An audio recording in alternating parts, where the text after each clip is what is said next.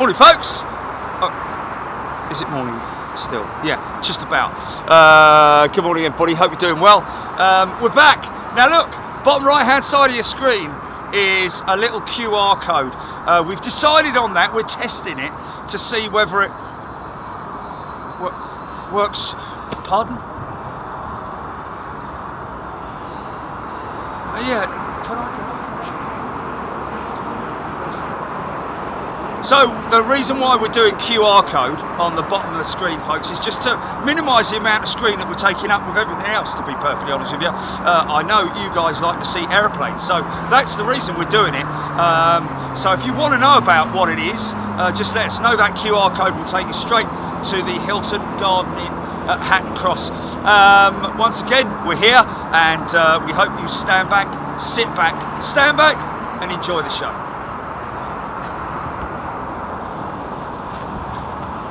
Big tail just disappearing off behind the cathedral is the name for that hangar. It's tall, isn't it? I'm guessing I've never seen a 380 in there, but it's big enough for all of the other aircraft. I don't know if they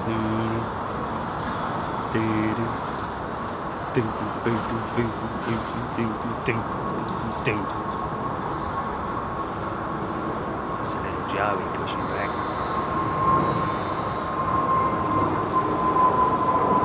Look at the size of that wheel.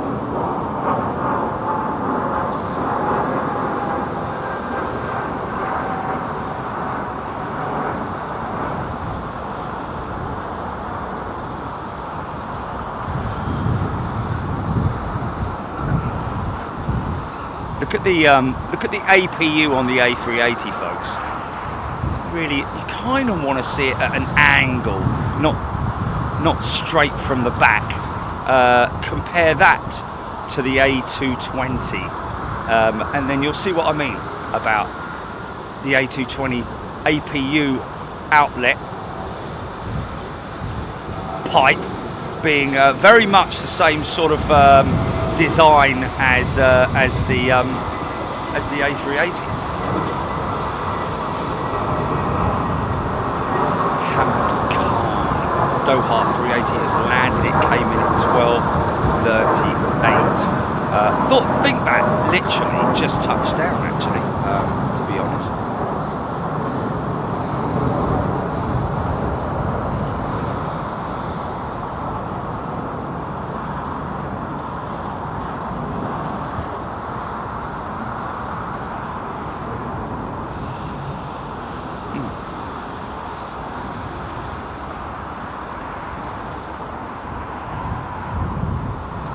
Yeah, we don't have any sponsors, Adam. We're not sponsored. Never have done, never will do. Cheryl Howard.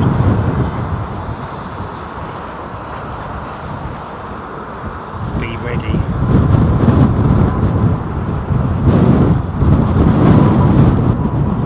Mustang. Paul Martin, Clive Clark. Good morning, everybody. Scott, thank you. Justin M. Lots of discussion and debate going on about the whole. We might just hear that Thai 777 engine start. Gemma Choules just saw this Emirates 380 going over Reading in Berkshire.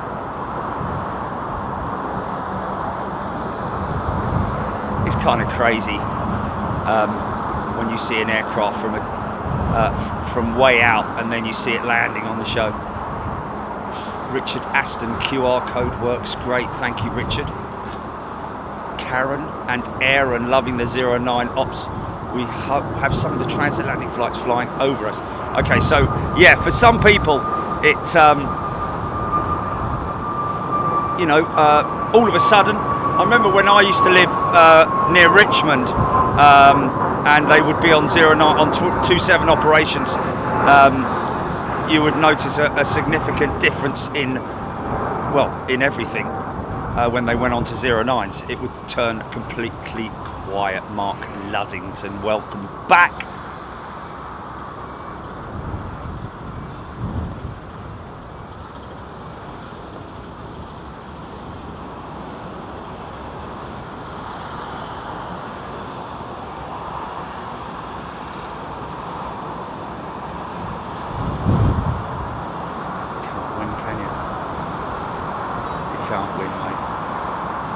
try and please everyone, and then other people, it's just, yeah, you just can't.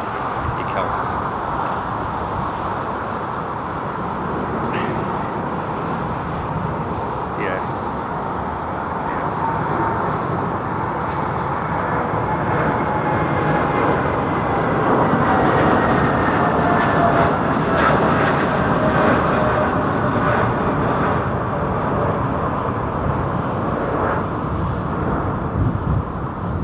Got a great email from EM, who's a regular flyer. Oh, okay.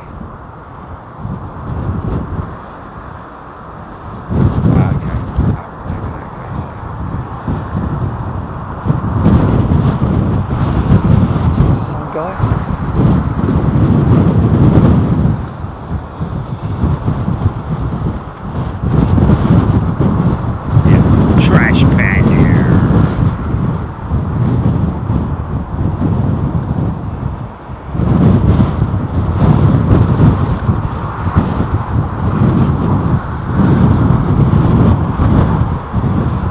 Simon Gardner. Let's give it a push. Thank you, Simon.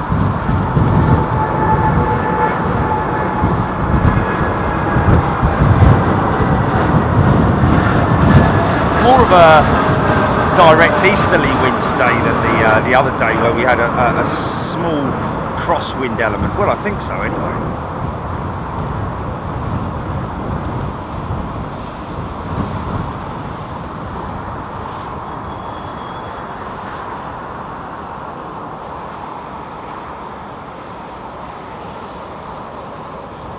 Yeah, like I say, much debate about the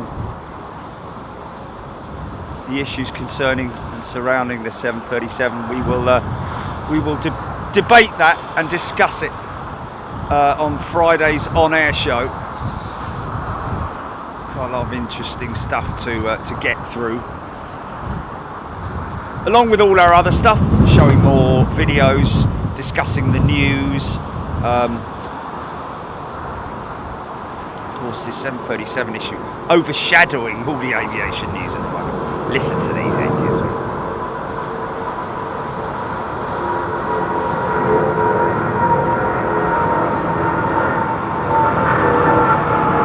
Sarah, have some respect, Sarah. We showed that picture on the last show. You obviously just missed it. So please, you know, don't jump to conclusions, Sarah. It's very unfair saying something like that. Have the decency to. We showed it on air, Sarah. You sent it through with the typhoon. I remember it clearly, and we gave your son a shout out. In fact, I think it was, wasn't it? What's his name? What's his name though? Wasn't it?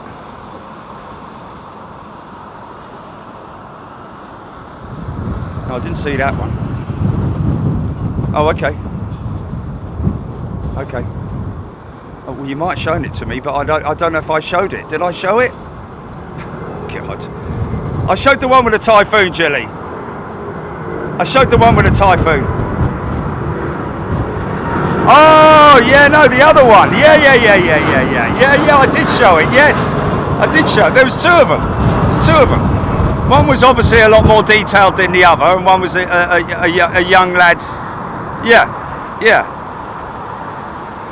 So, you know, don't jump to conclusions, man. You know, have the common decency to. It's like, you know. I don't know. I think I got out of bed the wrong way.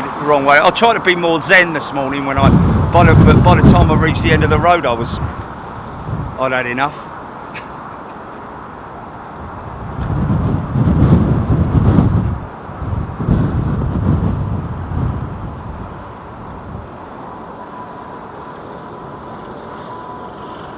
Listen to that. That's what calms you down, isn't it? The sound of these engines, man.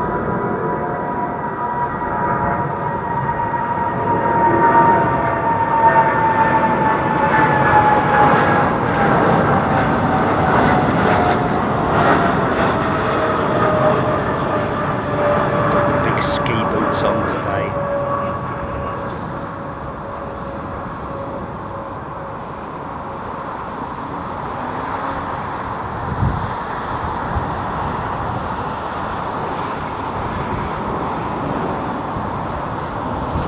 want someone to say sorry to me. I'm not interested in that. I don't want anyone to say sorry. I just want people to think a little bit before they post something, you know. Stapes 1975 has gifted membership. Thanks, Stapes. Yeah, still trying to get a look at this side view of this 380. I'm not going to get it until he turns full left into towards Terminal 4, towards his gate. HGC absolutely love that sound. Ashley Dobson has been gifted a membership. Welcome, Ashley. Joanna B. Baz Wookie.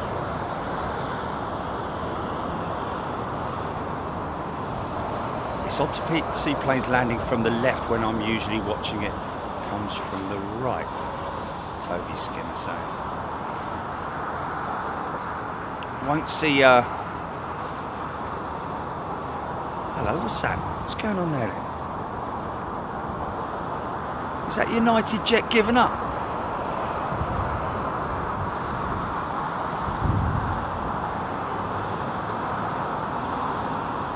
Oscar 8, is it cold today? Well, I definitely wouldn't want to be standing here in my PJs.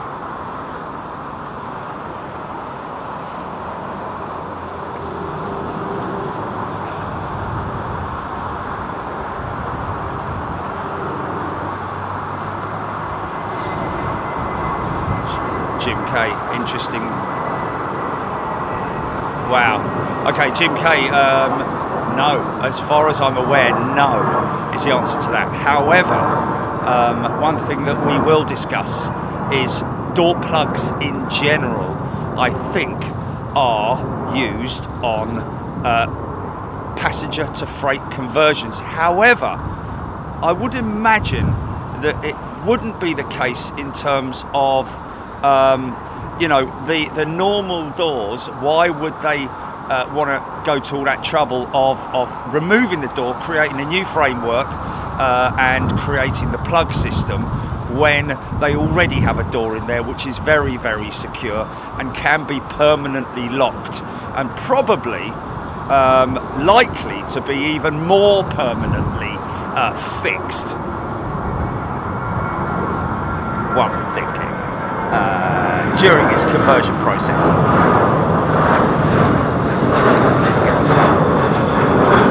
Have I got my cat? Because that sun's. Wayne Walters is a brand new member. Welcome, Wayne. Once again, that One Air 747 pointing outwards, which I remember somebody on the show mentioning last time we were here, and the aircraft was pointing out away from the cargo loading area or the ramp there, mentioning it may be something to do with the weather radar system on the aircraft, because if they test it, they have to sort of like have an open area to fire it out.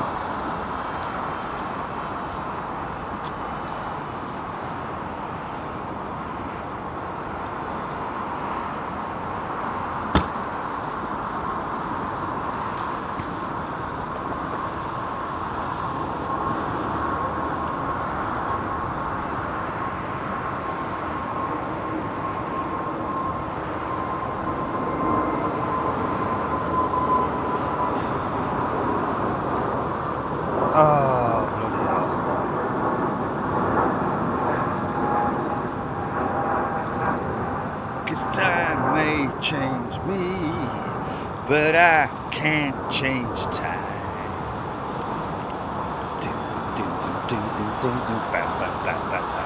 Lost him 8 years ago.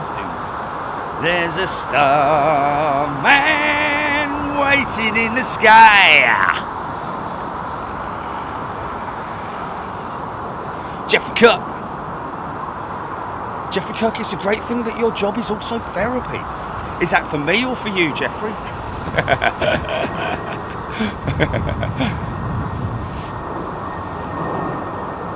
Clark, Clark.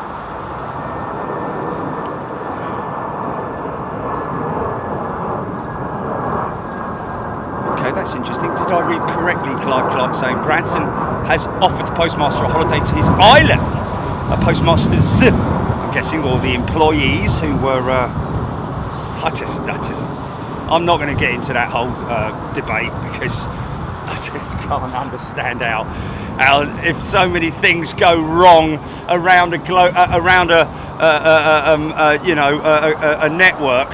Obviously, there must be some kind of thing wrong with the software, not with the people.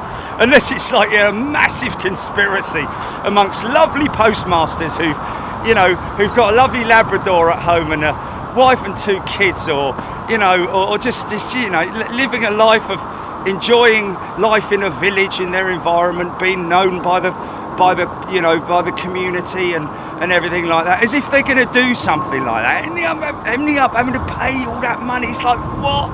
Really? Government should know better with something like that, honestly. But anyway, fair play to Branson if he's done that. It wouldn't surprise me if he did, to be honest with you.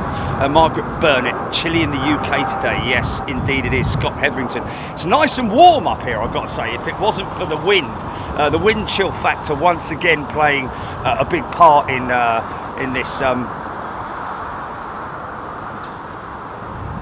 in terms of temperature. Mythical Mermaid, good morning to you. Sue Major, Brian Stewart, Sarah Lancaster, Gareth Williams, the gorgeous day but so cold, Alex Hill. Yeah, wrap up warm, folks. You need to be aware that there is a wind chill factor out there, bringing the temperature down by at least another 2 degrees, I would have thought. Scott Whittam, Mizam, Joe Cameron, Dorinda. Scott, generally don't do that, Scott Whittam. It is just something that was brought to my attention by Jilly, because she's obviously, monitoring everything as we speak. Does a fantastic job, and we're very grateful to her for doing that, because, folks, trust me, it's a very it's an everything consuming job, isn't it? Time consuming, mentally consuming as well, with the amount of idiots, I've got to say, that come on and have got nothing better to do. Honestly, Anyway, you're never going to stop them, so there's no point in sort of like, but you just need to be there as a firewall, and Jilly is a firewall, built like a brick. Terry C, WTB, has just joined as a brand new member. Welcome, Terry C, WTB. Can I give a shout out to somebody? It's probably one of the royal.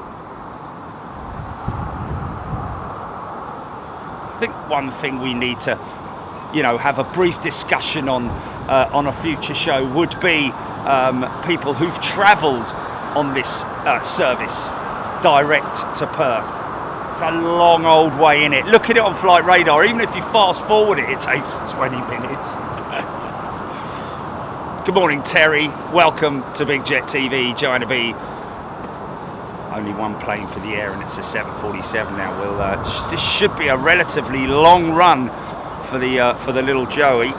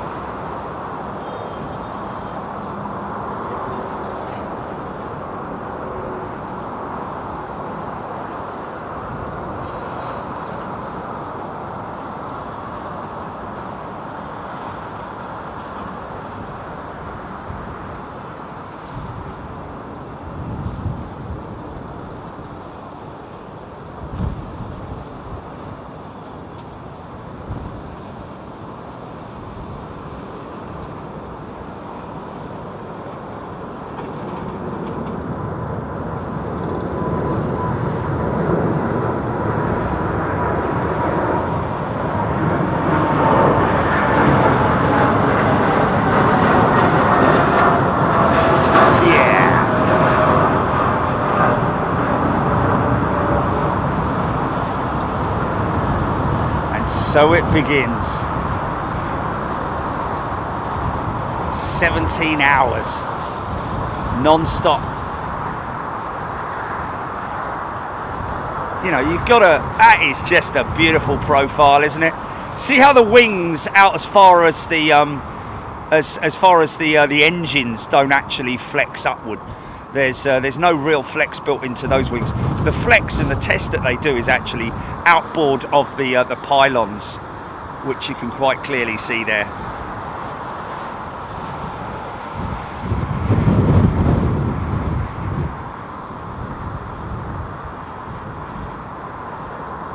Oh, something growling behind me. Oh yeah, it's got to be a BA 222, isn't it? Yeah. Go on, girl.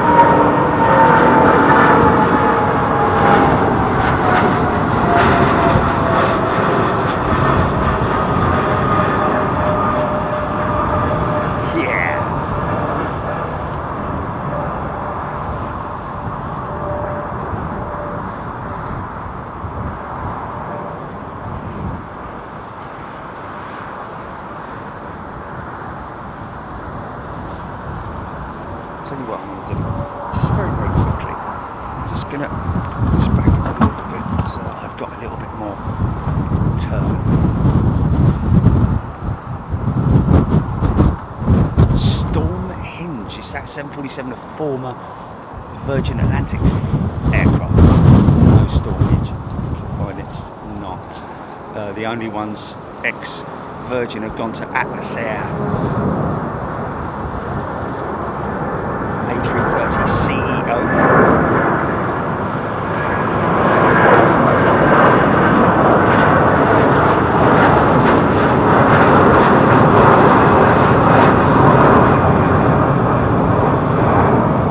Hearing that a couple of these jets are actually going to be, which airline was it, Gilly? Which operator was going to take these at 2 330s? Is it a European operator, I think, wasn't it?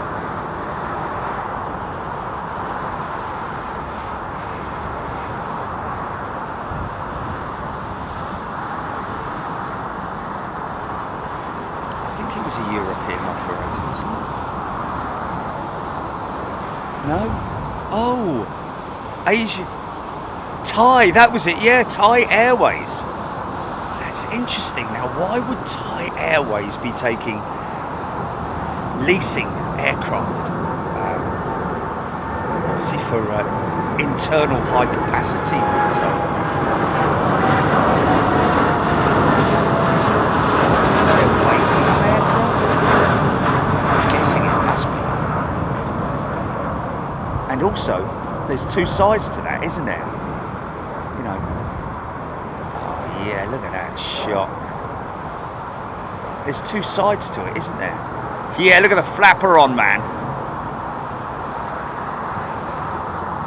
That's the pilot, left and right on his yoke.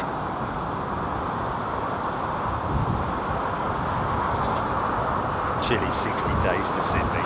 Is it really? It's only 2 months. Oh my good God. Bless her, Chili's all excited. Yeah. Longest advent calendar in history.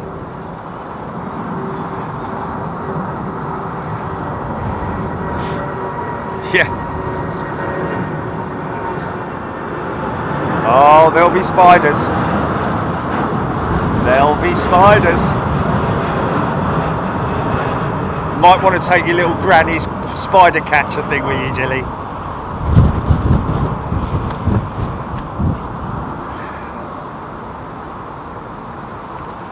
Oh, sorry about that.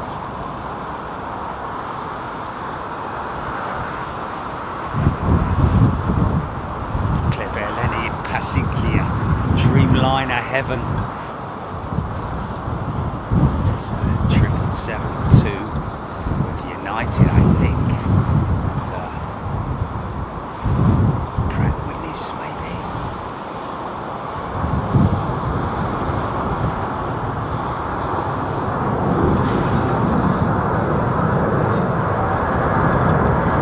No, she's an American with Rolls-Royce.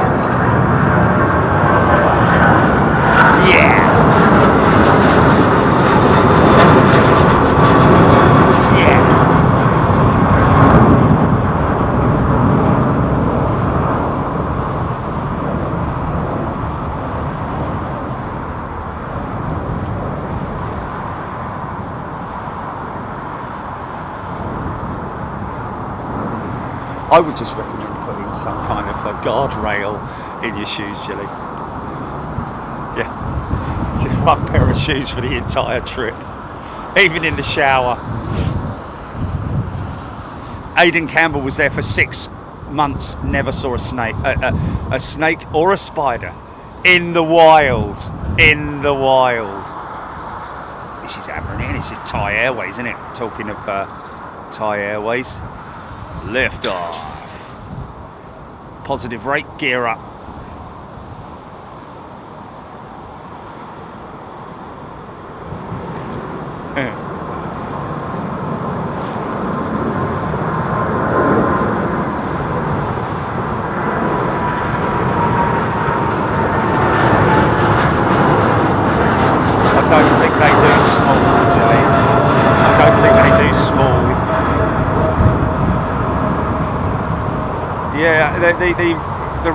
The redback male is actually about the size of a 50p piece, I think. Yeah, but he's got bother boots and everything. That lovely profile. Yeah.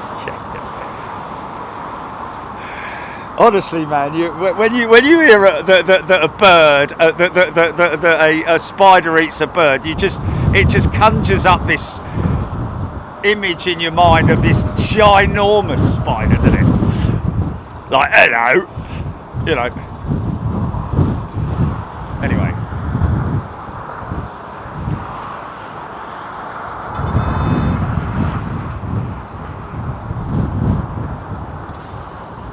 Arunta 5, a lot of sharks. They are protected, if you can believe it. Yeah, rightly so. Hey, listen, you know, I don't want to get into all this sort of like, you know, oh, we shouldn't be there and all that kind of thing, but we are invading their waters, isn't it? It's the sharks' territory, isn't it? We don't own it. But anyway. And a flick nice 67, Steve.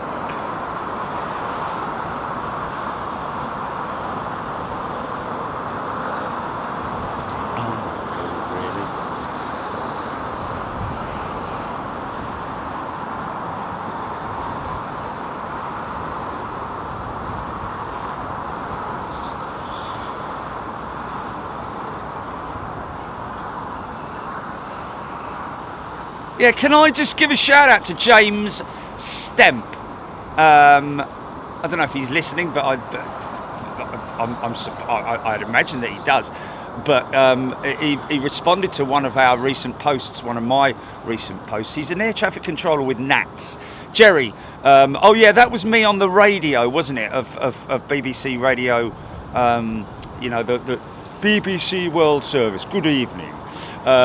He says, Jerry, they'd be proud of that you bring aviation into the houses of thousands. You surely are inspiring the next generation of A350 pilots, cabin crew, air traffic controllers, dispatchers, etc., etc. Be proud. Thanks, James. You, sir, are a gentleman. That's very kind of you.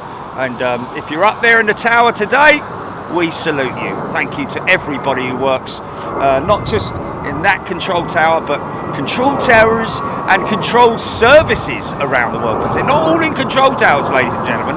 There are, you know,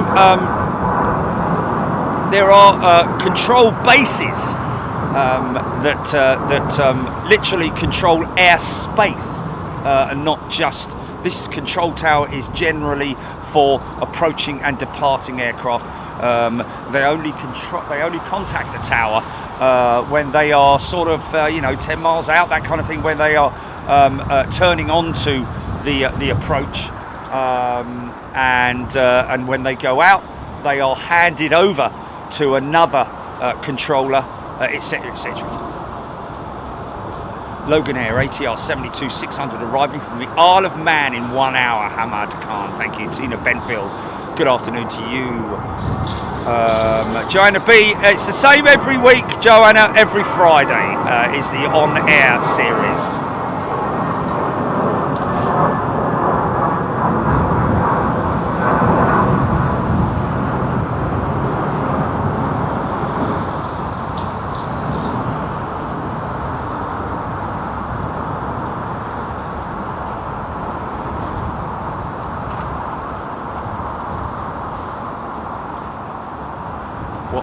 pushing tin.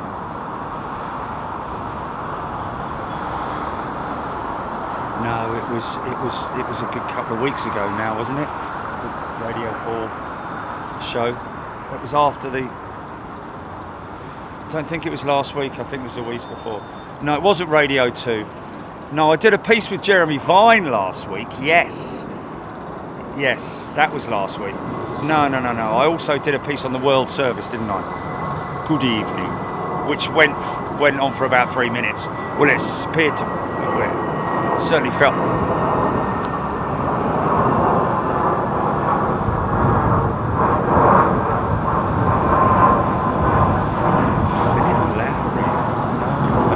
So Philip, I think that's a discontinued BMI, wasn't it, that used to fly, and also BA or British Midland, yeah.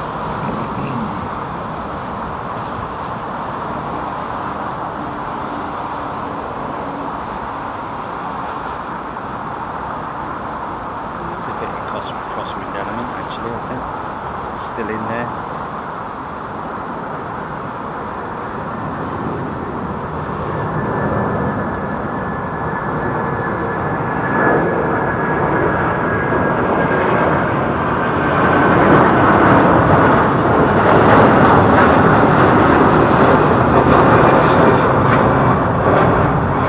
Turn, Clyde.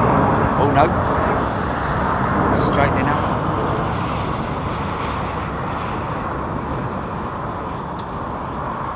I already have given the TUI guys a shout out on last week's news segment on the on-air show. Thank you for reminding me, but I've already done it. I don't think that is US bound, is it?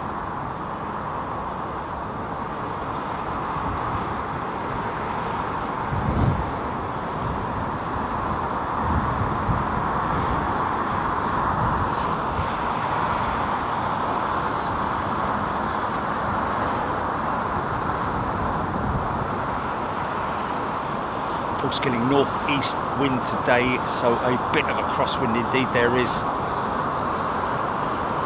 Deborah Davis, you have a radio voice, Jerry. You turn into a slightly posher Londoner than you are on here. She's right. Hello there.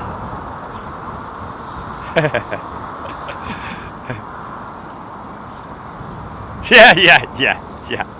I admittedly do have a bit of a posh voice when I'm speaking to the BBC. The Bouquet residents.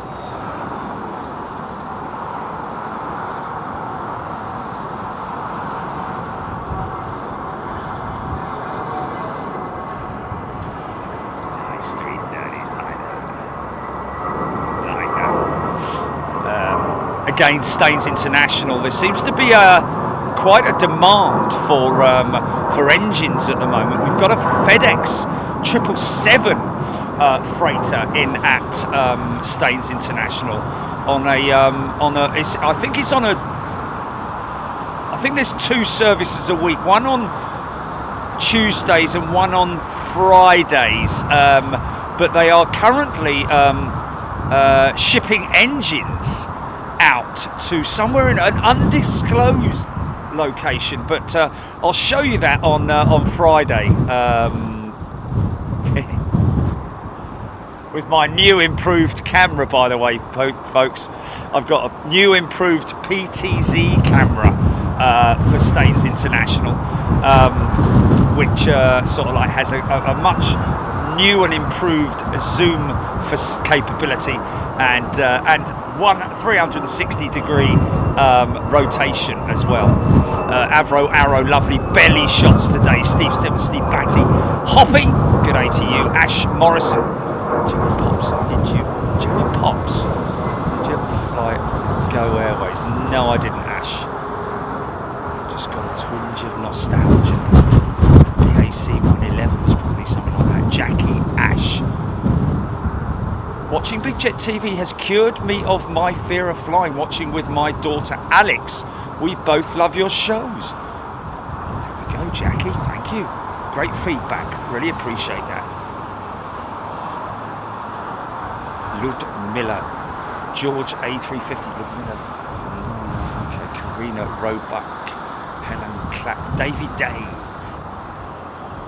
Davy Dave's off to work. Have a great day working, Davy Dave.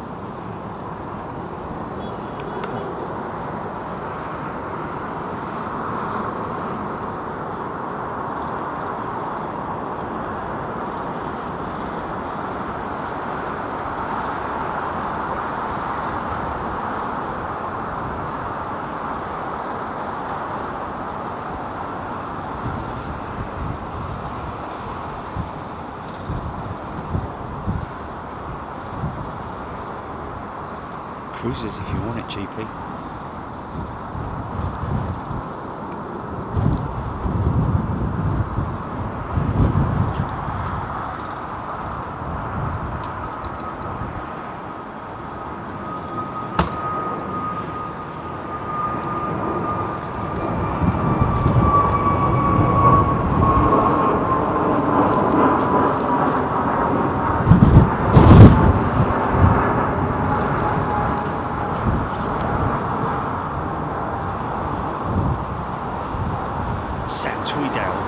Bengazes. Good afternoon. Playing darts.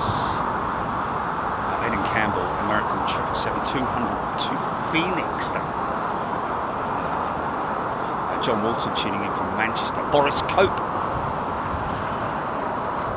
Is States International unionised? Craig Hayward tuning in from BAHQ on my lunch break. Saw a Virgin A300, probably a 330, I'll imagine, doing an impressive go around on the way into work. What a day.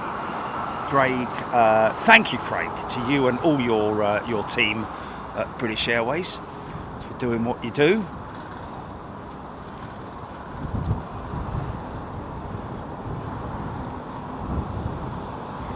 Rafael Ramos, good afternoon and welcome back, Rafael.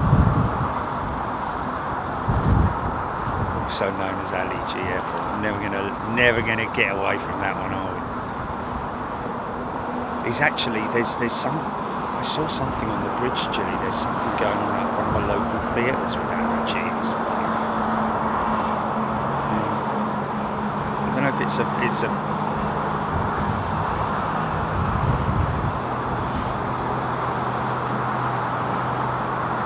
Did they actually film it in Staines? Oh, that's hilarious.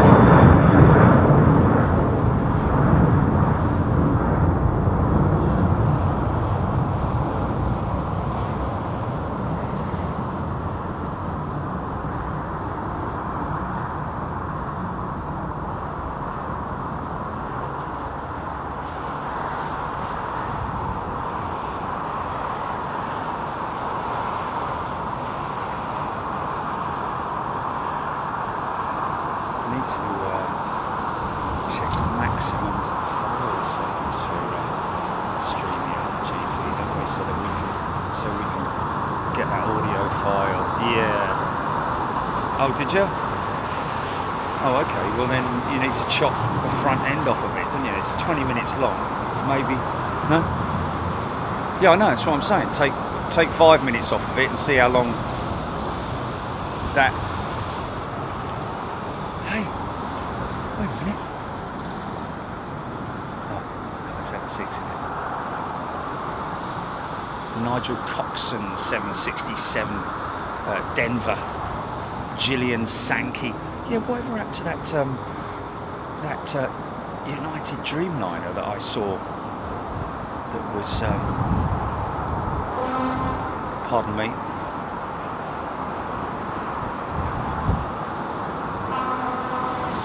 Arunta 5 A330 has proved to such a versatile aircraft. Indeed it has.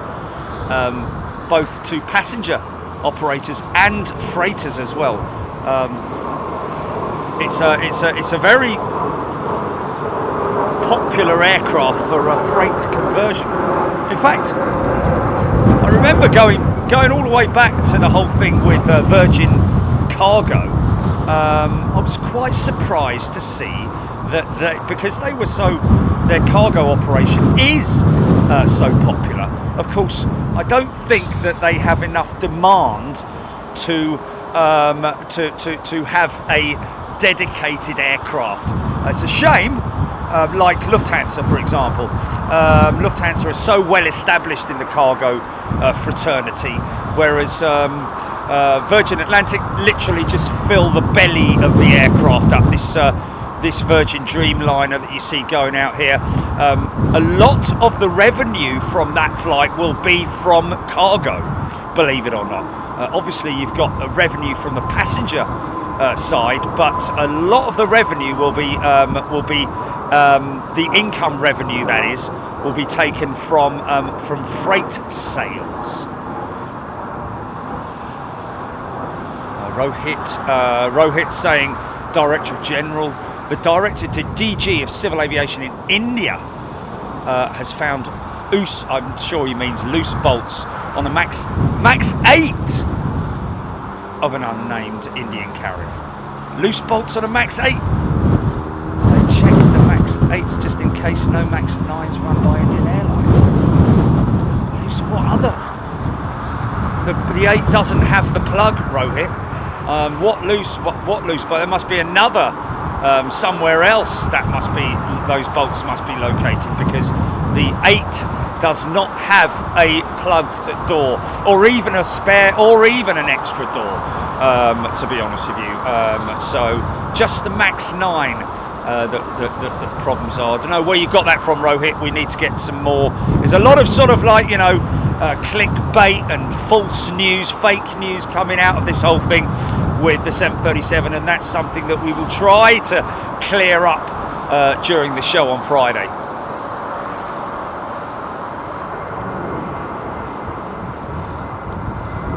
Philip Larry calling to Boeing. The 777X will have a range of 8,745 nautical miles, and the 787, I'm sure he means they're the 10 possibly, maybe even the Dash 8 has a range of 8,735. What, 10 nautical miles longer? No, sure. Or is he talking about, has he missed out a number there? Extra 1,000.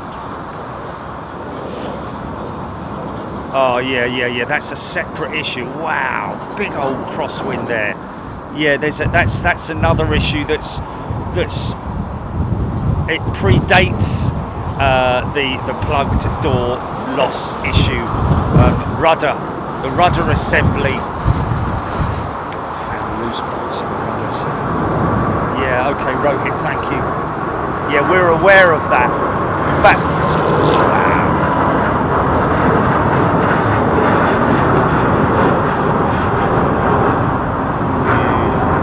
I know that all Boeing have, but prior to the latest incident, I know that Boeing put out a message across all of the Max operators, probably 9s and 8s, I'd imagine, prior to this, to check the rudder attachment bolts. Exactly where we're talking about, I don't know. Whether it's the attachment assembly on the aircraft's vertical stabilizer, or whether it's related to the attachments on the rudder itself. But yeah, obviously,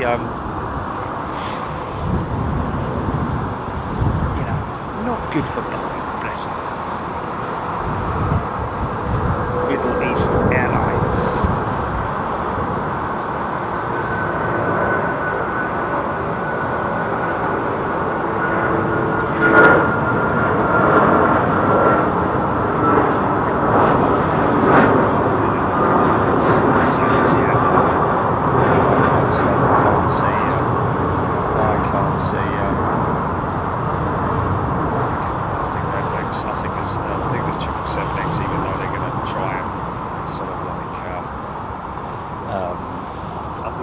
obviously try and, you know, convince everybody, no, absolutely everything's absolutely fine, blah, blah, blah. But,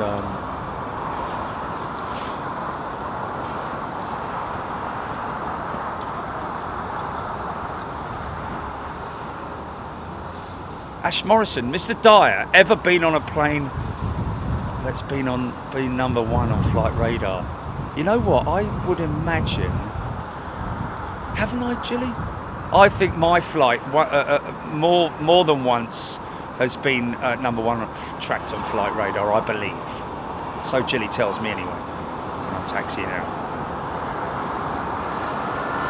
So it's 777-200 with United. This will be Pratt & Whitney's. Look at smoky engines, man.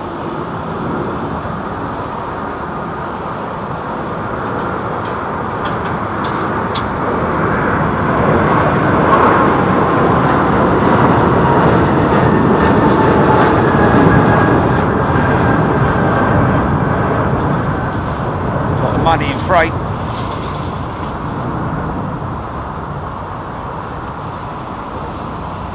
Stuart, I would recommend Googling what is clickbait, and then that'll give you a clear run of what I'm talking about. Basically, when you throw out bait to a fish, yeah, you throw out bait to a fish and the fish bite on it, that's basically the equivalent for a human being being hooked by false news, fake news. And a bit like the 747 new 747, David Hilliard is a new member. Welcome, David. Get involved, David, and anybody else who's a new member. Get involved in the chat if you want to.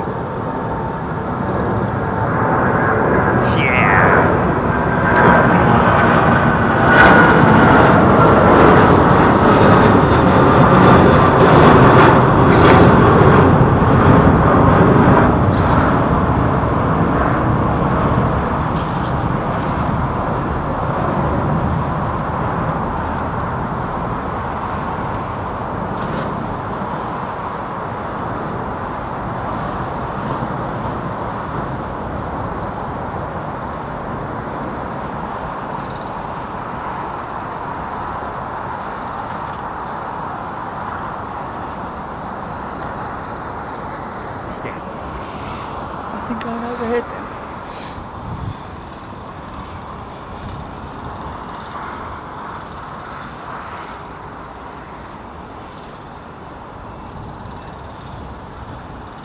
Raptor X Rolls-Royce American 777-200 off to Phoenix. Gillian Sankey. Oh, Terry C's upgraded to first class. Terry fancies a bit of Miami next week. We're going to be in Miami next week, folks. That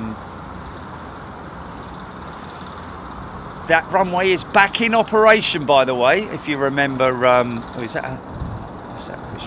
Oh, hello. There's a bit of a cat fight going on here. Look, USA versus UK. Listen, mate, I was here first. I'm sorry, sir, but this space is occupied, so you're just gonna have to wait there. Thank you very much indeed. All right then, fair enough. You win this time, son. Toby Skinner thinks he's been on a #1 track plane from Dubai to London with BA. Stapes 1975. That sound is divine. That's the kind of feedback we like. Thank you, Stapes. Mike James, great to see these belly into side-on banking shots from this location. Mike, thank you.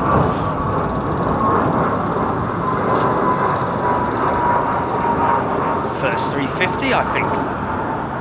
First 350, I think.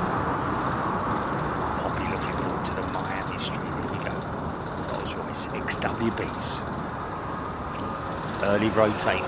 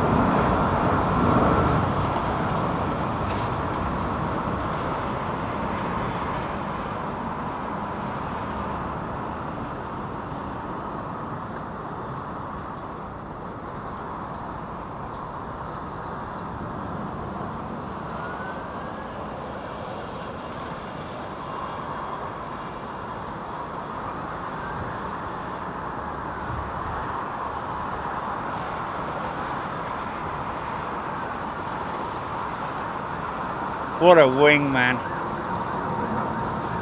What a wing.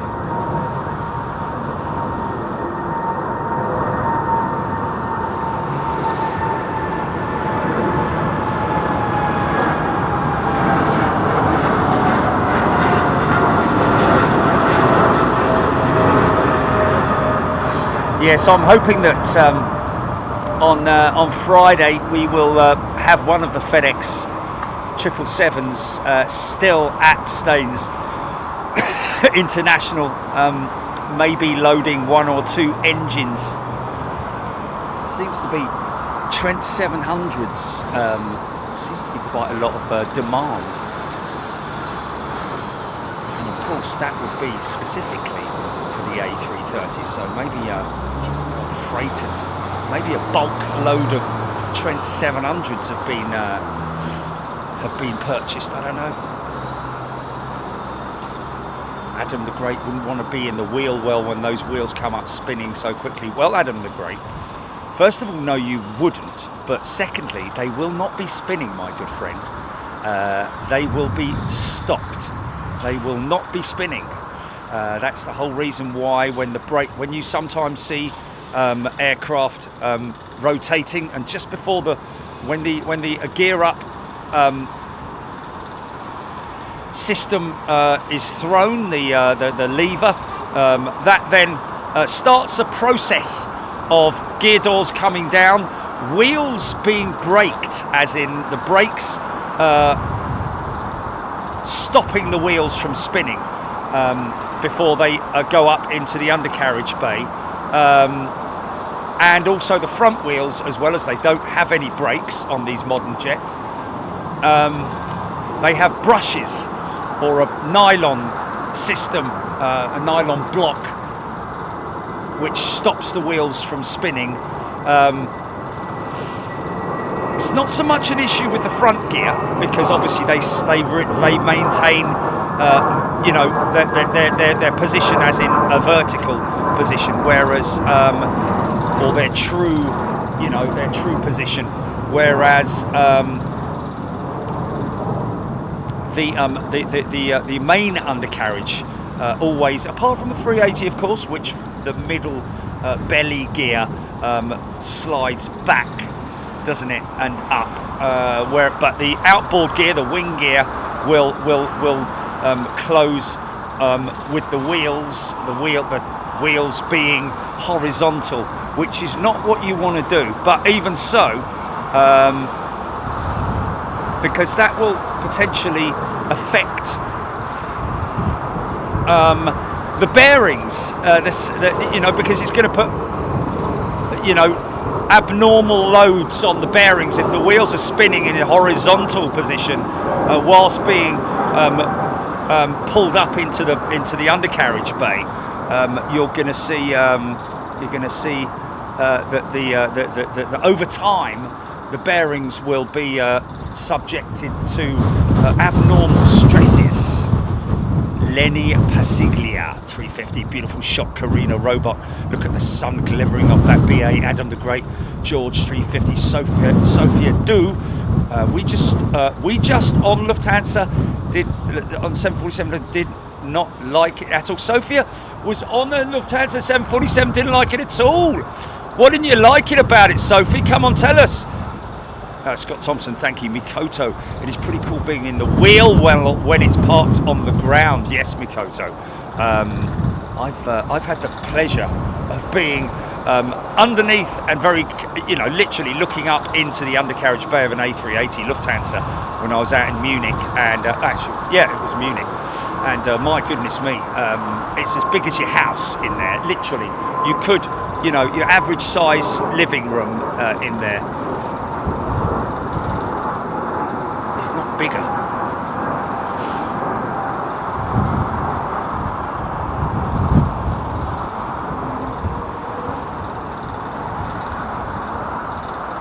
We're flying out. I'm flying out to Miami with Virgin Atlantic, folks. Do we know what jet I'm on, GP? Did we think? It's a 330 Neo. So there we go. Nice new aeroplane. Come on, girl, let's be having you. Brisk wind bloweth in the bleak midwinter.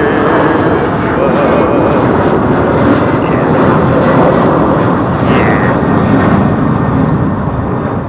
Frosty winds may blow.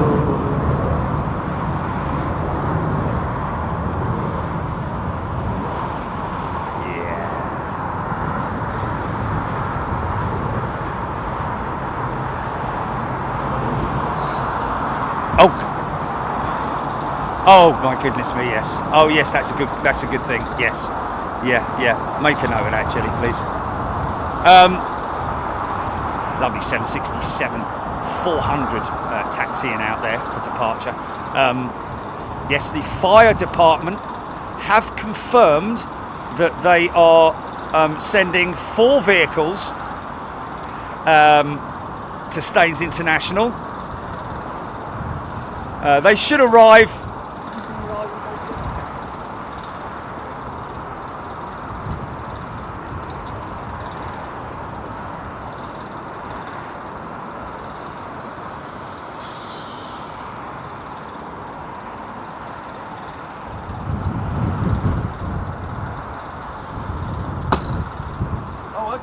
So potentially the fire department. Now let's bear in mind, folks, that the fire department will be new to Staines International, so we may see their vehicles parked up, but in terms of the fire testing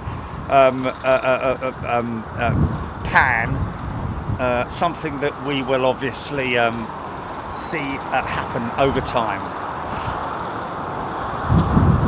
Philip Jones loving the 350. We're on to 5. Mark Andrew Terry.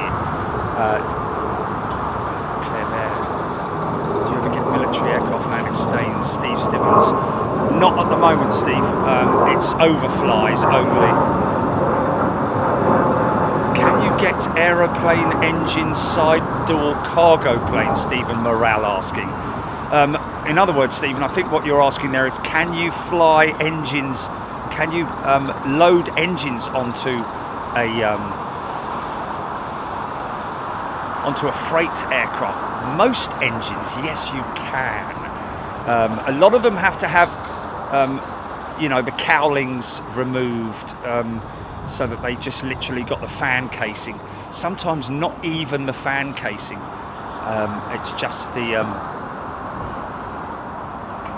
engine itself without the main fan blade assembly at the front of the engines, the low pressure fan blades, aren't they?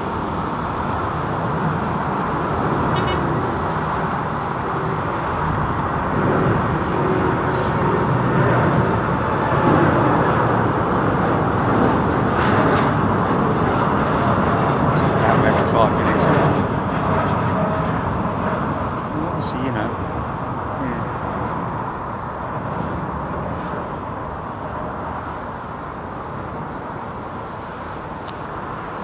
It's down to the pilots, man. First of all, it's down to the pilots, and also, whether I get bumped up to business class. It depends on a couple of issues. First of all, I don't generally ask. I don't ask because that's cheeky as hell doing that. You wouldn't want to do that. Hey, I'm Jerry Dyer. Can I go to first class? Like, no, mate. Who are you? Literally.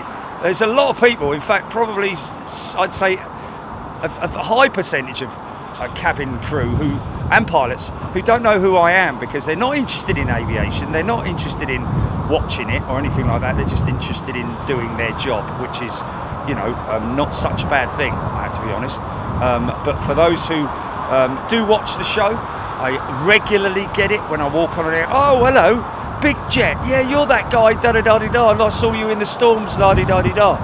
That happens on a regular basis. But what I normally do is when I'm boarding an aircraft, I'll go up front and I'll speak to the manager and I'll just say, hey, do you mind if I just quickly go up front and say hello to to the to the flight crew.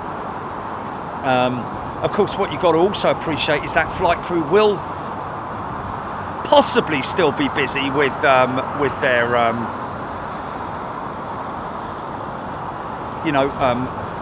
mapping their flight. A lot of it will be done. They're waiting for the fueling truck to probably finish, or loading to be finished, and certain aspects may not have even done the walk around.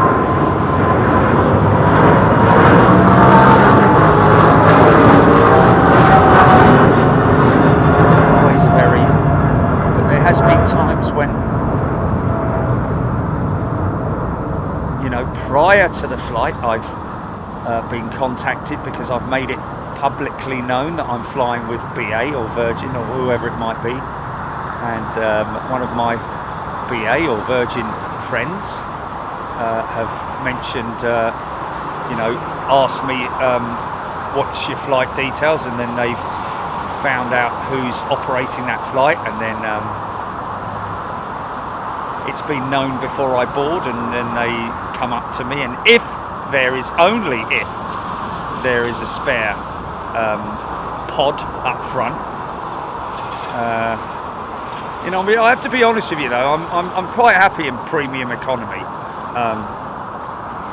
The one thing I'm just not keen about is flying economy with BA on their 777-200s, because that is the most, if you talk about sardines, you are, it's no detriment to the flight crew or anything like that, but it's just the design and the layout of the cabin is very, very tight, and there's nothing worse than in your footwell there being a bleeding PC tower in there. Squeeze your feet in there. Hopefully, look at that wind. Yeah.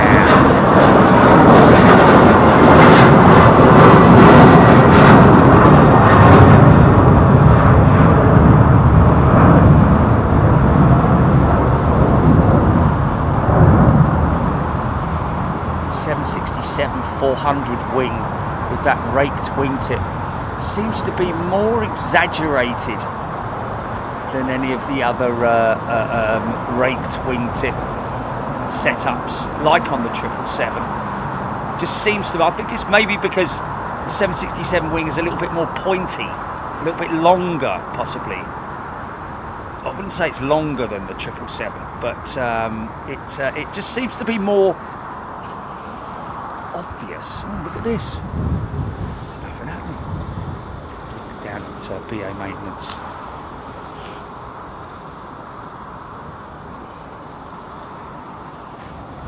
Is AIRBUS? Is he going out, or is he Virgin 350? Now, is either going out or thank you, Hamad Khan.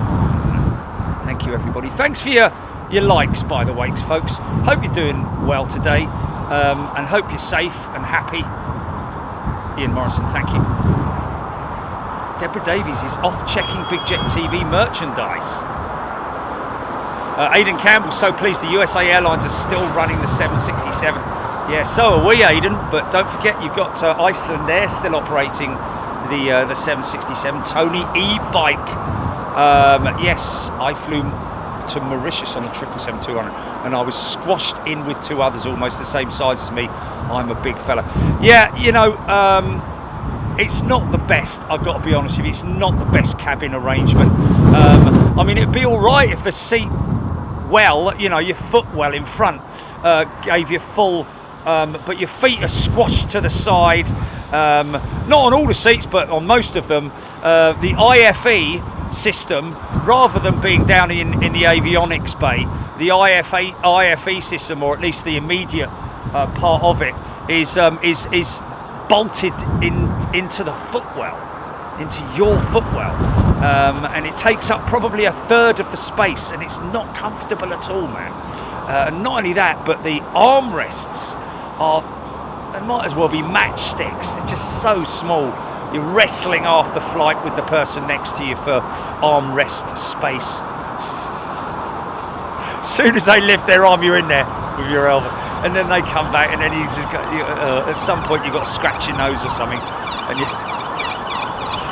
it's a no-win situation. It has to be said. I'm sure that BA, obviously, because they've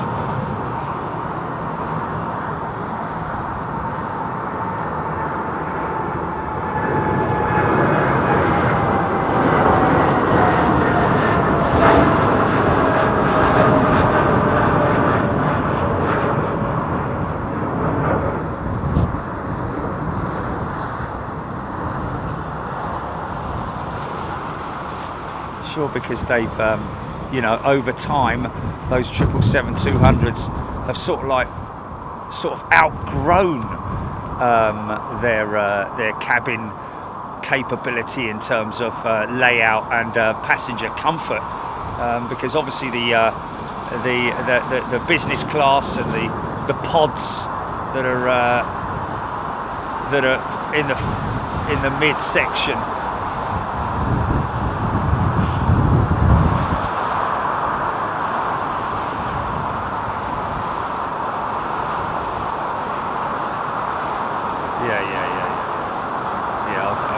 I've never had that. You know, if that was the case, then I'd be doing it all the time. And not only that, but a free upgrade. What, you mean you're not going to pay £5,000 for it? It's both Trent 900 engines there being inspected.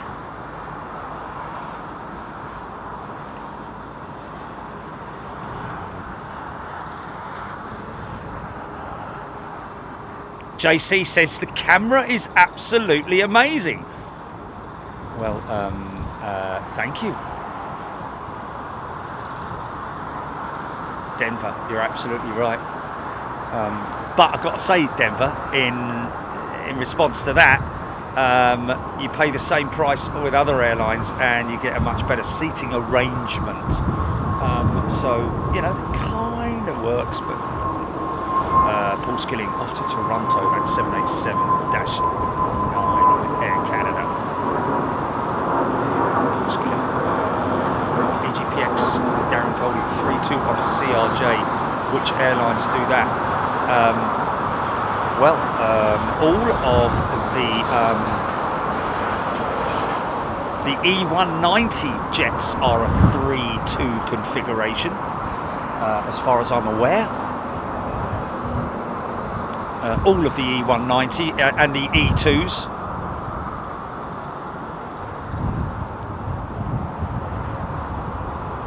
Mr. Star. Maggie. Blue sky looks like a filter today. Crazy size of those engines, man.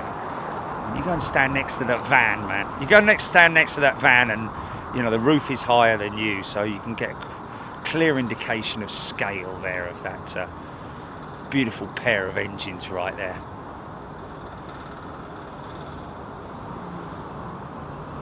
Rich Ames. Yeah, Rich, I've got a decent pair of winter socks, but I've also got my well, they're not ski boots, but they are snow boots, I would say. That I purchased in Finland.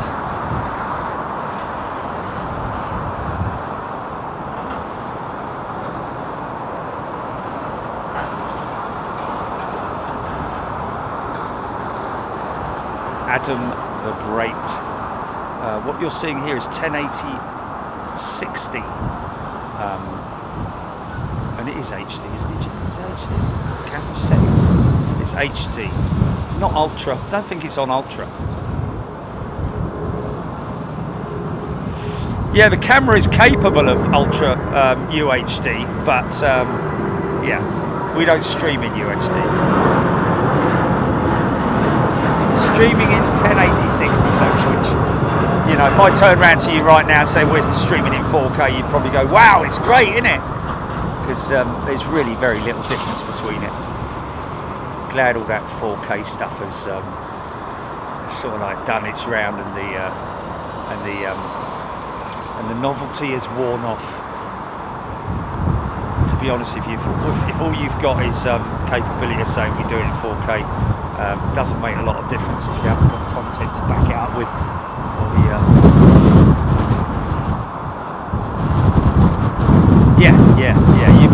Or even if you're streaming in 4K, you've got to have the capability with your device to watch in 4K. And, excuse me. Huge bearing on the space in the plane, George. Yes.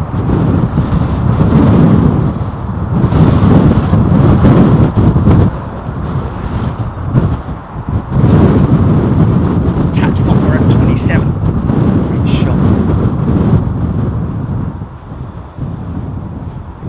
Got global entry, folks. I've used it a few times now. But it's not just global entry, it's also, you see the brake dust come off the brakes then of that 787's wheels? Global entry's worth every bleeding penny, I'll tell you.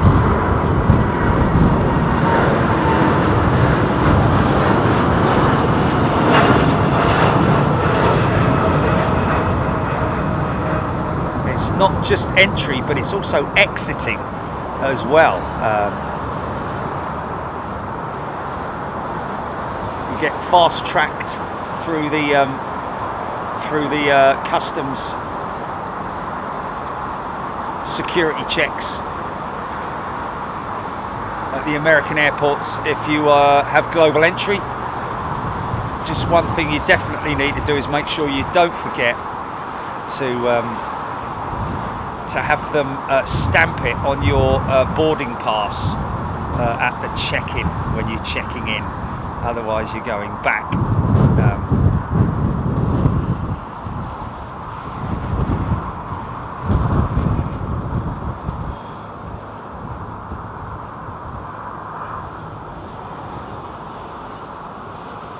What's that?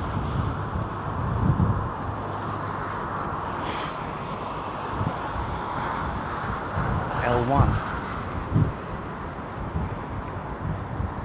Okay, well, there is a huge opening there. Wow!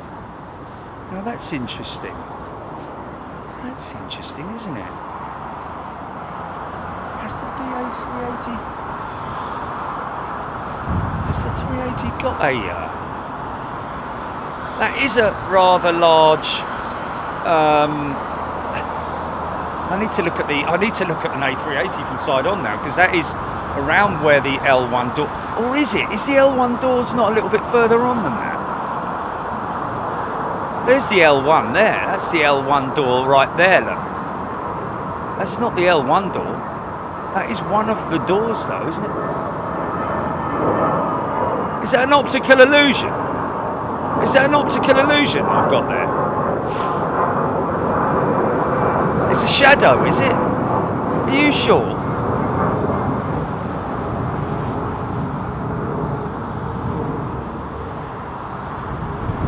Yes, it is. There is a doorway there, but I can see the eye and the bottom of the eye. Pre-check. There we go. Will W. The pre-check is an extra bonus.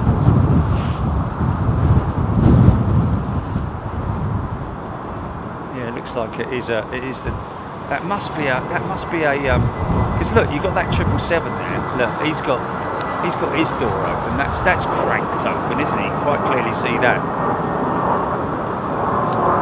Excuse me. Oh, okay, so the door's cranked. The door isn't cranked fully, is it? Yeah, it's creating a shadow. I don't know. Oh my God!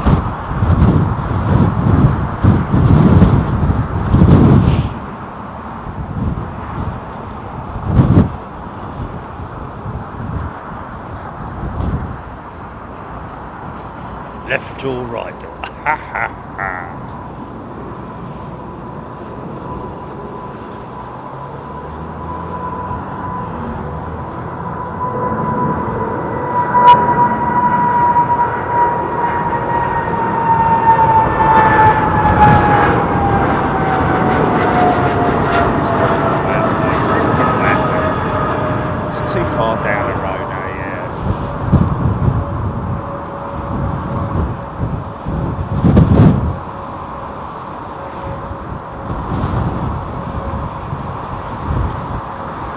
Lovely old clip wing by the looks of it.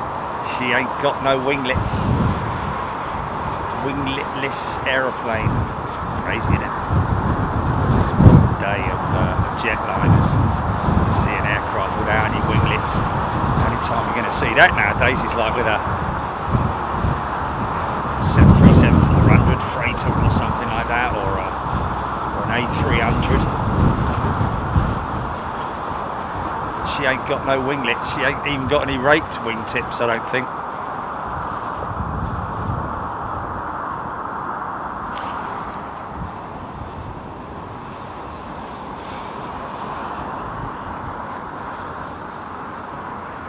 Mate, if we lived in a simulation, people would be pressing Control-Alt-Delete all the time, wouldn't they? We're going back to flipping...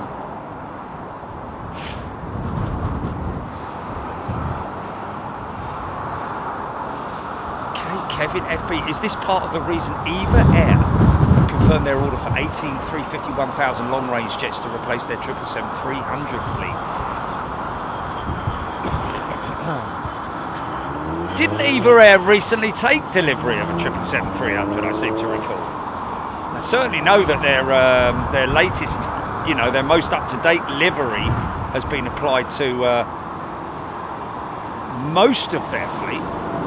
James Wortel, DHL 767. Yes, you're right, James. Some 767s do not have wingtips as well.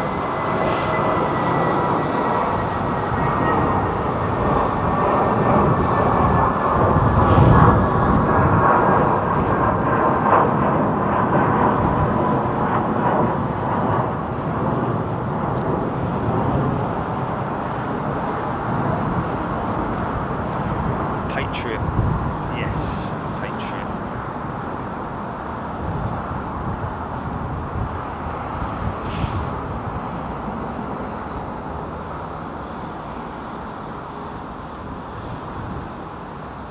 Mark Andrew Terry. To become a pilot, does it take many years? Well, depends on how hard you study, Mark Andrew, but I know that airlines are desperate for pilots at the moment. Not just passenger carriers, but also freight operators as well. Especially the freighters, because they're the passenger airlines are nicking all the freight pilots. But yeah, I'm guessing you could have your PPL in under a year. That's for sure, and. Depends on how much money you've got, really, as well, doesn't it?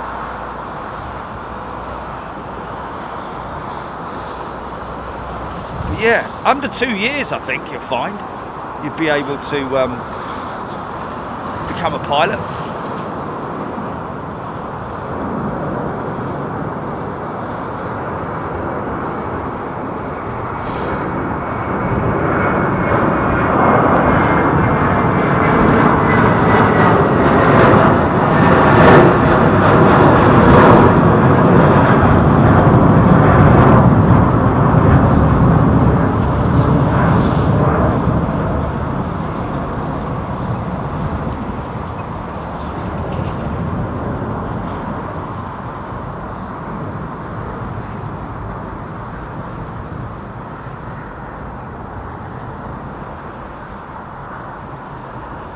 No flaperons on the Airbus, of course, other than the A300. Airbus stopped using the flaperon system, and they obviously, during their development stages on other aircraft, realised that outboard ailerons would be enough. But not only that, this is where the people don't really fully appreciate how the flight. The characteristics of the flight surfaces on the wings work, because the speed brakes or the ground spoilers, obviously the overwing speed brakes are used on descent generally, but also you might see them being used during flight if there is a specific amount of turbulence going on. because they also are used as sort of like almost like ailerons, which basically sort of means that they don't really need the flapper on. Now when you watch this jet from behind, you'll see what I'm talking about. Two big flight surfaces, two big flight surfaces behind the engines. You can probably see it on that 777 down there. Maybe you can't actually. Yeah, there we go. You see the flap. I'll call it a flap for now because it is they call it a flapperon because it takes it's almost an aileron as well. It's used to steer the aircraft left and right along with the ailerons, but you've got a high-speed aileron and a low-speed aileron. I think these are generally used during low-speed scenarios, but you will see those particular components moving during flight if depends on the amount of turbulent air that's that they're going through. But of course Boeing continue to use the flapper-on system, whereas Airbus a long time ago moved over to using the outboard ailerons on the wings, which is why you see with the A380 it's got the big triple split aileron system, as you can see there. They're actually all locked together at the moment, but there are actually three of them. It's an incredible thing to see, and hopefully we might see that when the next A380 goes out as well.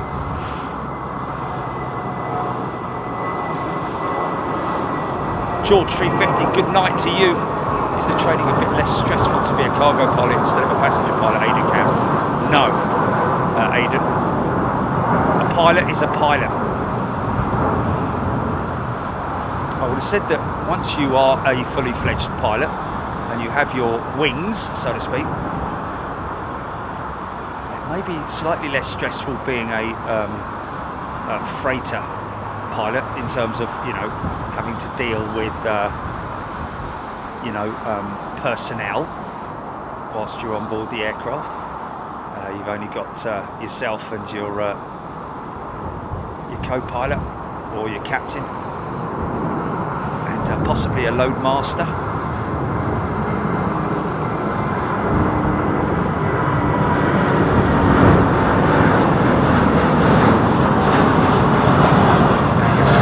Flapper-on being used on the left side.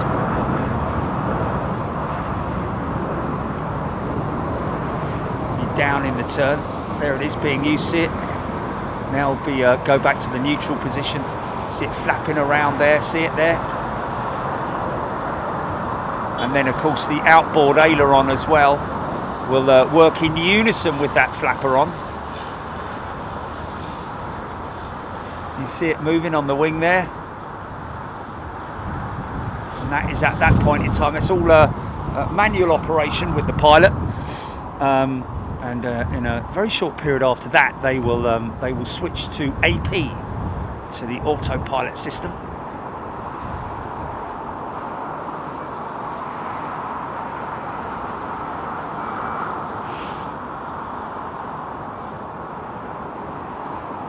Toby Skinner, are the cabin crew on cargo flights? No, there's no cabin crew on cargo flights generally, Toby.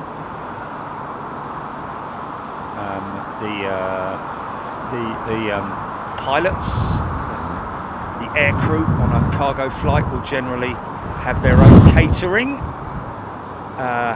which they will help themselves to during flight. Depends on the aircraft type. There'll be a crew rest area. Depends on the duration of the flight. There may be more than two pilots. Long haul flights, like you're going across the top,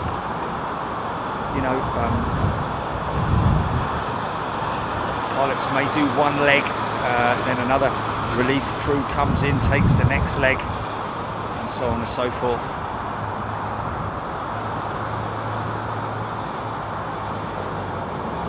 Okay, we have a gear issue here, folks. Now this is an example, which is quite interesting. Air Canada 787, it's quite common this. See how the gear is staying down?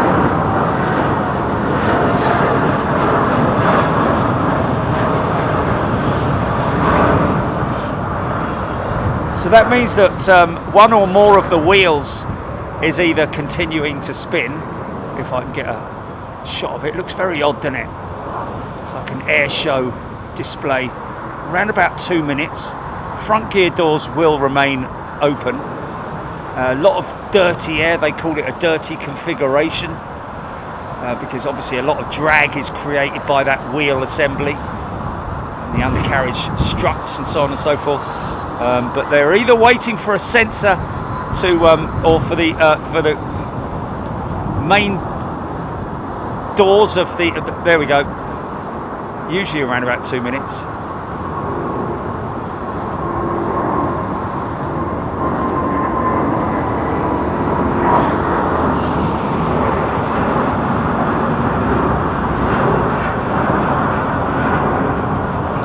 Gin blue skies. So yeah, a couple of reasons why the undercarriage will remain in its extended position. Generally, either a sensor in the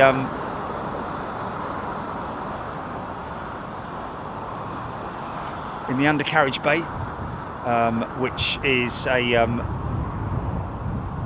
warning, almost like a smoke sensor kind of thing that is inside the undercarriage bay, which warns when a hot break is detected or heat is detected. It will then obviously give off a warning to the flight crew, but generally when that happens they will leave the gear extended for a certain amount of time in order to allow the brakes to cool, if there were to be such an issue, or for the wheel to stop from rotating.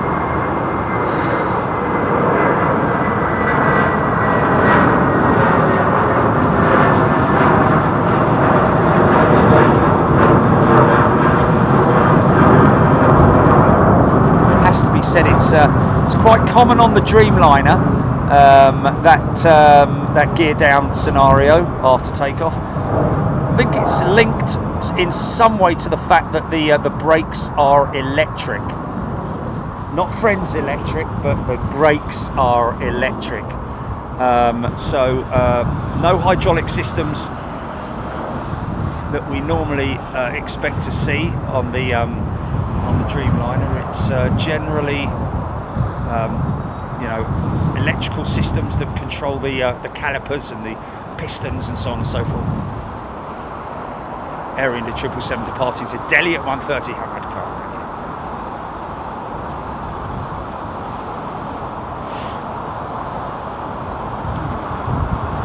you. Ian Prothero, a big thank you, Jerry, on behalf of my father, who peacefully passed away at the graceful age of 93, just before Christmas. I introduced him to Big Jet 2 TV 2 years ago. You kept an old man entertained for hours. Oh, bless. That's what we've had with my old man, wouldn't it, if he hadn't have hit the bottle like he did. But there you go. Oh, my goodness me. Ian, thank you. I'm humbled, my friend. Steph, I'm assuming that with gears extended that the speed will need to be reduced until the gears go up. Not really, Steph. They will still maintain the same departure speed and climbing speed, but it will just feel like you've got a big ball and chain behind you, because you've got all that drag, which is it's not something that you would really feel, but it certainly would be something that would be evidential if you were to look at the characteristics of the aircraft. Now that Emirates 380 coming in should signify that Emirates 380 is about to depart. So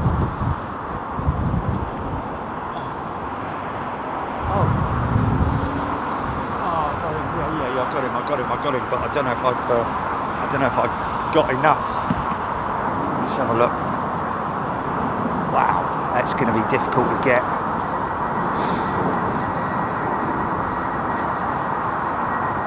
There he is.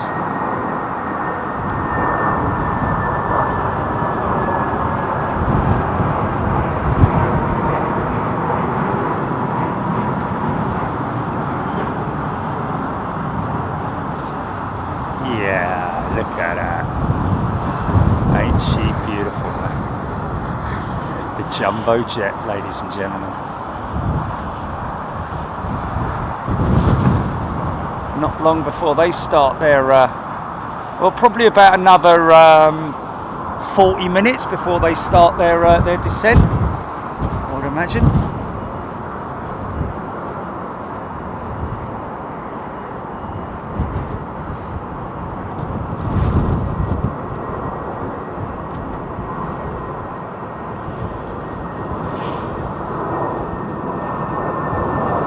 Adam the Great. Generally, it is the 787 Dreamliner, and that's not we're not pointing our fingers at Boeing or anything like that. It just happens to be because I think it is related to the fact that they are electrically operated braking systems on the 787.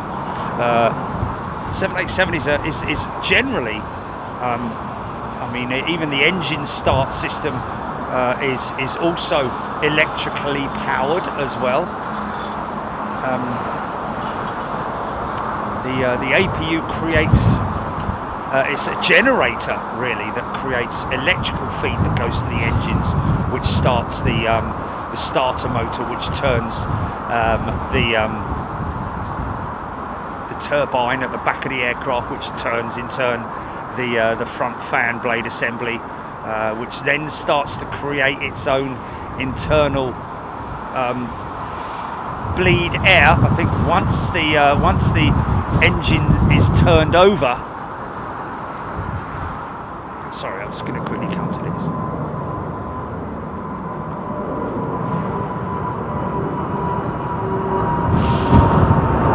PA to Riyadh, eh?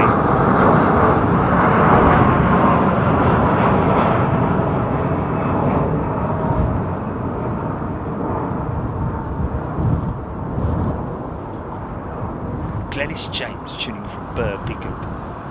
Good day to you, Glennis.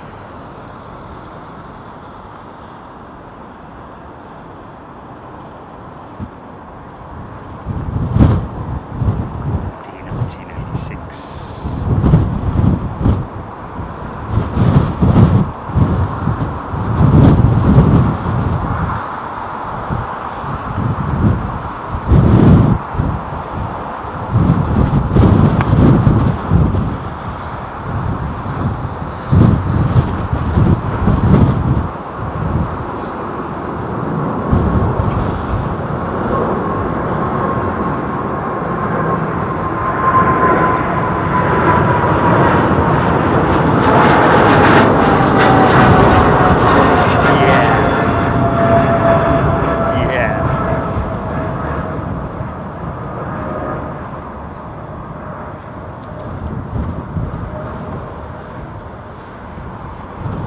I think the Eva Air deal, going back to that, may be because Boeing turned round to them and said, you know what, we're not making any more 300s. Are they doing any more 300s? Are Boeing actually making the 777-300 anymore?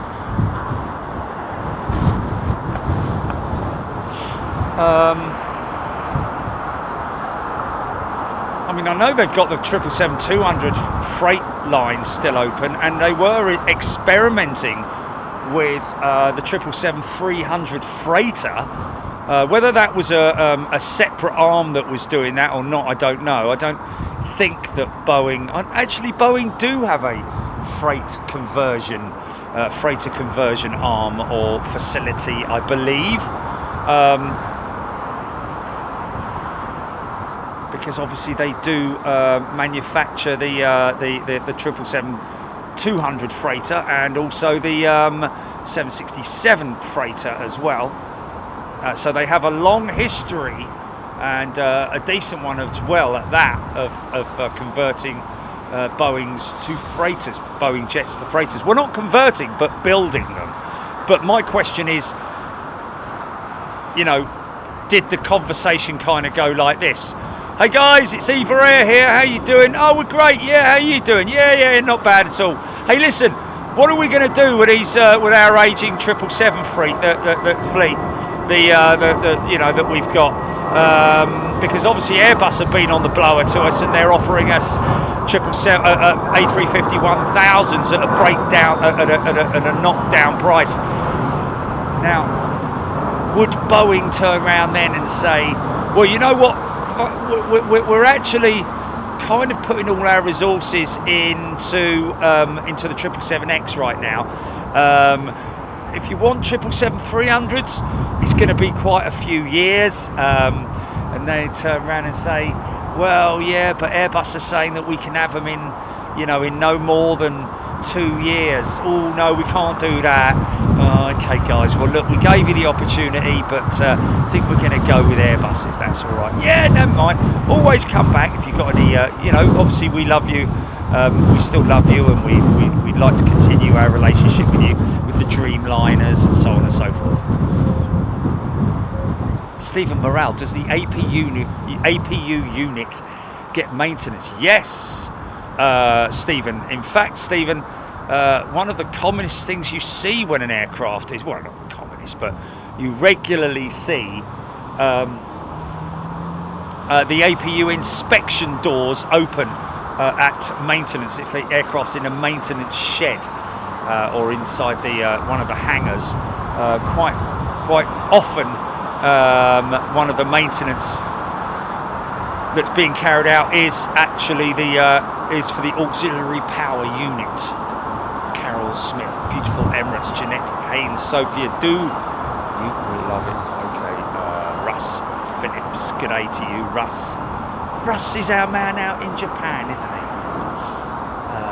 Russ and his missus, who helped us out, is one of the angels of Big Jet TV folks who've been there and saved us. Our saviours, weren't they? Otherwise, I would have done a lot of walking and a lot of Ubers. Yeah. Very patient as well was Russ and his missus as well. Lovely people. Screaming Emu, good day, Jay Patel. Sat on BC from DXB to LHR on lower deck on BA. The wing is so big on the A380, basically couldn't see anything. Jay Patel, yeah, it's enormous. If you're sitting mid-wing, that's for sure. I always, when I'm ever flying the 380, I will always sit aft of the wing. That way you get to sit, obviously you can't sit forward of the wing unless you're in the, the big posh lie-down seats or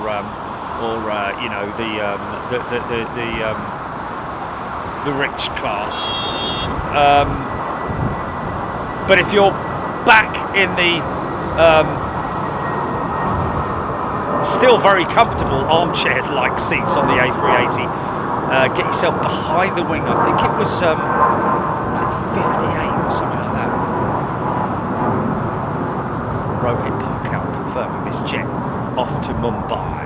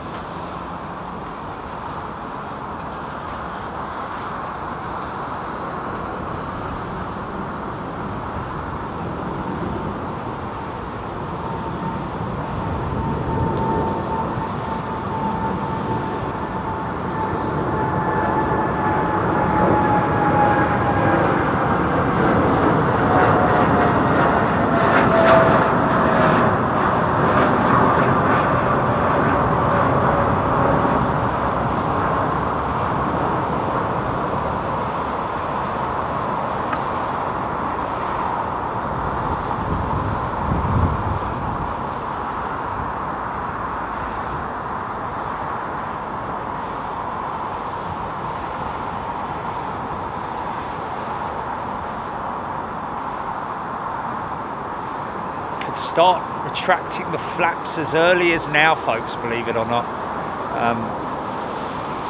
If they're happy with the configuration, happy with the speed, everything's stable, they'll get those flaps up as soon as possible.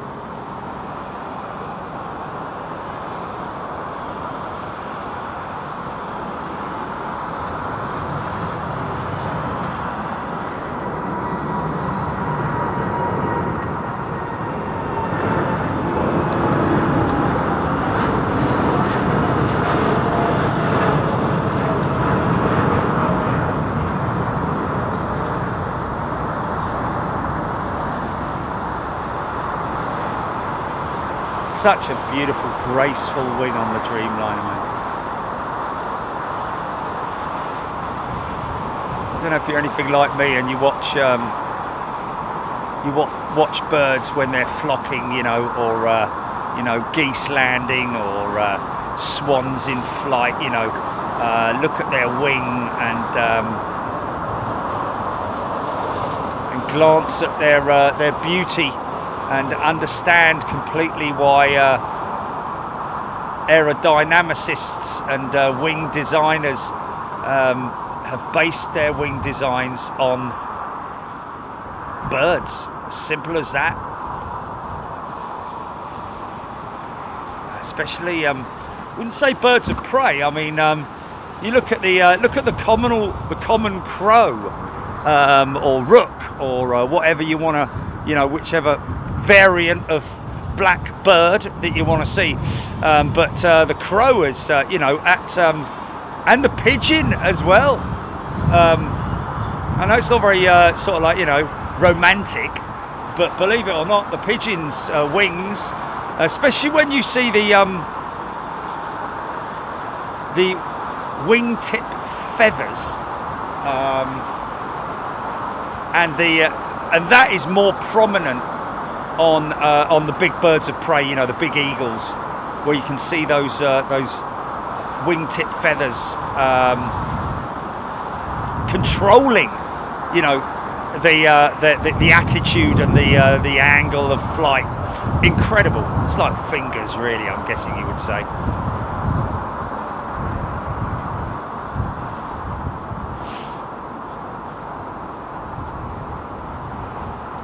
Screaming at me, there's a prototype from the late 1800s in a museum in Maine where I used to live. It's 2 mattress springs with feathers packed between them, and they flap mechanically. Blimey. Sounds interesting. Don't think they're going to be bringing that into operation anytime soon.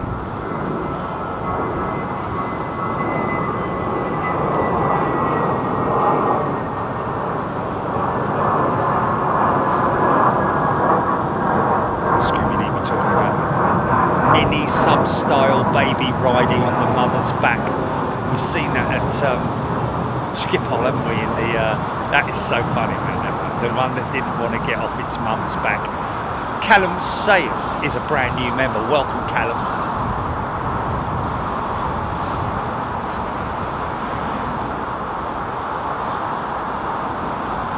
Yes, very true indeed.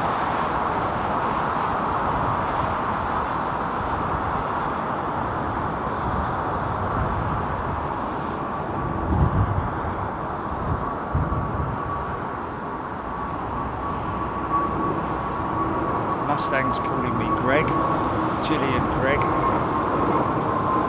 Have you been moonlighting, Gilly? Greg's TV. Thanks for that. Jeanette Haynes.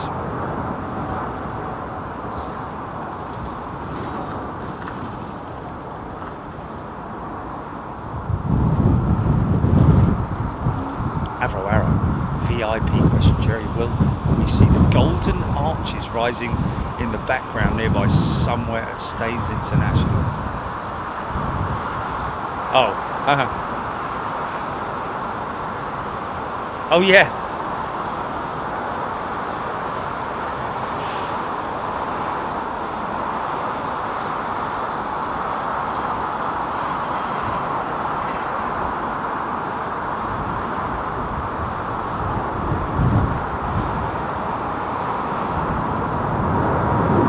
primary feathers, and they the outboard feathers, I think they're called.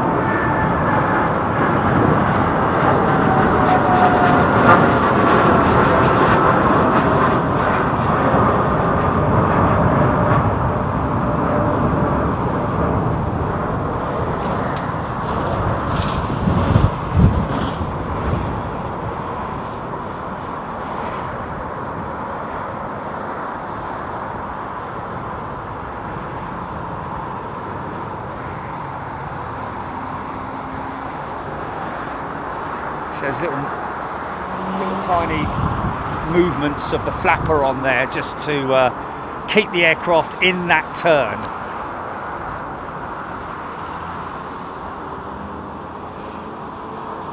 BA777 STBO inbound from CWL following maintenance.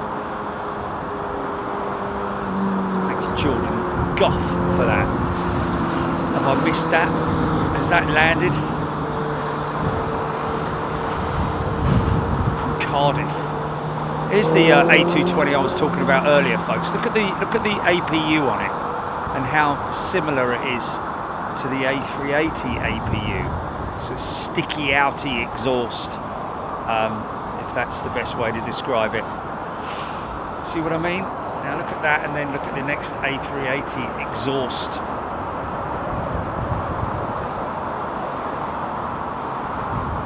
France obviously cured all their issues with their Pratt & Whitney engines by the looks of it. Lee Bowley, does anyone agree that Virgin are not as good as they used to be? Well, firstly, Lee, is that your own opinion? I have not noticed any drop in Virgin's customer service and in-flight service. I think they're one of the best, to be honest with you. I mean, obviously that's having not yeah,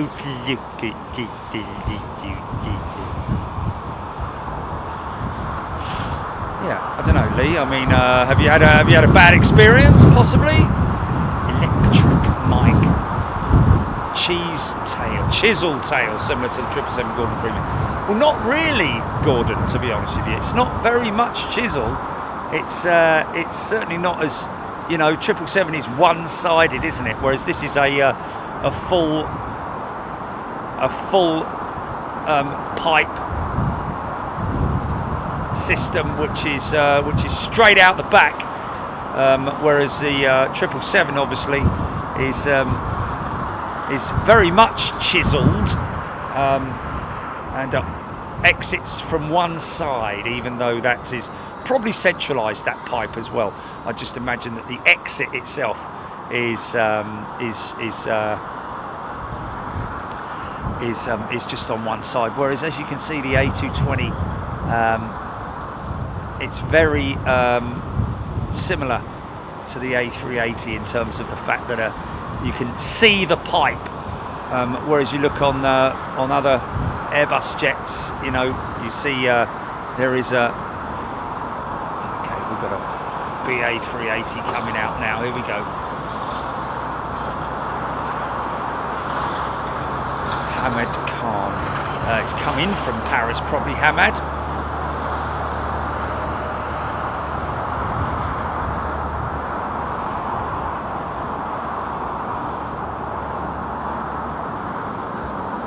Screaming emus, sticky outy and pointy end are indeed in our flight operations manuals.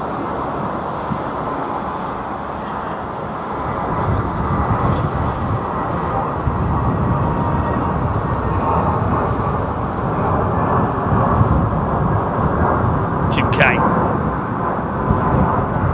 That huge transport fan.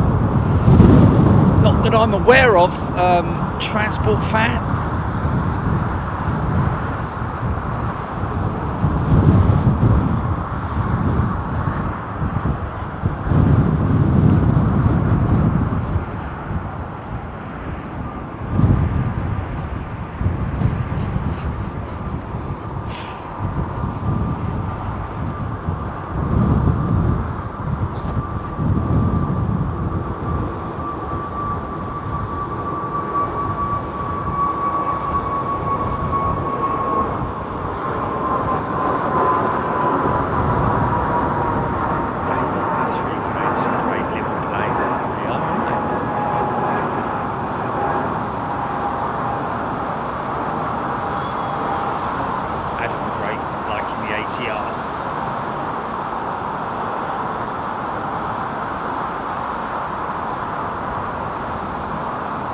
Eric.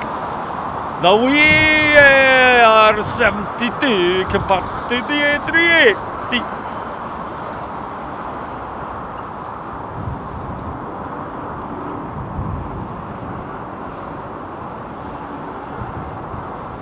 Adam the Great, only the right engine is spinning its props. Yeah, he would have stopped and feathered that prop, obviously to save fuel. Smaller airlines are obviously competing as much as they can, and so any little saving on fuel that they can process, it means a lot in the long run. Brighton, that 380 wing looks fully loaded. It's a big heavy component anyway, isn't it? But yeah, those wingtip tanks. The thing is that the A380's tanks don't really extend all the way out to the wing's far edge. It's just literally weight that pulls those wingtips down. If you look at the fuel tank layout of the A380 wing, you'll see most of the tanks are. I think the furthest one is outboard, obviously outboard of the engine pylons, but certainly not right out on the wingtips, as far as I'm aware, anyway. The outdoor tanks are obviously the first ones to drain.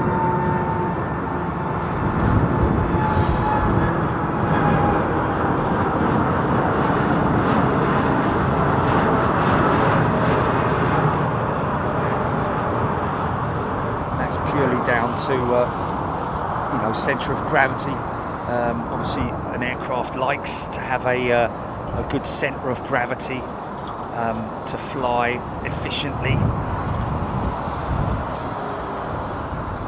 Eric 787, fantastic looking aircraft. It is, isn't it? David Cornelius, compare the 380 wing droop with the 787 wing droop. Well, yeah, it's kind of like comparing apples and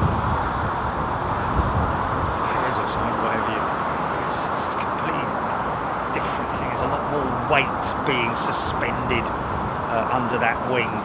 The 380, of course, is just, it's a big, it's 80 metres, isn't it, across, I think. 787 wing obviously has that natural sort of angle. As you see it now, it's going to pick up the flex. You'll see the wing start to bend as it is now outboard of the, yeah, look at that wing flexing up, man. And then when she rotates, that's the maximum flex. Here we come. She really bends, look at that.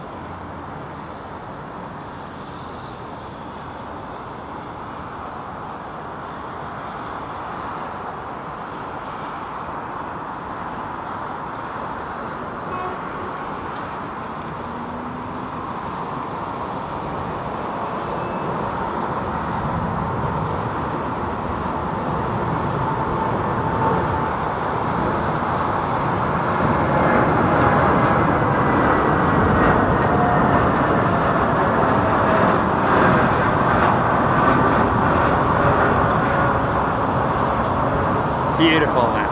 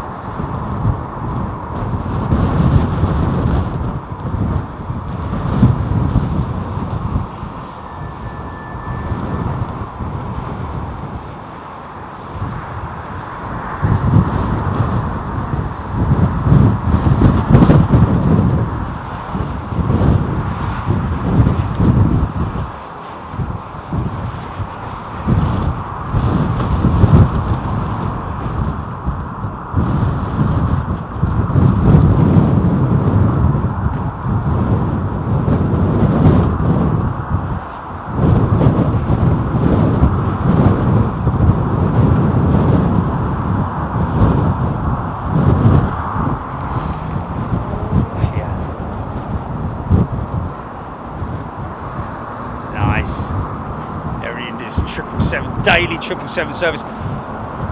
200 again. It's their 200 again, isn't it? Look at that.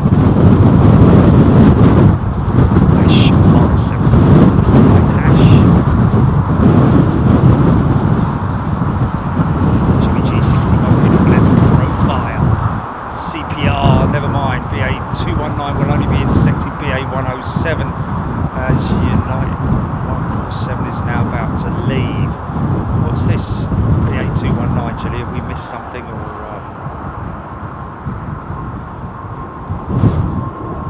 Scott Thompson looking forward to Miami next week. So am I. Change of climate.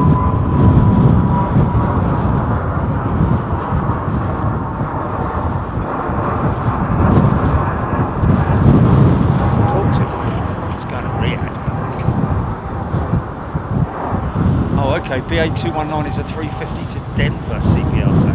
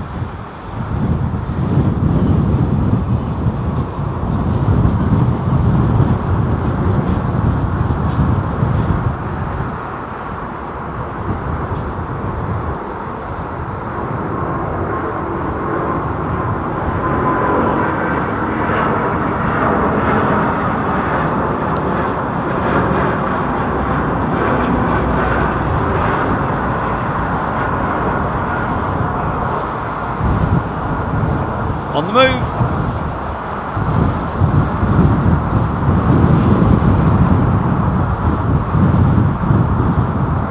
Clear bear. Just had a 747 flight with 37,000 feet coming your way. Which way? It's north, east, south, west.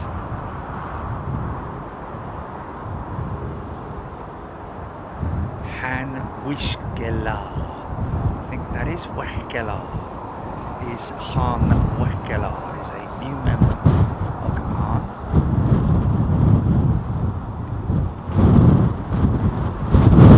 Look at the tailplane on this thing, man.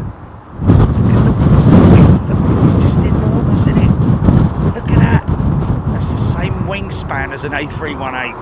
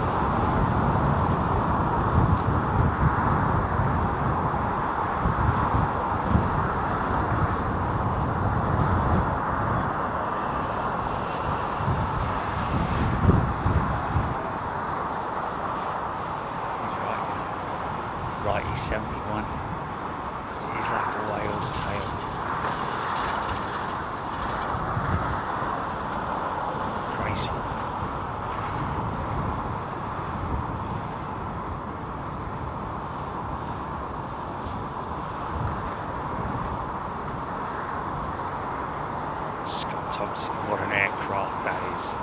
Trev Lyon, how cool is that? Gillian Sankey, so graceful.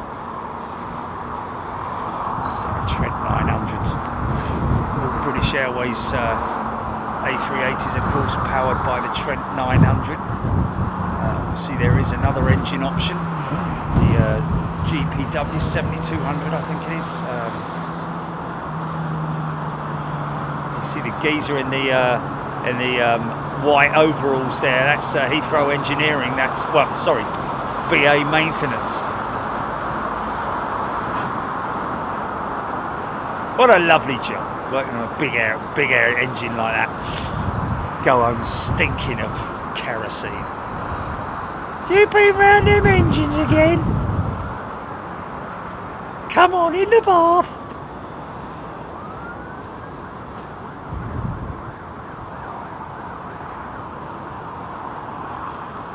Straight down the boozer, stinking of kerosene. All right, George, been down the planes again, have you? Yeah. Love the planes, mate. Love the planes. Really? Oh, cool. Cheryl Howard. Random question: why don't they use locking bolts on aircraft? Surely that would solve the problem with those. That's a long-winded answer on that one, Cheryl. But basically, they kind of do. But we'll cover that whole thing on the show on Friday, because there's a lot to discuss on that matter. Adele Dexter, why do so many people love the 380 so much? To me, it's an ugly aircraft, nowhere near as attractive as the 747. Love and miss it so much. Very fond memories.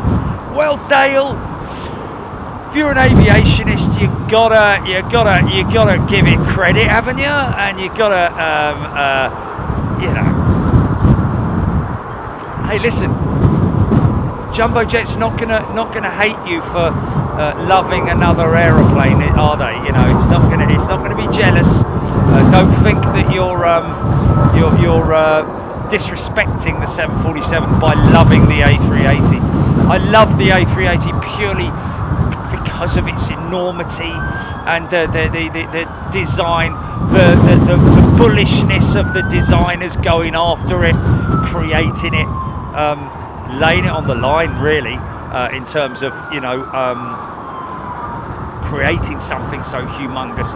But it is an incredible feat of engineering, isn't it? You know, if you're in any way technically minded, engineer minded, then you've got to appreciate the A380. You don't have to love it, but appreciate it.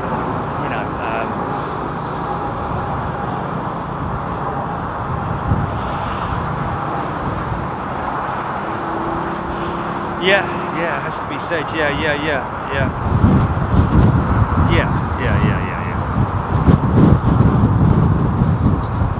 Yes, of course, yeah. Yeah. I mean, if some of the old Russian jets from back in the day, the Tupolev Tu-154s and all those crazy-looking airplanes with their sort of glass fronted noses, and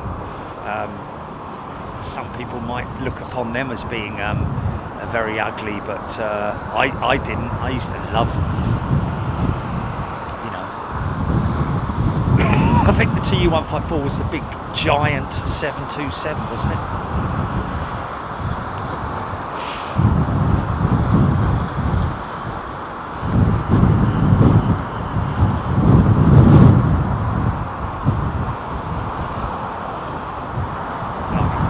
Serving the drinks in a minute.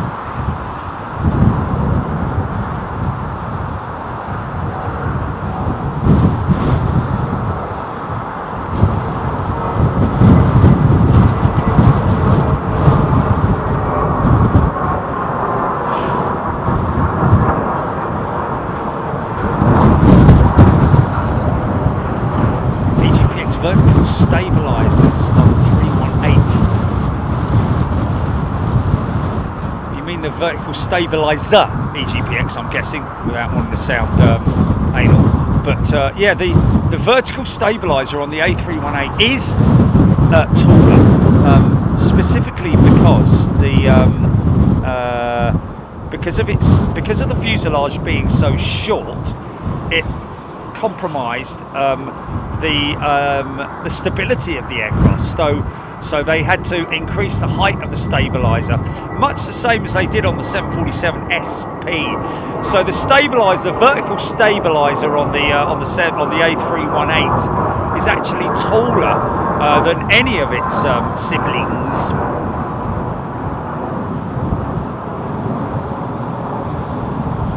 Oh, okay. Air India's 777-200 going out now. I thought that had just come in.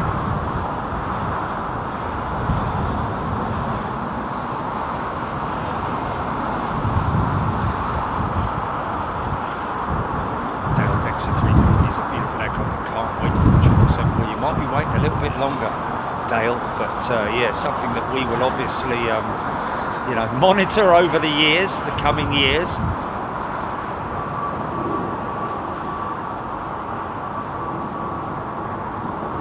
Michael McEwen, BA's brand new 350 is landing right now. Is that their brand new 350?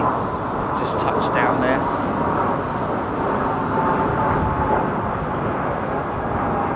Mervyn Short VC-10 was a beautiful looking plane. Yes, it was. There you go, Emirates pushing back now.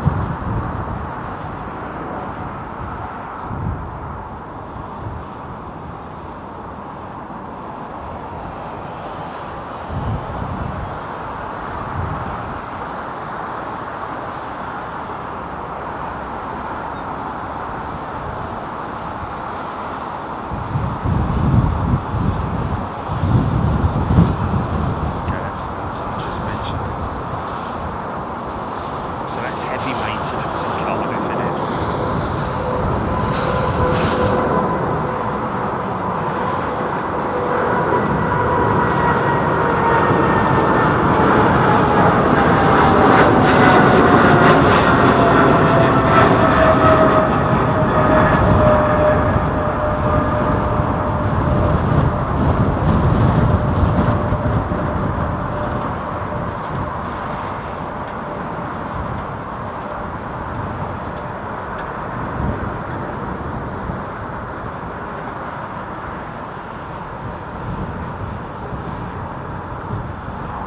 That was awesome.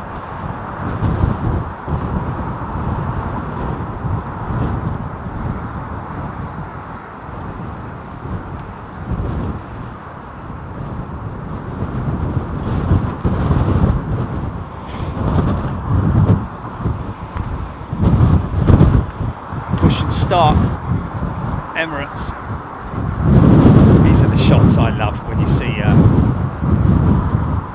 smaller single aisle jets pulling up behind them.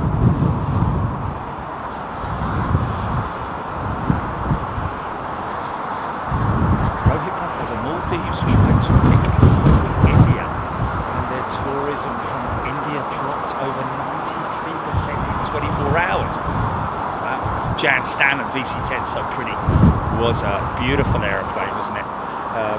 Tested. I think they had a sort of like final assembly or sort of like final checks test flight centre at Wisley, not too far from here. CPR, oldest of BA's 350-1000s, Volvo Alpha is now 4.5 years old. Wow, I think we might have caught the first BA 350. I think we would have caught that. So we've caught that, and the first ever BA 350 to operate out of London Heathrow, or in to London Heathrow. Thank you, Twicescape.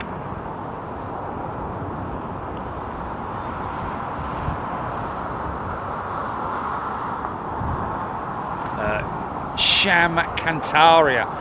Yes, that is Emirates A380 pushing back to start its taxi.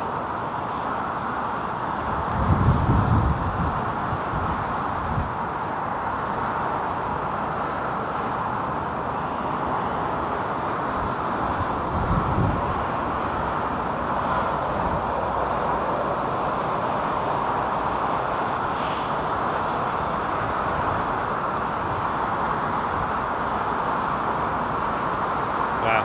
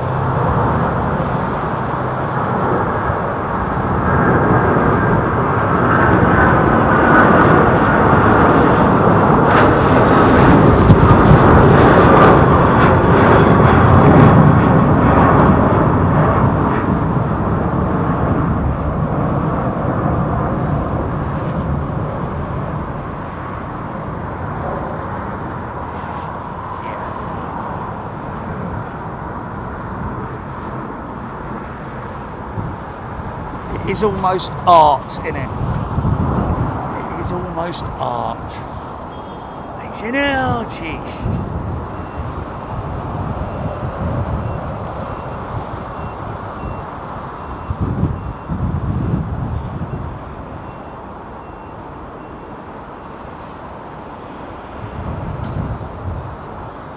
Yeah, there was a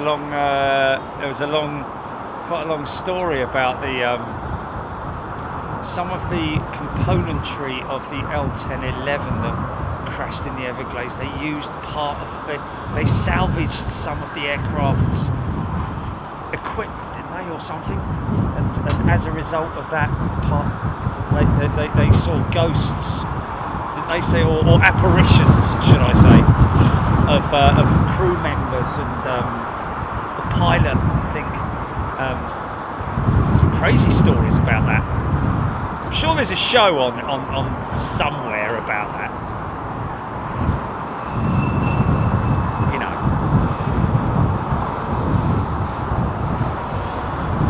Dale Dexter, so many credible people saw the captain and the engineer who passed away in the crash.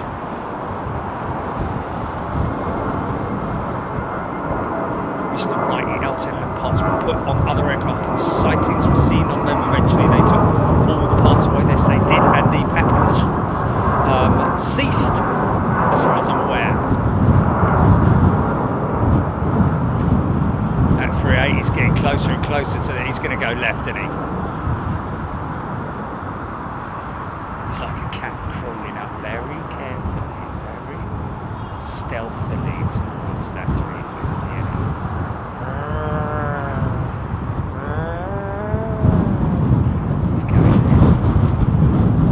350 won it. He won the battle.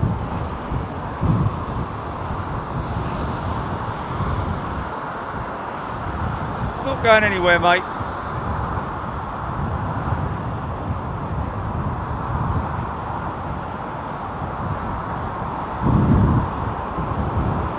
Well, Rohit, that's a difficult. I mean, can understand that, but that's yeah.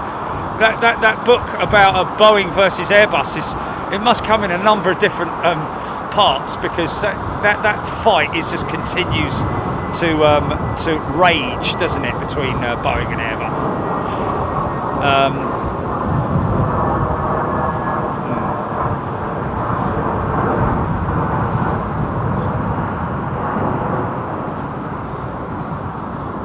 Scropey, he's off. See you, Scropey. Andy, good afternoon. Trevor Lyons, screaming even you.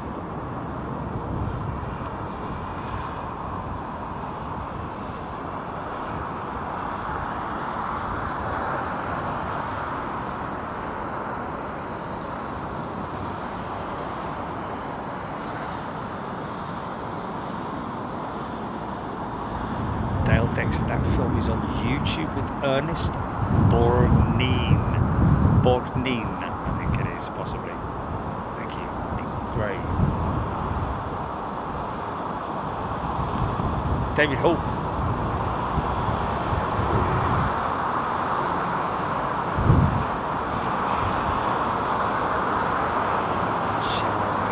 Kedin PJs.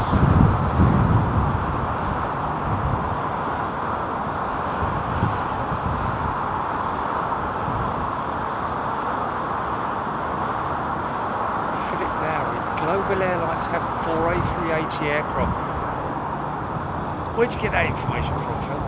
The last time I saw Global Airlines with their single A380 was still parked on some remote airfield somewhere with its engine covers on and them literally putting stickers on it. I haven't seen any more evidence other than the artists' impressions of the Global Airlines A380. In fact, I haven't heard any updates about Global Airlines in the last 6 months, I think. Screaming at me, skip the movie, read the book. Scary, scary.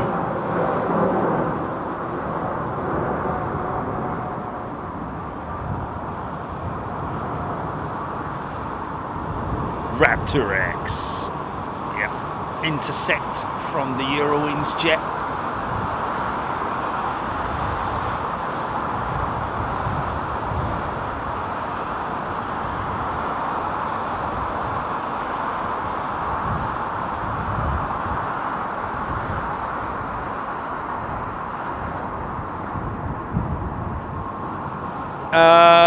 CPR 1234. I don't think that the maintenance teams at Cardiff have the capacity to deal with A380s. Is that it there? Is that it just landed, Gilly?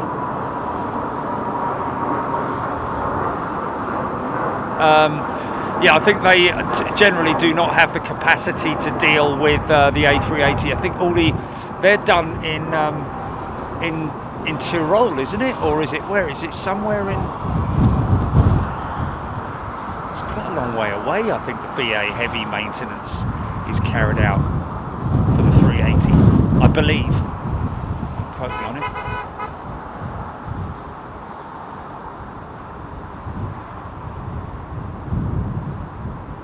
You're trucking. Good afternoon to you.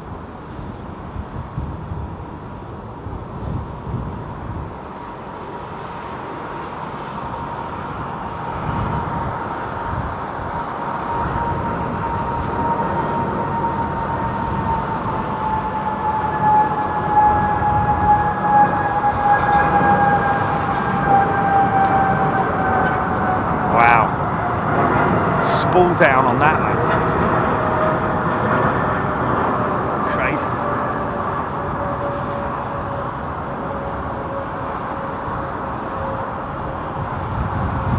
Looks like a United jet. Don't know if it's a 3 or a 2 at this stage. Looks like a 3 because it looks like it's got ginormous, great big GEs bolted to it. Might be a 2 though, with Pratt & Whitney's. Just the Pratt & Whitney and the RB211 look very similar.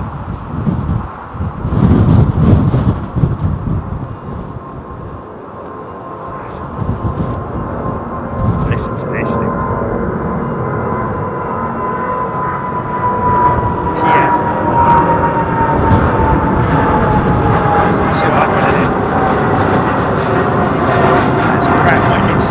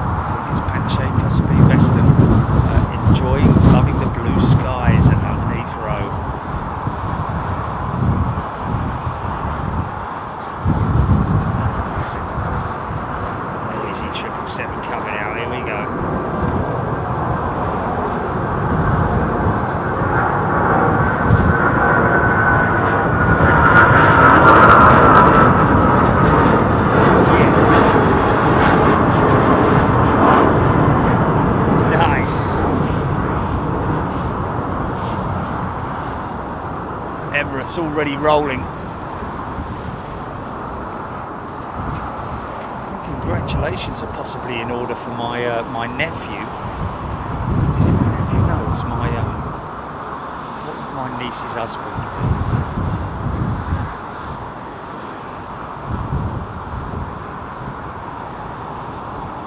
Yeah, it's been given command with Emirates on the 380 fleet now.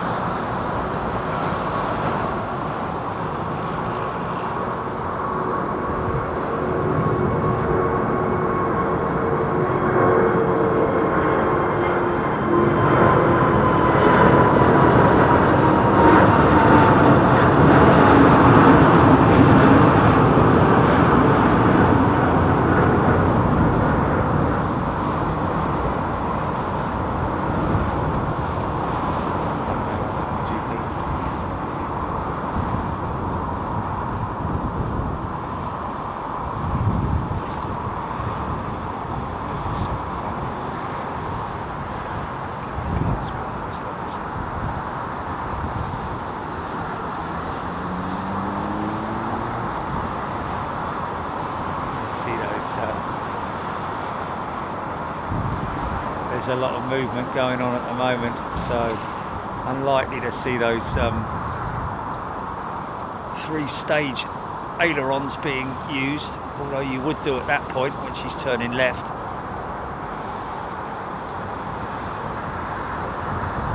Nice, okay. Well, that could be a possible one as well, Julie. Yeah, Etihad 380 has just pushed back, ladies and gents.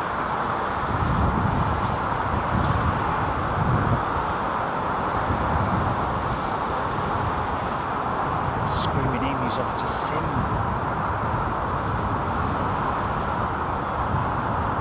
Oh, he's off to do sim work. Right, okay, fair enough.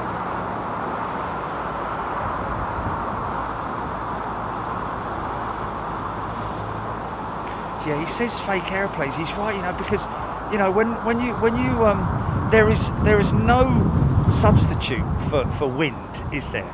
Unless you literally have some kind of a device that thuds the left side or the right side of the aircraft, or you know, simulates that buffeting of the winds, because I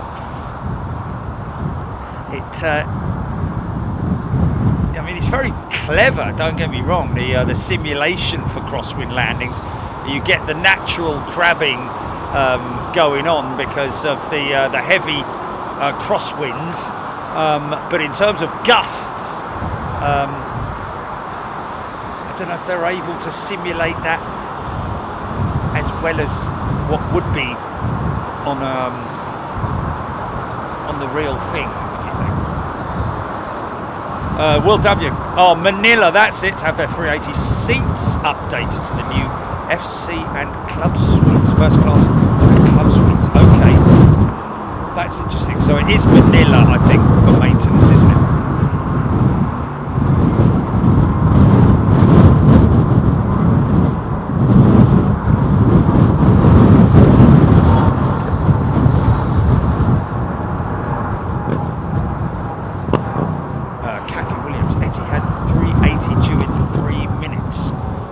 That due out in 3 minutes, and there's the Etihad jet pushing. Oh, there's one inbound as well. Thank you, Kathy. That's coming out of Terminal 4. Not a great deal to see in terms of the terminal buildings there from this angle, and also the other terminals, there's not a great view of those as well. What we're looking at across here is Terminal 2 and Terminal 3 in our direct view, but Terminal 5 is obviously hidden by those terminals. Darren Nichols 380 is an absolute pleasure to fly on. In any class, he's right, for any length of time. If you ever get the chance to fly on one, take it. Absolutely huge, yeah. The seats, because it is such a big, wide, open space cabin, you can afford to have big, almost armchair style seats on the A380. Very comfortable platform to fly on.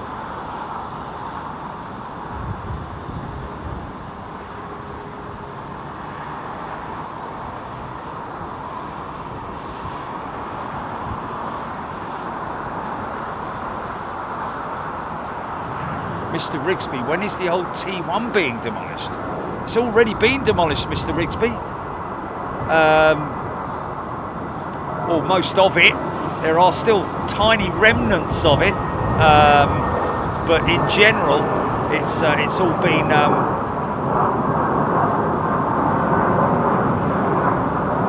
replaced by newer buildings.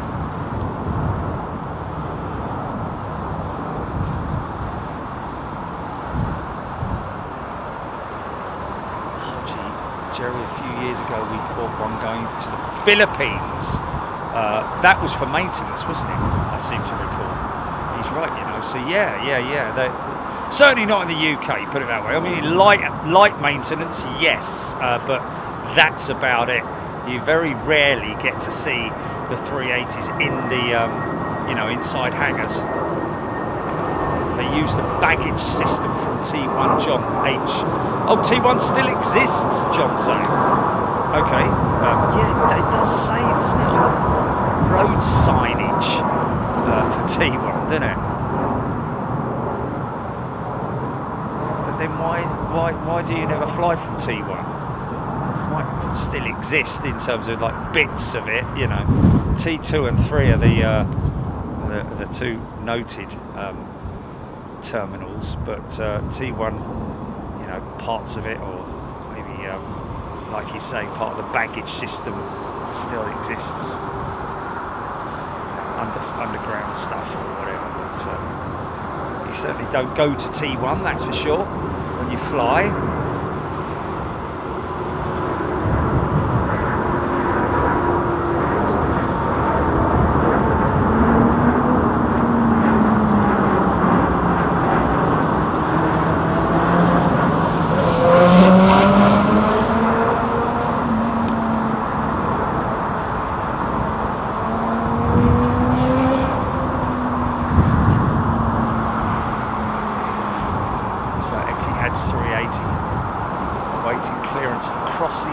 Runway, too big to taxi down Sierra.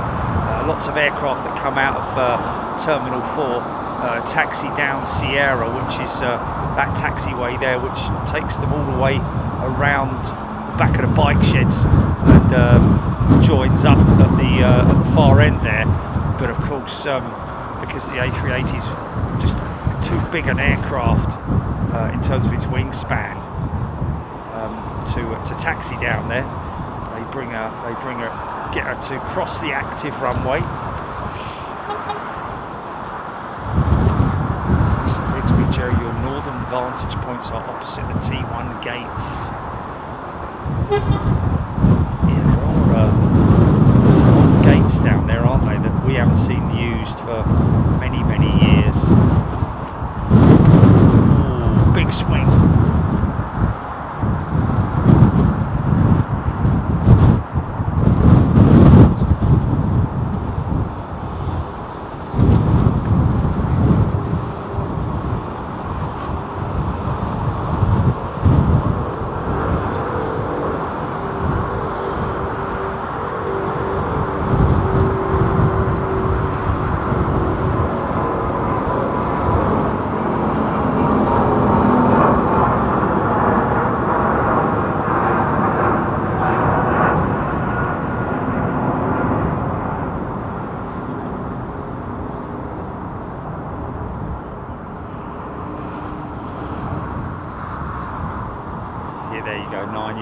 Daryl Nichols, thank you, Daryl. 9 years since it closed, Terminal 1. Obviously, like he's saying there, like people are saying, that remnants of Terminal 1 still exist. You can still see part of the old brick structures that you can see there would signify or indicate that that's a Terminal 1.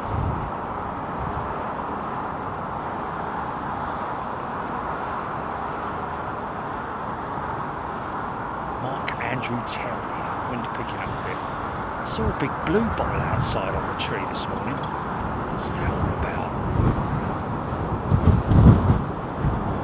Last year was the warmest year in history, wasn't it? Ever. Since the dinosaurs stopped taking measurements. CPR 1234, that 380 that we just shot there, 8th tracked worldwide on Flight Radar 24. Plain Mad Dean, T2 building is only half built at the moment, will be double length when completed. Really?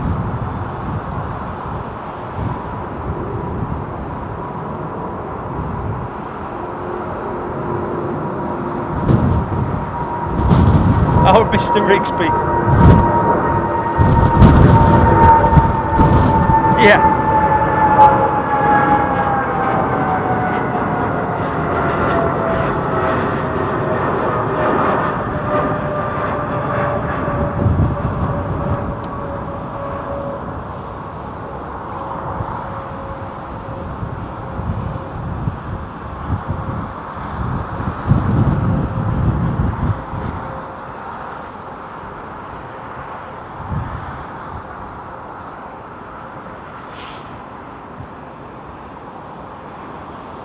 rotate speed V1 anywhere around between 127 and 130 knots, depending on size of aircraft, you know, the length of the runway, the weight of the aircraft. Oh, 150 knots, okay. Wow, okay, yeah, but that's quite long. It's quite, that information that's on there, Ginny, is actually quite delayed, isn't it? It's quite delayed, isn't it?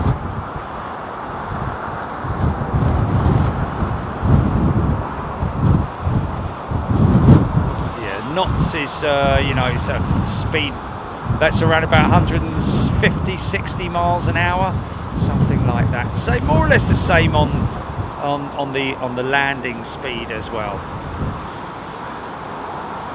Maybe a bit lower on landing speed. Depends, like I say, on the aircraft type, the climatic conditions, and very importantly, the weight of the aircraft.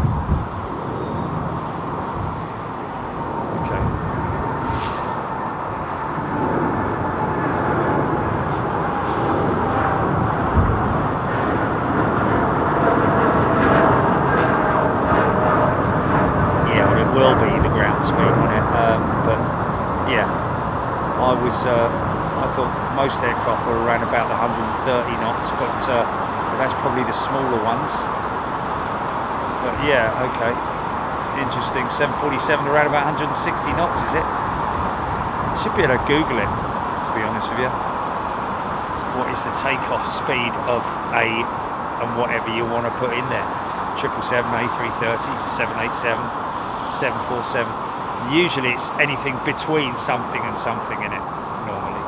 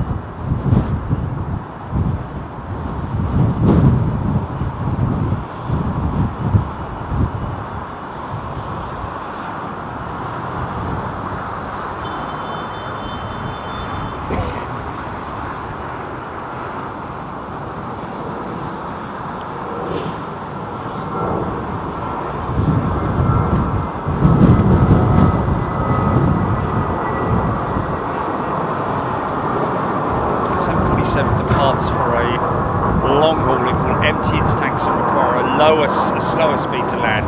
So it's like 160 rotate and 140 on touchdown. Tim Rotan is saying, thank you, Tim. Paul Trapiel is straight back. Welcome back, Paul, into Superclass. Thank you, sir. A very good afternoon to you. To all you wonderful people out there, hope you're doing well. Still not bad for a Wednesday afternoon. 4,600 people tuned in right now. Hit that subscribe button, folks, if you want more aviation coming your way twice a week, and from time to time, well, at least twice a month, we try to visit overseas destinations. Next week's going to be Miami for all first class and super class members, and then of course those members will be able to tune into that show after it has aired live a week later. If we're going to get a little double bubble shot here potentially, I think we might. You know, Jilly, this could be a potential. Is he going to let that 380 go first? She's moving. Is what's going to go on here? What are they going to let this one go first? I think they are. You know, I think they're going to let the departing aircraft go first. So we're going to have A very rare shot here, ladies and gentlemen. Etihad 380 departure with an Etihad 380 awaiting. That's just touched down.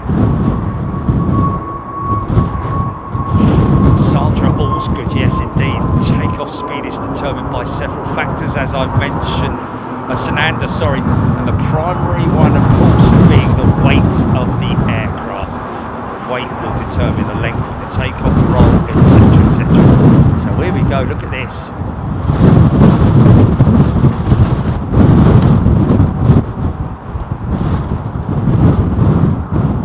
Give him a wave, look.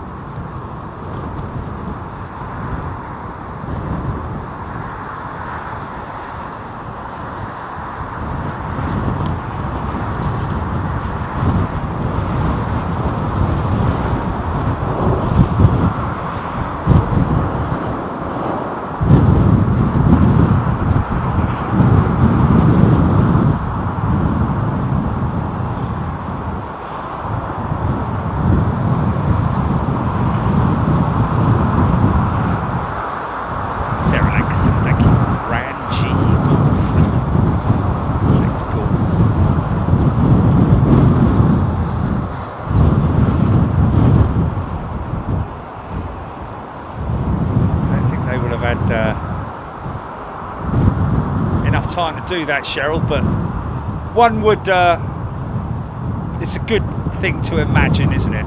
Hey all.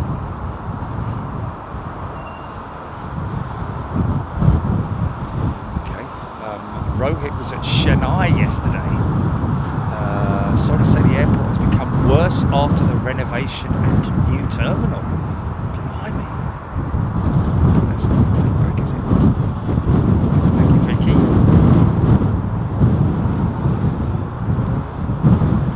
CPR 1234, very rare shot indeed. Only 4 of 10 Etihad 380s are active. The other 6 are all stored following the unfortunate events of 2020. Hopefully they'll bring a few more back. So we've got 2 of the entire operational active fleet of Etihad in one shot there. Avro Arrow, yes, that is Lee, indeed, from Etihad. Sorry, from Emirates. I hope he's not listening.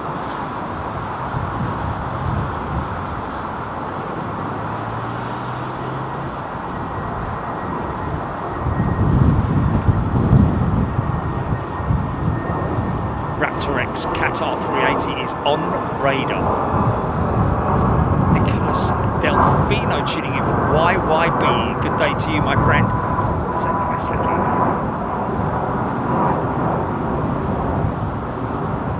See, there's the taxiway Sierra, folks. You can see that aircraft has taxied down Sierra and now awaits its departure.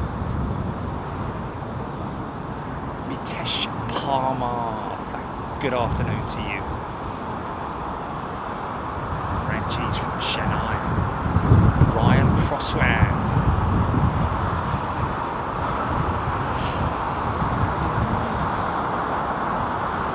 Rudder check for the Canadian pilots.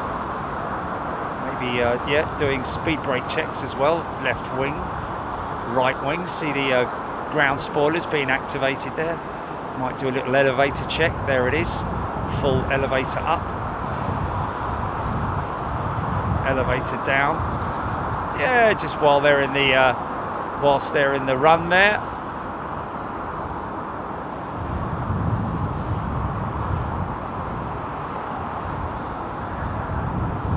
That's not good, Rohit. Very unfortunate. A bit of feedback there. I imagine it's probably a good idea to feed that back to the airport. In fact, if anything, I would go to their Twitter page, because generally, you know, airlines, operators, airports, businesses take note of any complaints on their Twitter page, because they know that it's you know, open to the elements, so to speak. Miles up. Paul Skilling, BA 380 on radar to Miami, and Qatar 380 on radar too. There we go. Thank you, Paul. Dale Dexter loves El Al. She's just taxiing out on Sierra. H, hoping to treat myself to a Dubai trip on a 380 in March 2025. Well, Dubai is a crazy, crazy, crazy place. Like, best way to describe it is you're in another world, a computer world, especially at night. Amazing buildings.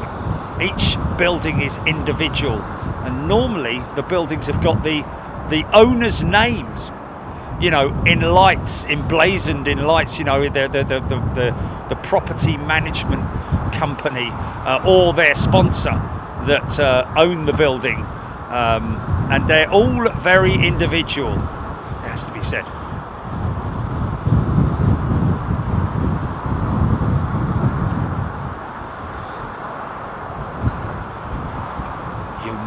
Benami also. Hamad Khan, is there any destination Dubai on the way? Is there any destination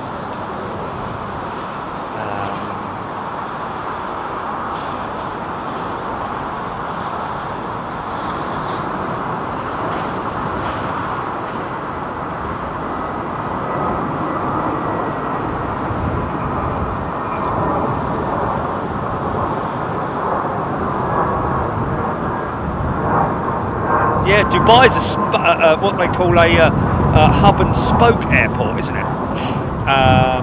Where you can fly to Dubai and a bit like Singapore, really, in a funny sort of way. You know, Heathrow's hub and spoke as well. A lot of airports have either a large hub and spoke capability, some not so much.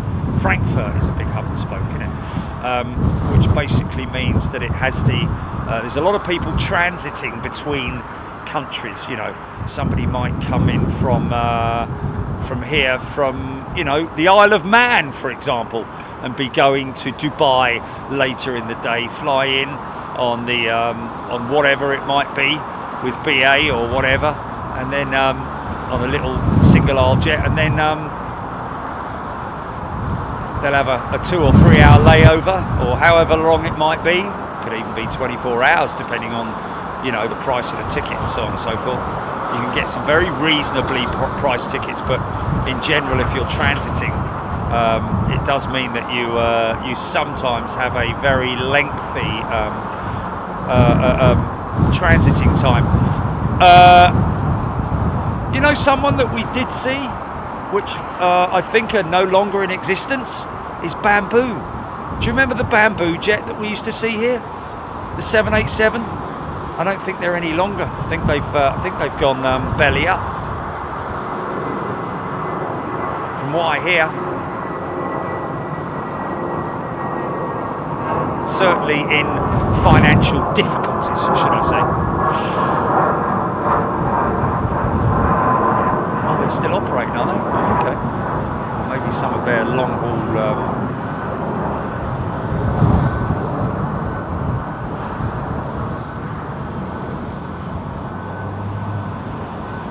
Okay.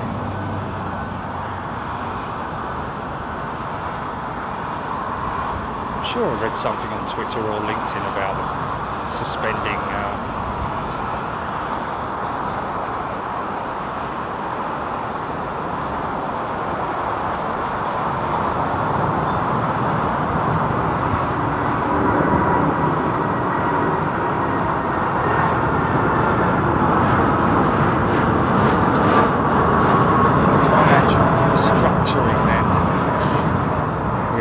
They didn't operate from here for very long, that's for sure.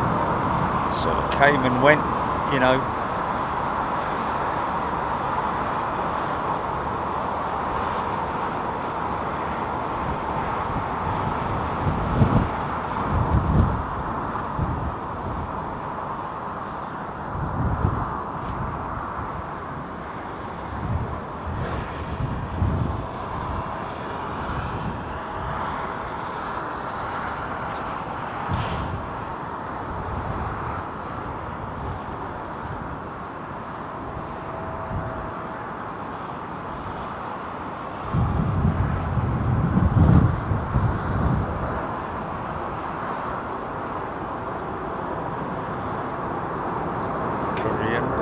China.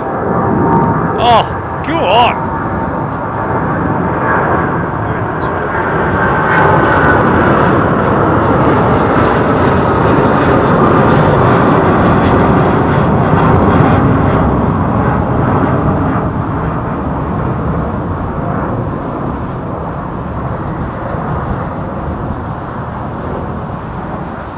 Yeah, man.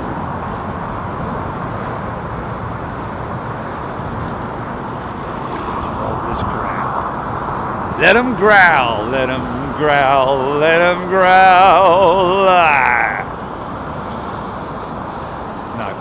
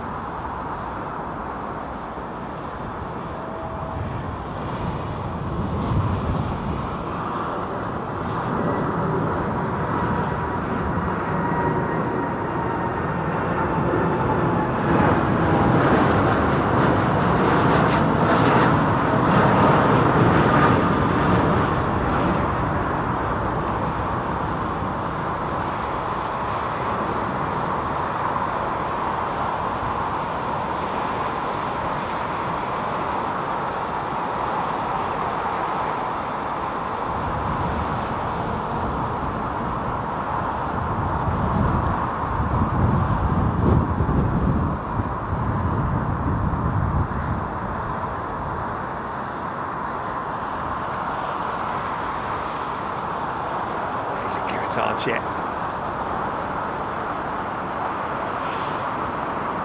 Plane-mad team Bamboo were operating out of Gatwick but ended services in December. Dubai Airport did exist till the late 90s. Mumbai and Kolkata gateways to the east back then. Didn't exist. Yeah, didn't exist. I think Rohit saying there. Yeah, of course. Emirates starting their fleet with the A300, wasn't it? I seem to remember.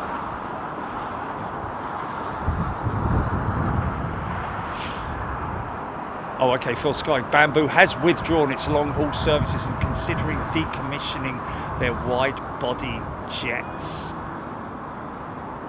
Aidan Campbell by Air Canada jet off to YYZ. Williams. Heathrow has BA, Emirates, Etihad, Qatar, Singapore and Qantas flying the A380.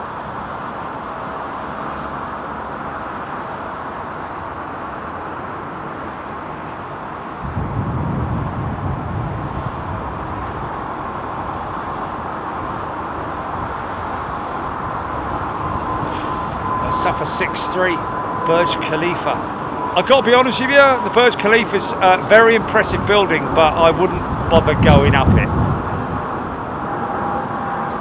Honestly, I wouldn't bother going up it. And the reason I say that is because if you're not one for sort of like being, first of all, in a queue unless you go VIP, you're going to be in a queue for at least 40 minutes, I would have said, minimum, based on that queue that we walked past, Chile. You go in the elevator and you think, oh, I thought the elevator was really cool, but it's not. There's nothing special to write home about. In fact, the elevator in our hotel was better than that because it had a glass panel all the way so you could see outside. All you see was the numbers going up rapidly, and then when you get out of the lift, they transfer you to another elevator, and it is literally like a cattle farm. It is literally, the best way to describe it is, you come out and it's just Ramo.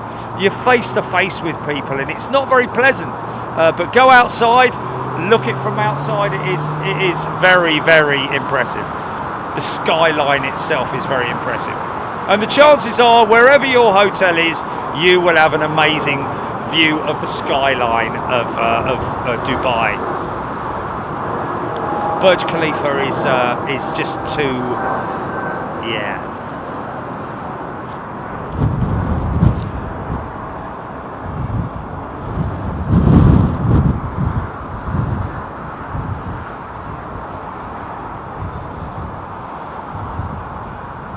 This is nice. This is another Toronto bound 777.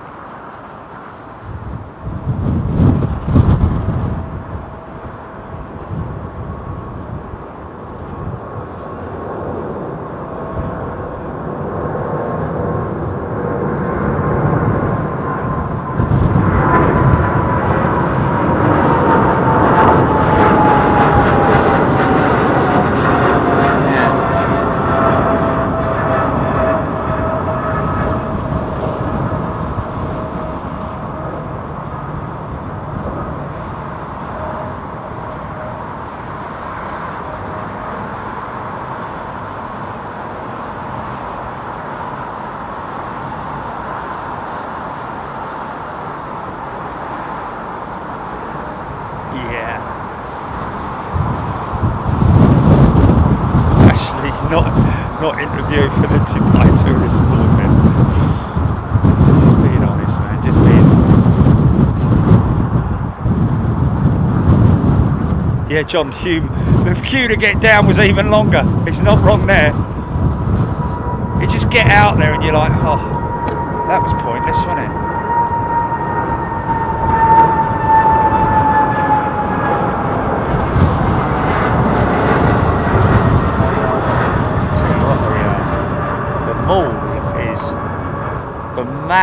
Mall or whatever you want to call it, the mall is just unbelievable. You can quite easily get lost in that, which we nearly did. Can't remember what we were looking for. Oh yeah, the Liverpool shop, yeah. I'm sure we've been past this before, haven't we? I recognise that shop. Hold on a minute, there's the Shark Tank again.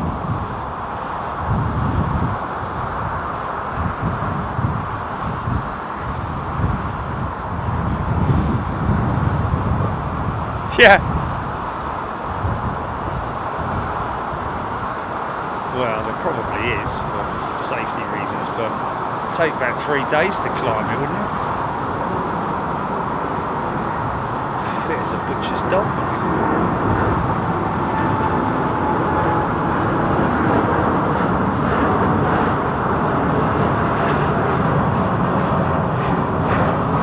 Yeah, I thought I was going to go all light-headed and everything, but the fact that you're standing next to 40 other people in the lift, it just sort of like takes all the excitement out of it, there you go, it is what it is.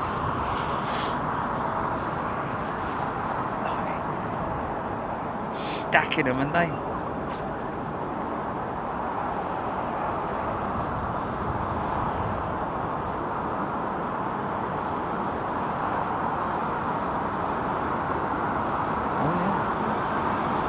Delta.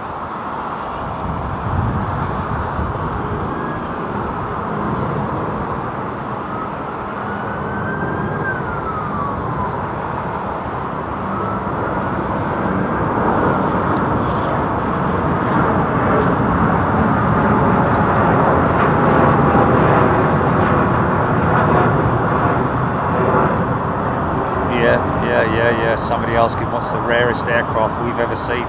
It's got to be the AN225. Obviously no longer in existence, bless her soul.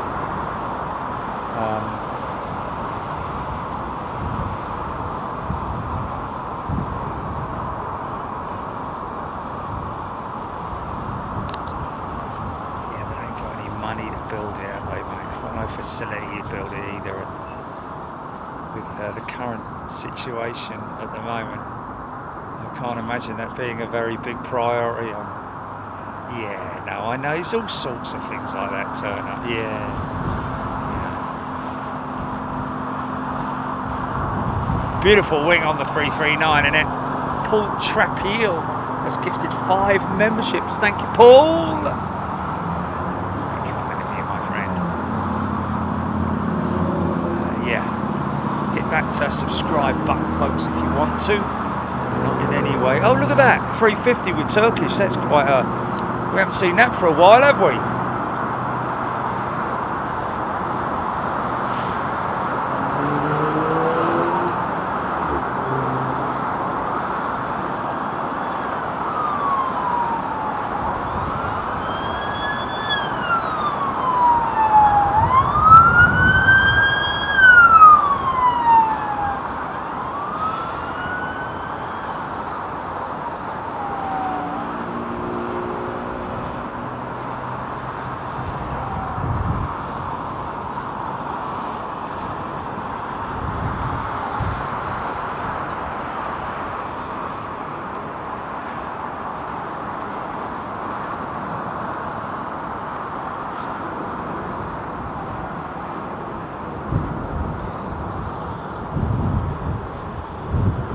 Douglas Turner's a new member. Welcome, Douglas.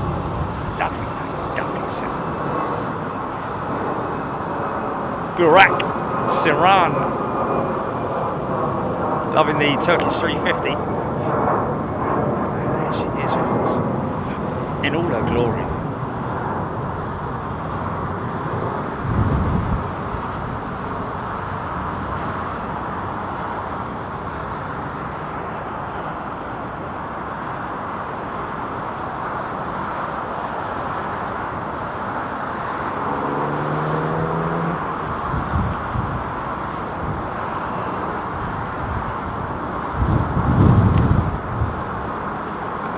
See the big long silver thing on the leading edge of the vertical stabilizer, the tail of the aircraft there, folks. That is an aerial of UHF. I think it's ultra high frequency aerial, is it? Or it is an aerial communications aerial of some description in that tail fin vertical stabilizer.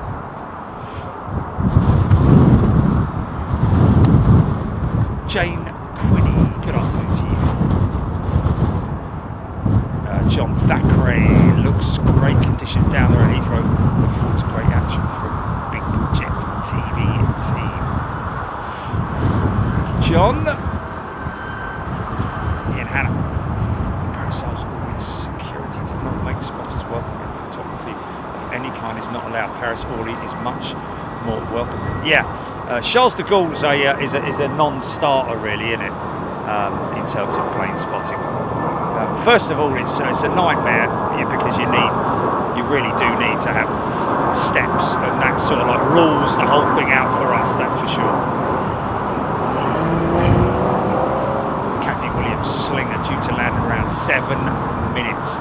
John Atkinson VOR, I believe, in the vertical stabilizer. Gel Bell 8888, good afternoon to you.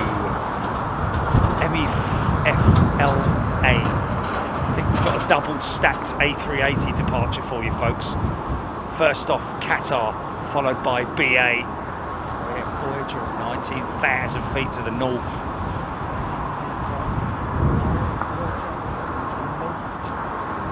Voyager being the A330 blimey, look at this. Oh, she's gone then, she's gone. Sorry CPR, missed that. Internet God 67.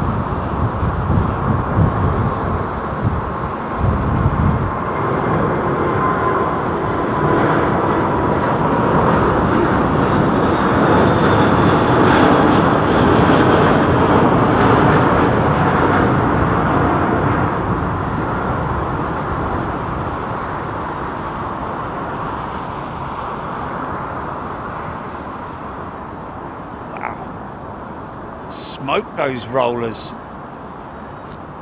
It's a high power departure, I think. Full flex for these Rolls-Royce 9ers.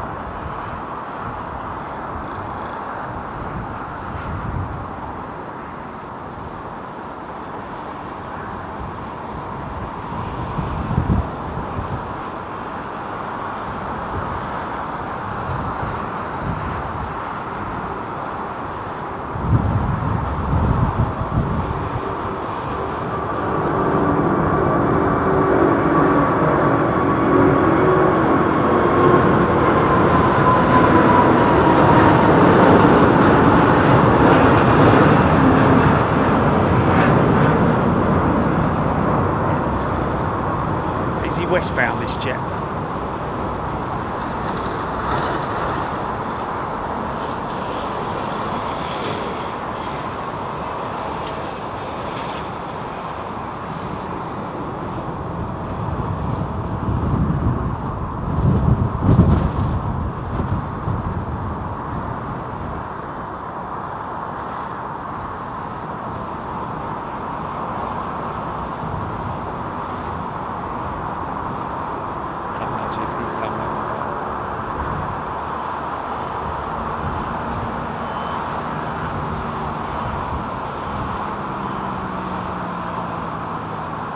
That's a banger, that is.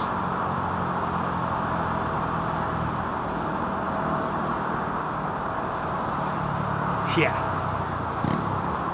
Now, how can you think of a 380 is ugly when you look at it like that? Hey, hey, come on, have a bit of art, will you? Hey, fire up! Hotels there, isn't it? Oh, Jason Morgan, Moran, that was Arthur.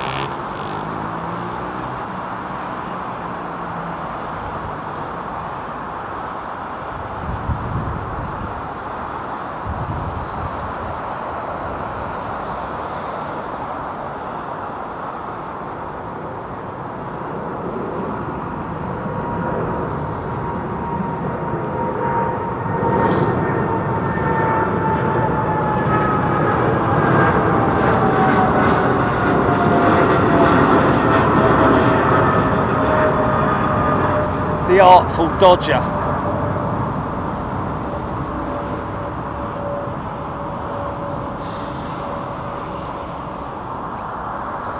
You've got to pick a pocket or two. You've got to pick a pocket or two.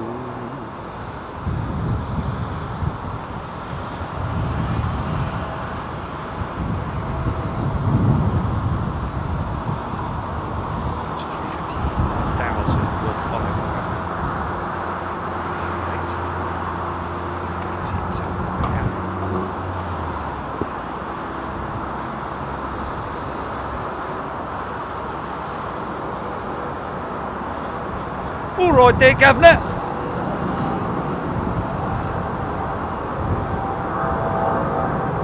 Yeah, listen to that thing.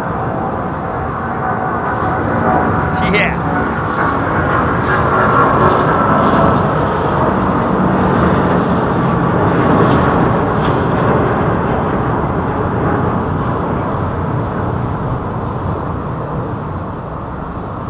Long live the Trent.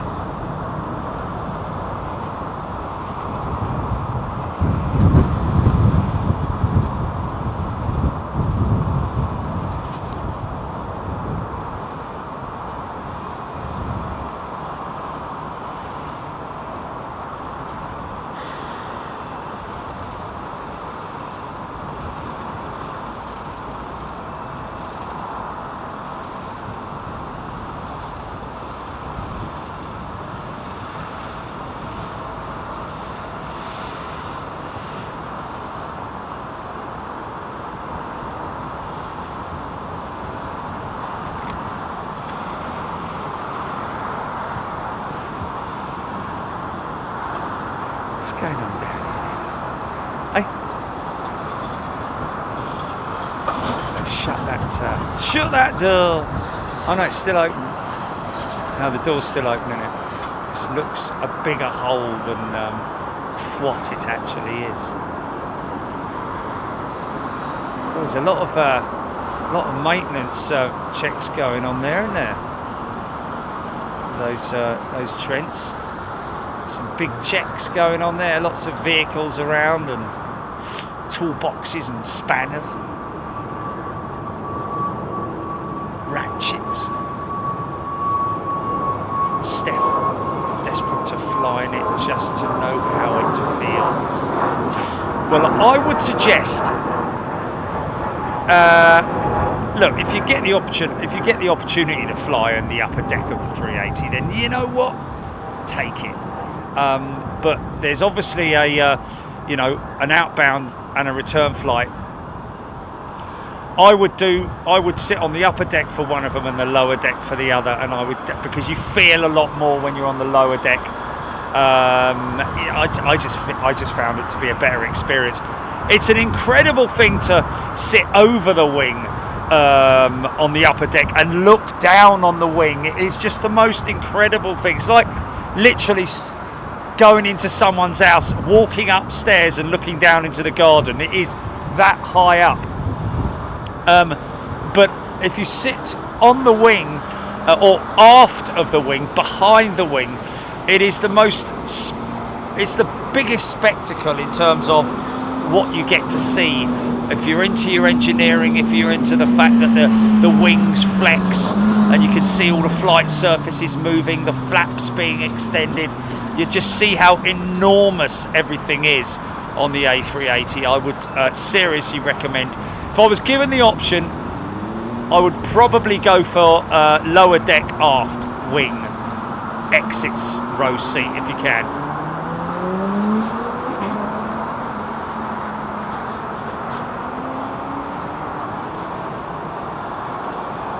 Yeah, Suffer 6-3. Nothing like that just yet. I wonder if we can get Flight Radar 2040 put States International. They're a good bunch of guys. They might well do. Have they just closed the inspection cows on that? I think they are, of course, the core cow. I've just missed them closing that core cow on the number 2 engine. Are they going to close the? Of course, all the cowls are operated by electronic operated.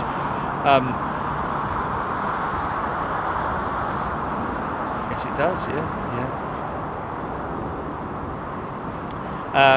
Hydraulic systems that open and close the cowls.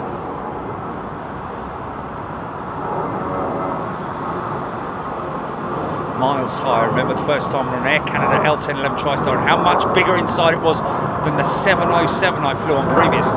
Yeah, I mean, the 707 was a single aisle jet, wasn't it? I think the L1011 Was the L1011 wide? But I don't think it was actually. I think the L1011 was the L1011 a single aisle or a it was a double aisle, wasn't it? Yeah, came after the A300,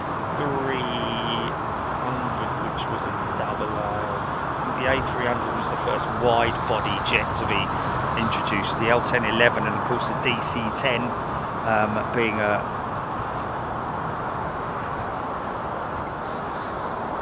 first of the US manufacturers. Mind you, hold on a minute. Donald Douglas.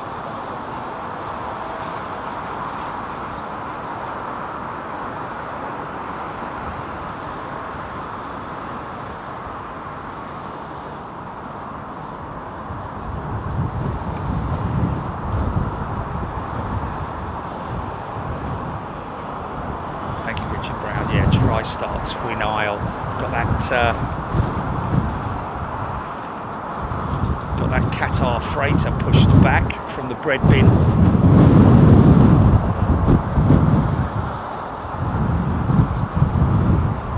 Lockheed, of course, the manufacturer of the L1011, US company as well, I believe. David McMinn has gifted a membership. Thank you, David. Big long engine undercarriage closure on the 330.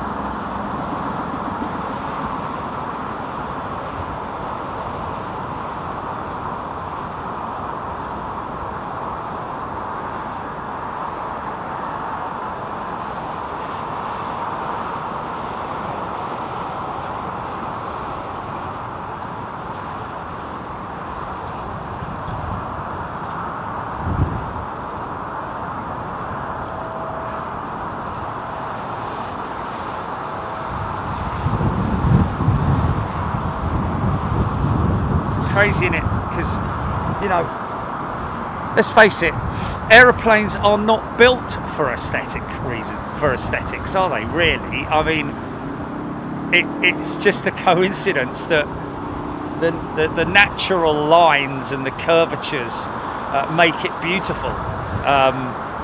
We're very fortunate for that, you know.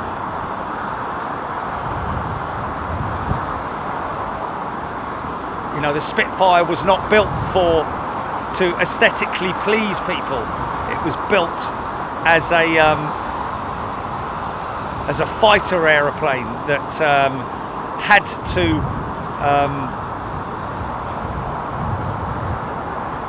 fly at high speeds and be very aerodynamic. And as a result, that's why the wing was the way it was. Body was built like it was in terms of, you know, wind tunnels have been used for many years now, you know, and of course these beautiful jetliners, any aircraft really, is built for maximum efficiency through the air at the end of the day.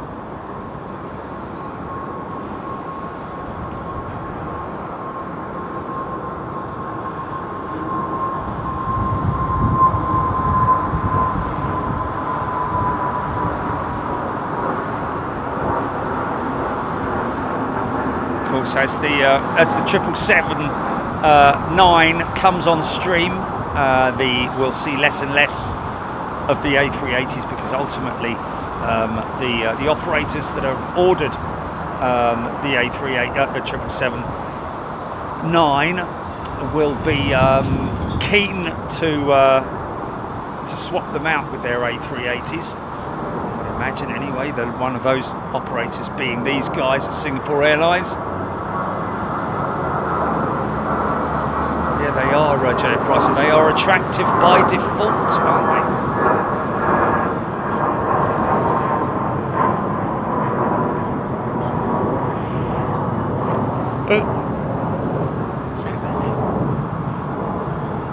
Might see the leading edge slats being retracted now as they reconfigure the aircraft for the ground.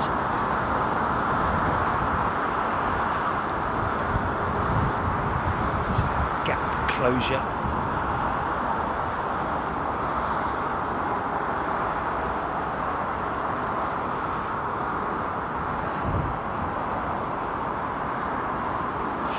Your pal Palpatine, good afternoon to you. The Shorts 360 or the Dornier 228.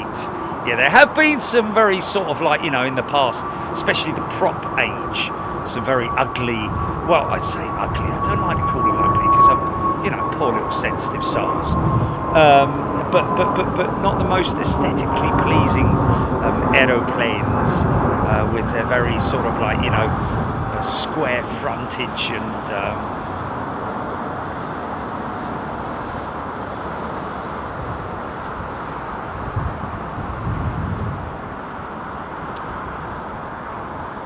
Sananda, I like that. That's right, cleaning up the aircraft. I think I'll run that one, Sananda, if that's all right with you. Cleaning up the aircraft. Flaps and slats. And APU. Well, I don't think the APU activation will be part of the cleaning up process, but certainly the activation of the APU system will be something that the pilots will jump on.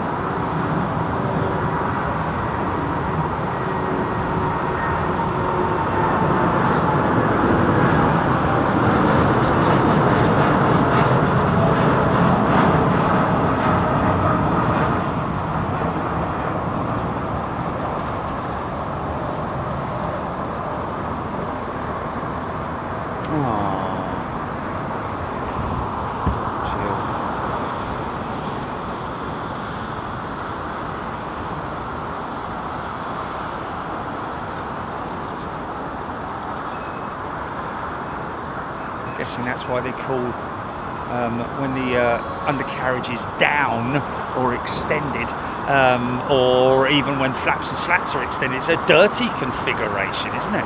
I'm guessing. You dirty configuration.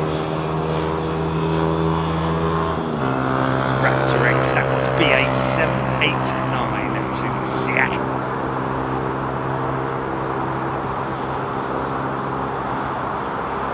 Mr. Rigsby, was the Super Guppy a thing of beauty? Good question, that, Mr. Rigsby. Certainly the Beluga is a beautiful purpose aircraft, but the Guppy, much like the 747 Dreamlifter, was a very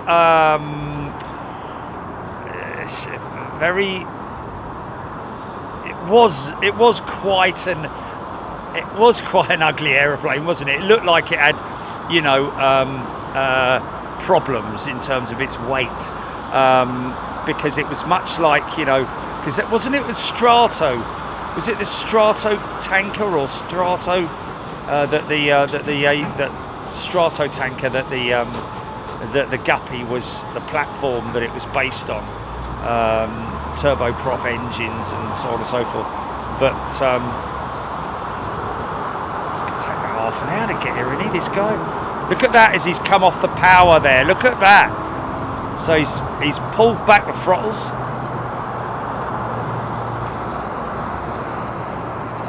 Or possibly even now gone to AP, I don't know. But you can see quite clearly the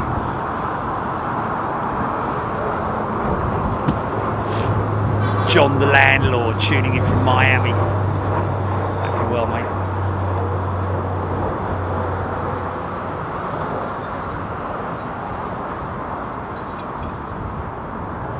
I love the blue Iceland livery. Adam, great. Boeing Strato Cruiser, based somewhat itself on the B-29 Your Palpatine. Yes, indeed. But yeah, the Guppy was indeed, of course, that was all cable operated as well. I mean, they used semi-hydraulic systems to, you know, it wasn't one cable all the way back to the elevators. It was a system of pulleys and so on and so forth. But I digress on that one. Yes, the Guppy was a very efficient aircraft in terms of its capabilities, but much like the 747 Dream Lifter, looked very sort of like, how should we say it, botched. Dream Lifter looks like it's swallowed something and it can't spit it out. Like an alligator that's eaten a donkey or something. Yes. Finnair 320 BA 502 to Lisbon, Niklaus Twist. Yeah, this will be one of the British Airways. That's an intersecting departure you see in there, folks. Nothing wrong with that. Owen Merritt, more like a B50. Shamrock 105, we've got you. Adam the Great, yes indeed. A bit like Phil Sky's gifted 10 memberships. Thanks, Phil. It's a bit like the old cowboy, the Western films back in the day when you saw the carriages with their wagon wheels, the wagons with their wheels, and because of the frame rate on the old film, looked like the wheels were going backwards or still.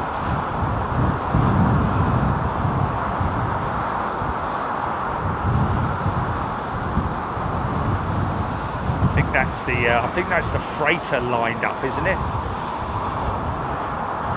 Is this the Qatar 777-200 freighter? This thing's going to go up very quick, I would imagine.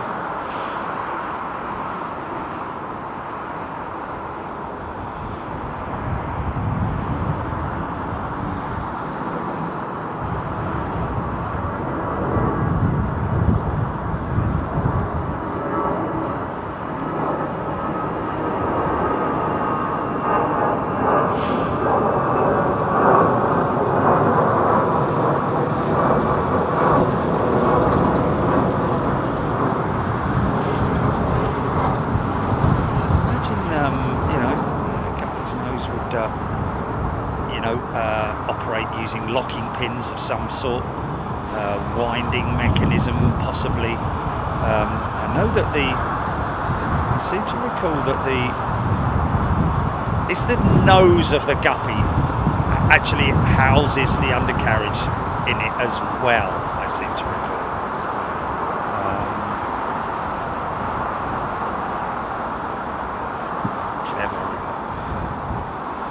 There's one at the Toulouse Museum that we saw.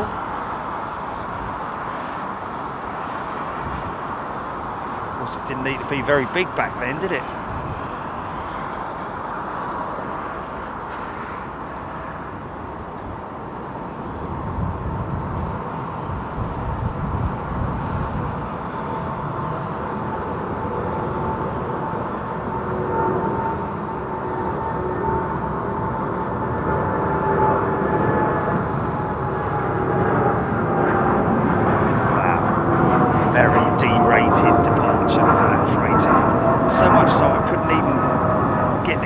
to sit.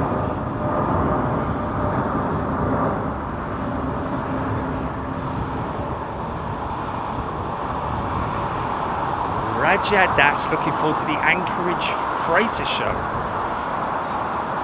Oh yeah, that was something, Ginny, that you sent me, wasn't it? We were looking at the analytics and there were a load of people watching the Anchorage show randomly. Very interesting.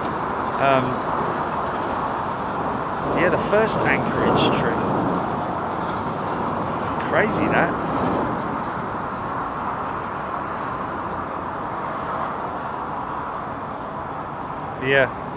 Yeah, from the airport terminal in Anchorage. That's the show that I did there with the guys from the TV broadcast.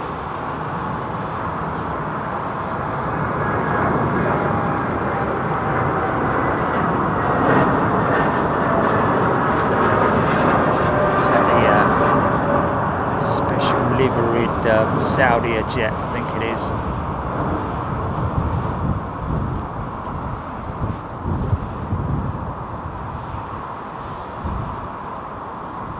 Yeah, no moose in that one.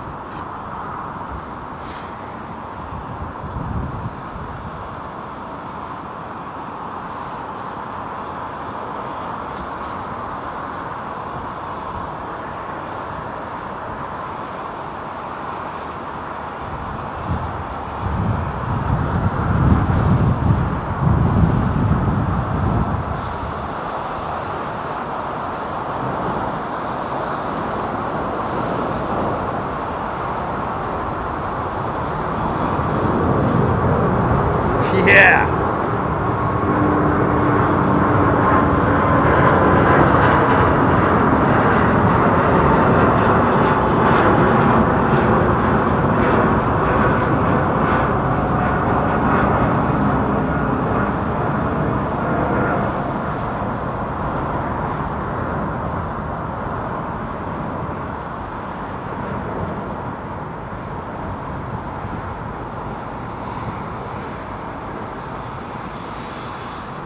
Such a clean wing in it.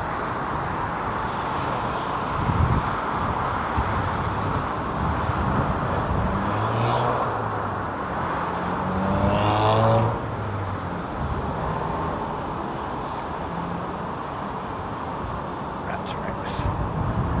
A350 can unlock a rocket as well.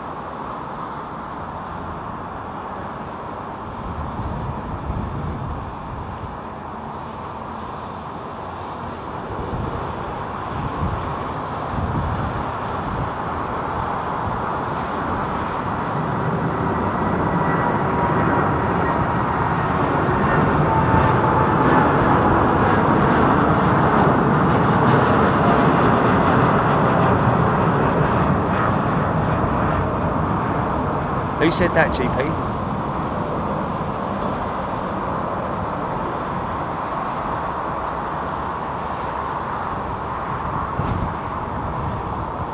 imagine they're probably out in force this morning as well, aren't they? Dave Minion. Thank you, Dave!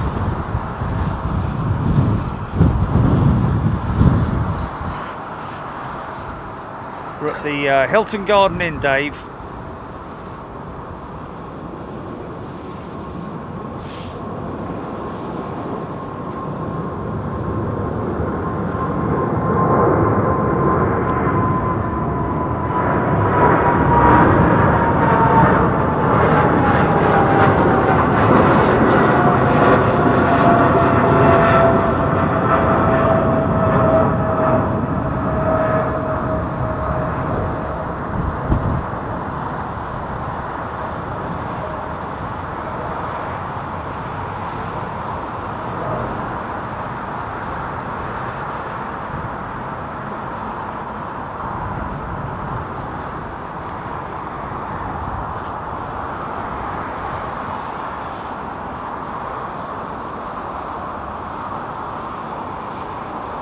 This is Qatar's 350. Turn that now quick, aren't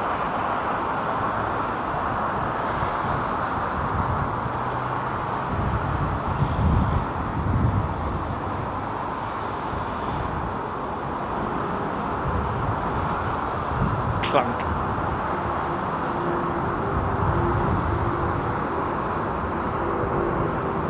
Oh, JD Steer saying BA380 to LA is pushing back.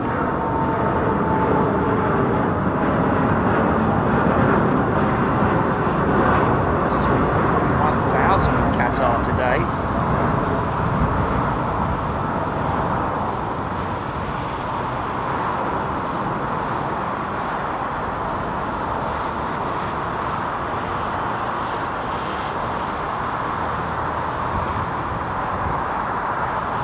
See the difference in the wing profile between that and the Dreamliner. Very minimal flex in the wing. There is flex in the wing, don't get me wrong. It's probably still about 7 or 8 or 9 feet on the 350, but it's just something that you know, it's just not visually noticeable like the Dreamliner's flex.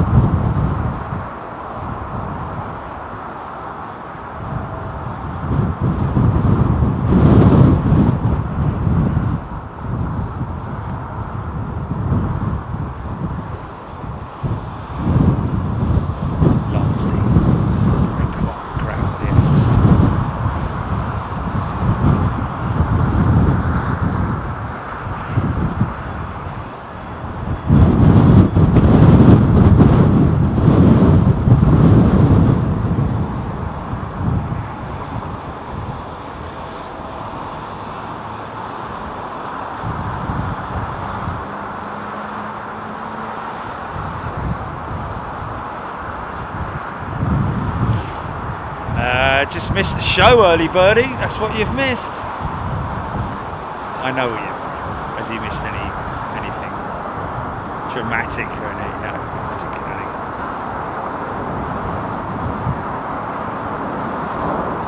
Six go-arounds, 4 rejected takeoffs, and a partridge in a pear.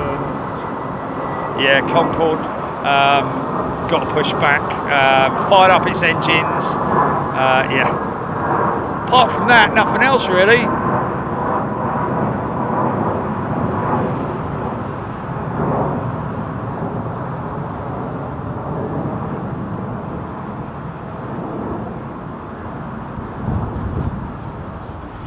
The engine's done and dusted on the 380, look, they're all finished, all tucked up.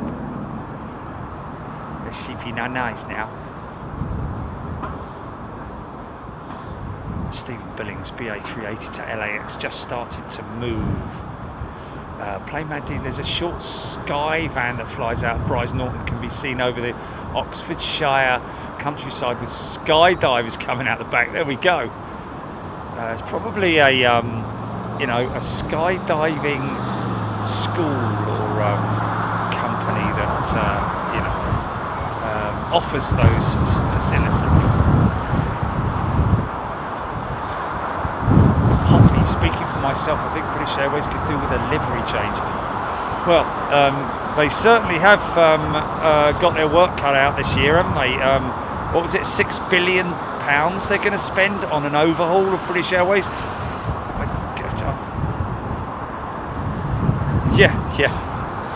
Yeah, like Jelly says, 5.9 billion of that is on the new uniform.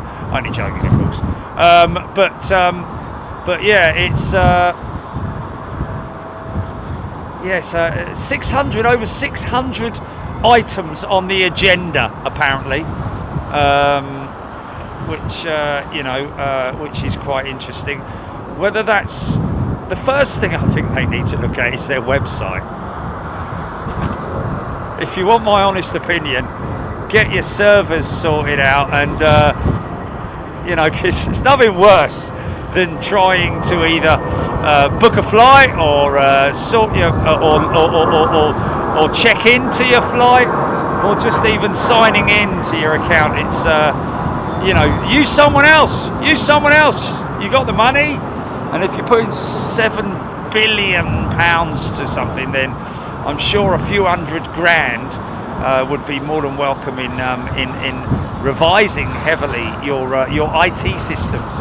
I'm sure that's part of the plan, is to because you know, visibility is one thing, but you know, customer service and all that kind of thing. Because the thing is that the poor air crew, they work so bleeding hard, don't they? The air crew, the cabin crew, you know, all the workers, the management, the ground staff, all of those people, they work so hard to maintain whatever reputation they can with British Airways, but it does not help, does it, when you got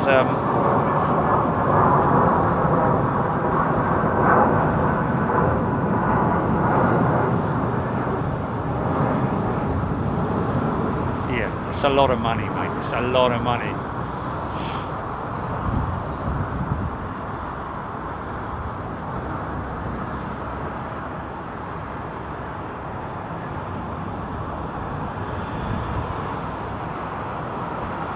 I just hope that a shed load of that $6 billion isn't going into salaries to pay for the managers that are overseeing it that don't give a damn. Do you know what I mean? It's just, you know, it's like the government spending all our taxpayers' money on an app for the coronavirus thing, and it didn't even work, and the money got written off. Yeah. And someone took a load of money out of that, didn't they? Someone's living in a 6-bedroom flipping house with a lovely car and money for the rest of their lives, aren't they? Hey? Oh yeah, we'll do that for you. Yeah, it'll be great. It'll be great. No, leave it with us. Leave it with us. It'll be brilliant. Oh yeah, all right then. I'm a sucker for anything, you know.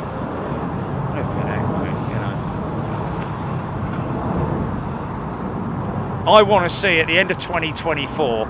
Wow, have you seen what BA have done to their website, and have you seen how they've done this and how they've done that, and how much better this is and how much better that is?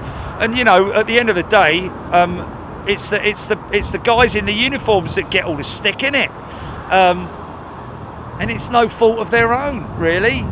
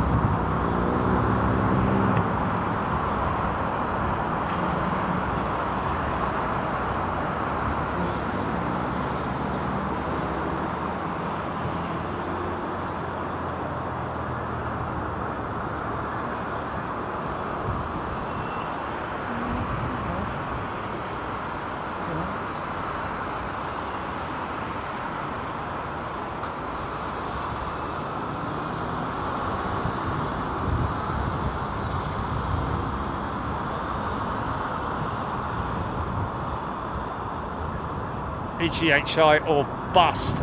Yeah, well, there we go, saying it all, isn't it, really? You know, even the crews are...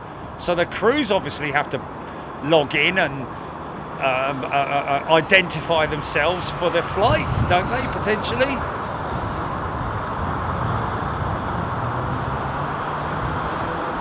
Their own problems as well. Rohit Parker, BA were very good during the 90s.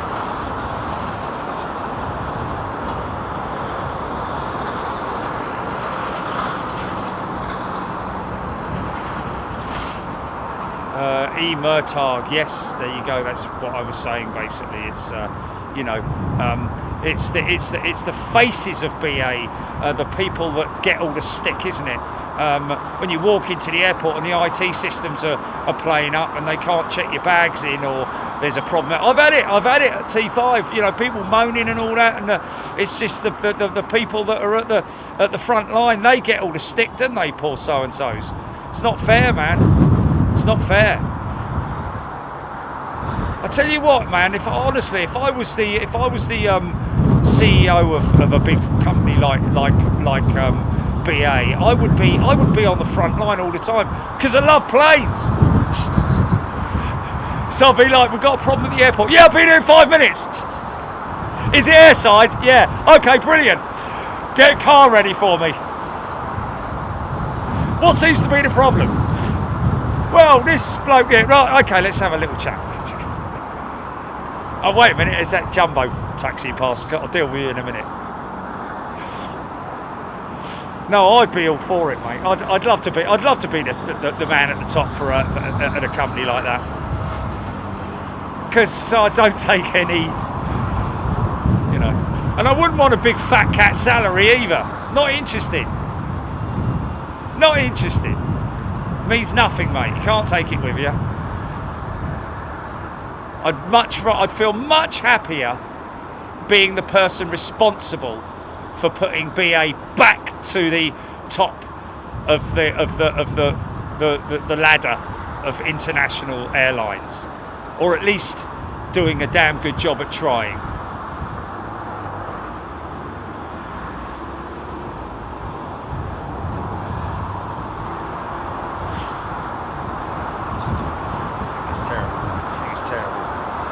People who run big organisations need to be, you know, it's the same when you get a politician who last week was the minister for rubbish collection, and the next week he's the minister of bleeding health and safety or something like that. It's what's going on there.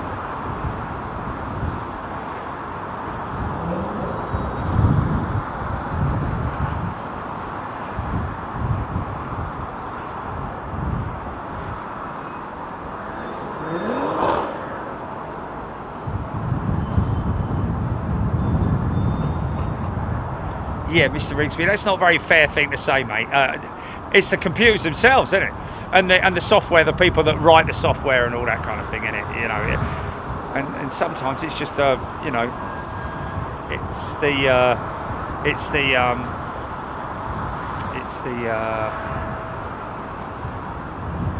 servers that they're parked on, isn't it? It's the actual servers that are you know, unreliable.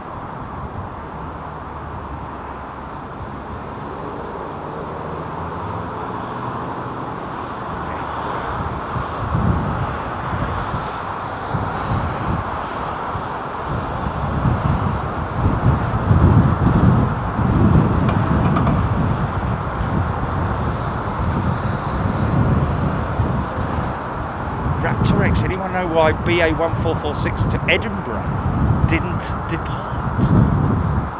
New one on me. Now look how the wings are, the wing tips are drooped there, folks. Now watch as it gathers speed, those wings will start to pick up and flex almost the same angle as it's happening now. They're almost at the same angle, look. So when she goes to rotate, those wings will flex. The wing tips will flex. And that's when they're happiest. Not when they're all strained on the ground with all that weight.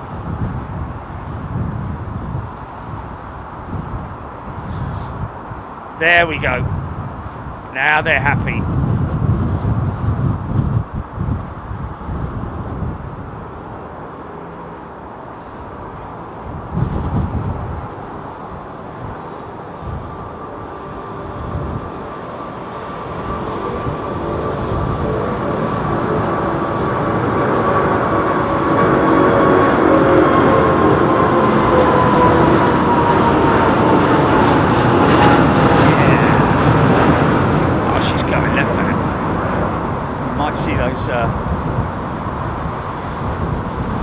See the ailerons? See the ailerons moving there, folks?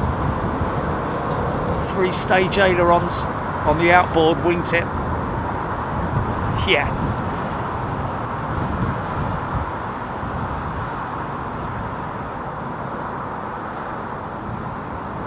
The dance of the ailerons. I always remember that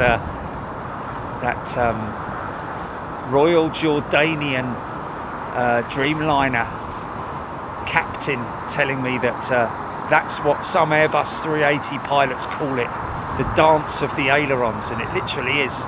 It's a beautiful thing to see, man. Did you see it? Tell me if you saw it. Tell me.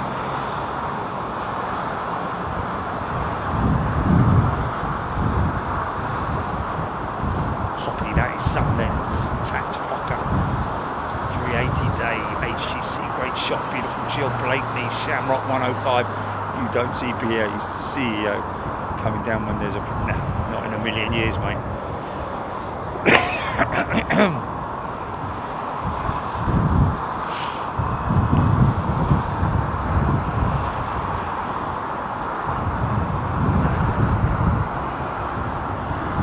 Just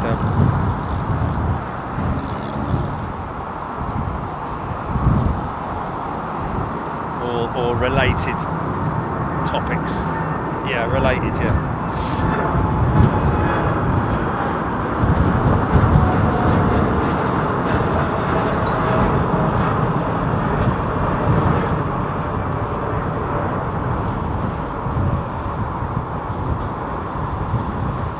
Pat Murphy. There's a Dreamliner right there.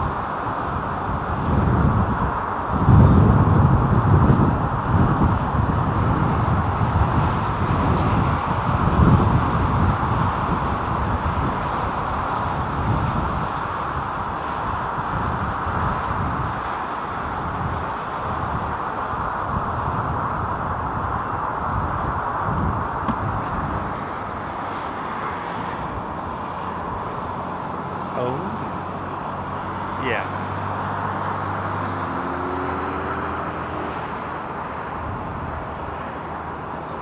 Nigel Armstrong, what magnification is it on the BA banking right? Was it the BA banking right or the BA banking left? Are you talking about the one earlier on, or are you talking about that one then, which went left? I don't know. But the camera basically has two segments of zoom, doesn't it? Analog and digital. Starts off analog, like you're looking at analog now, and then once it reaches a certain point, it hits the digital mark, and that's when the big long zooms come into play. Raptor X BA 787 that just departed was to Baltimore. Wow. Will Thai Airways bring the 380 back to London Heathrow? Vinny asking. I don't think so. As far as I'm aware. No, that was a quick turnaround for that Emirates, wasn't it? United 787-10 Dreamliner heading to LAX. Bring back BOAC and Imperial Airways. Well done, you say. Yeah. I'd be up for that. I'd be up for it. Yeah. Hilly Hog. Jerry, is that the remainder of what was the old 2-3 runway near the end of 9 right? Well, I know what you're saying, and the answer to that is there are segments across Heathrow.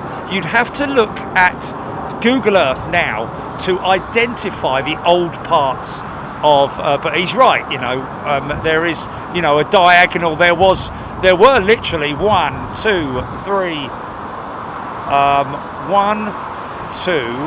3, 4, 5, 6 runways at one point in its, in its very early days at London Heathrow. I think before it was called Heathrow, actually, London Airport. or was that actually London Airport? Was Croydon, wasn't it? The original London Airport. Beautiful terminal building at Croydon Airport, still there. Obviously, everything else is no longer in existence. Little tiny piece of the either the apron or something is still there at Croydon, which they use for radio-controlled aeroplanes, I believe. But yes, you're right. Down there are segments that you can see. The old concrete sections are indeed parts of the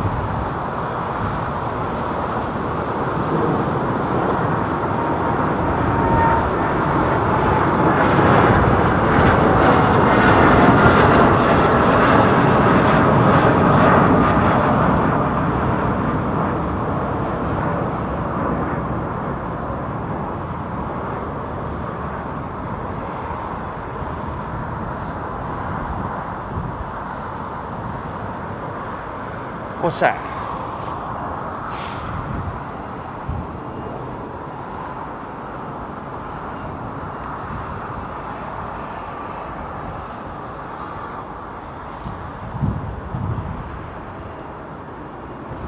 Right, yeah. Well, where the crane once was. No, that was underground that they built. Yeah, they have completed that, and it was, I think it might have been baggage systems, automated baggage systems so that to get the baggage from the check-in points to the actual terminal itself, I think, because you check in, and it's a long walk, isn't it, out to T2.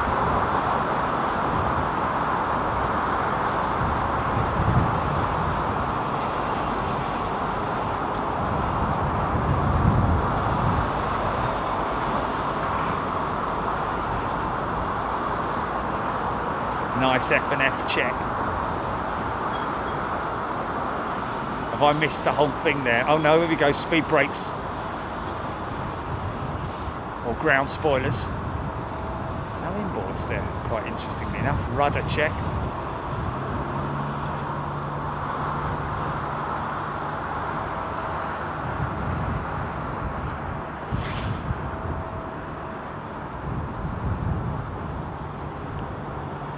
Another check. Flexing its muscles, look.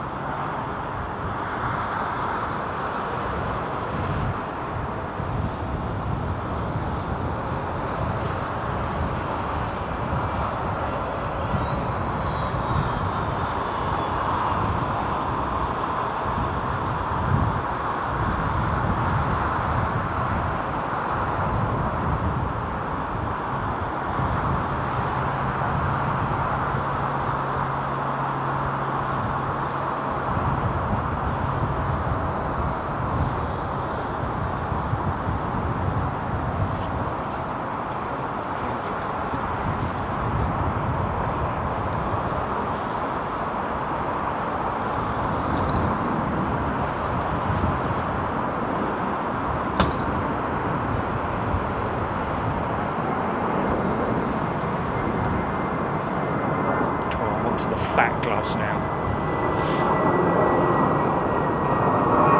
Getting closer.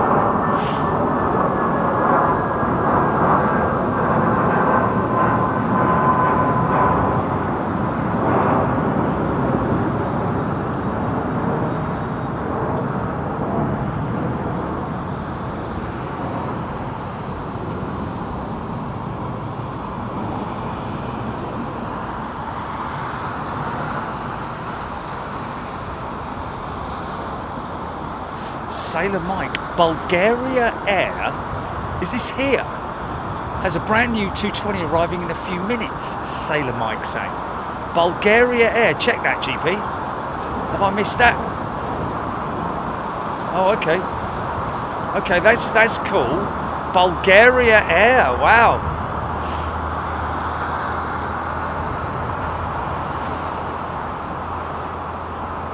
Jordan Charlie, Smith Aviation. Oh, I know the guy you're on about. Gets paid by airlines to only post positive reviews. Well, in other words, he's an agent. Whoever that is, I don't know. Lynn Bruschi, good question, Lynn. It was just an aircraft. You know that jet there was actually coming towards them. She's on tow. It's a Virgin jet, probably going up to the Virgin hangars for maintenance, a spot check.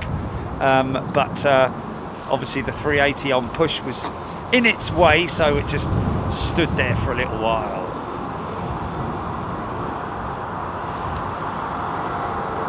Councillor Ethan Croydon, I believe.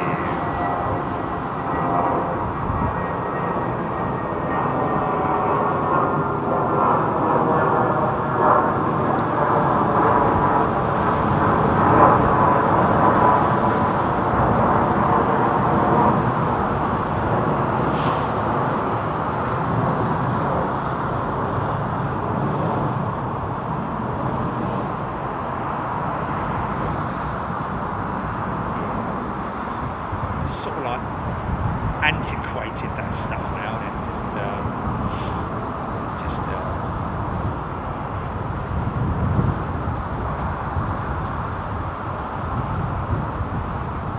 Plain Mad Dean, yes. That's SAS there, I believe, isn't it? No, it's Lufthansa, sorry. Great looking Neo jet, that.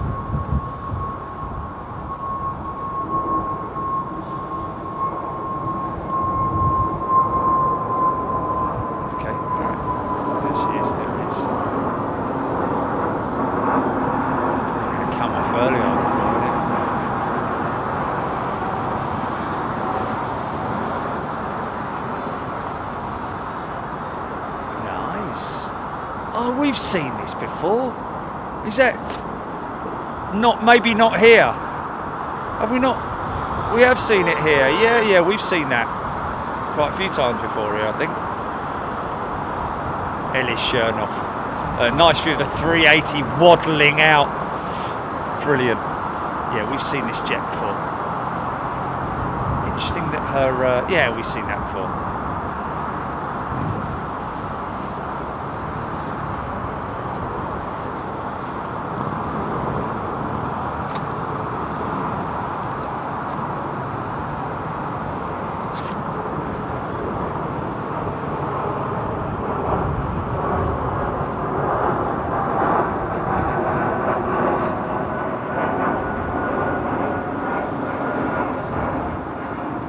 Scropey, please explain to me why some airliners have ailerons and others not. Well, Scropey, all aircraft have ailerons. I'm not quite sure what you mean there. Why some airlines have ailerons and some not. They all have ailerons. Is it a double start?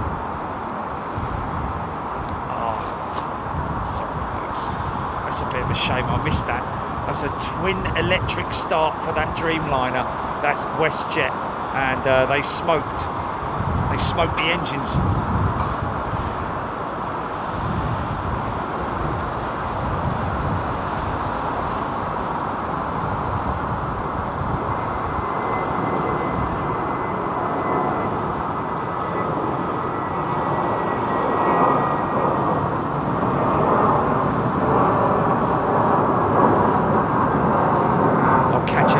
Maybe he meant wingtips.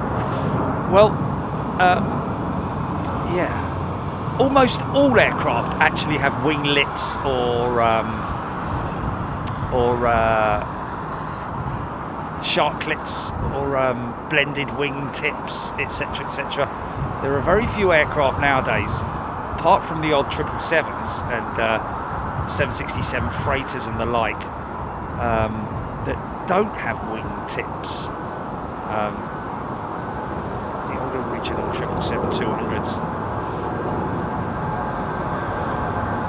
Apart from the LR, I think it is, and the freighters. That's an example right there. That's what I call the clip wing.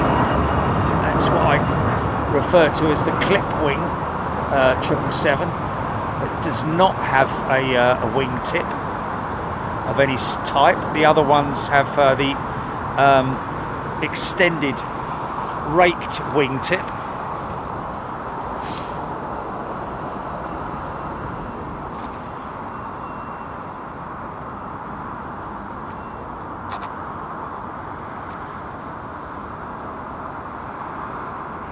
Looks like Turkish. KC-135. What, north of me, did you say?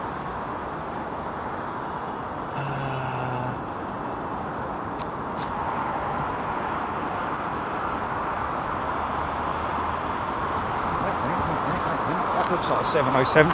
That looks like a 707, mate. That looks like a 707. Yep, there it is. KC-135 tanker. 64-year-old tanker, that, folks. Look at that. Wow.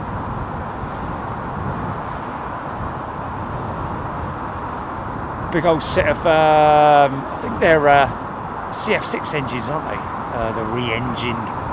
So originally based on a 707 frame. Where's he going? Where's he going? Going up to Mildenhall. Right, okay, I'm just looking at the... wow.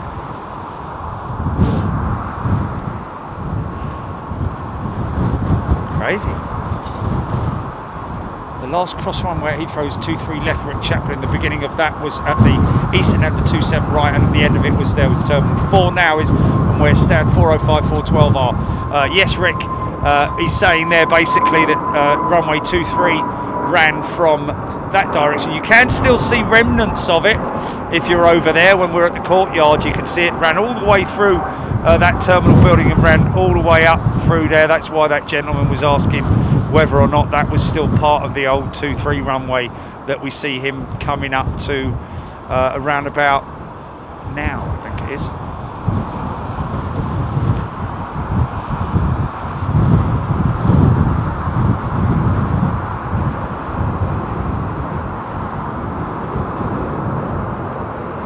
Now there's the raked wingtip. You see the extended wingtip on it?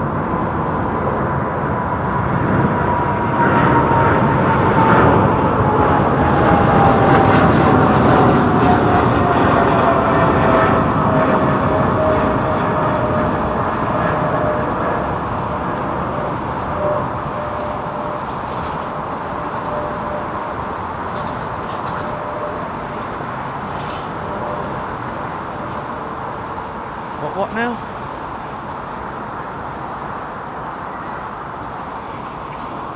What's that?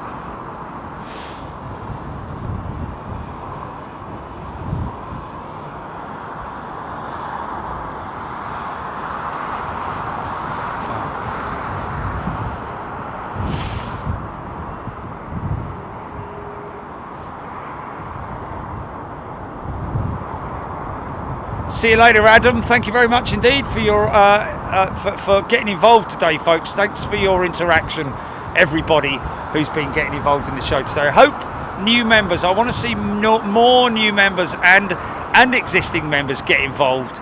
Always great to see you folks enjoying the chat and getting involved and giving me information, giving everybody else information as well. Trev Lyon, thank you. Shown off. I would suppose that they who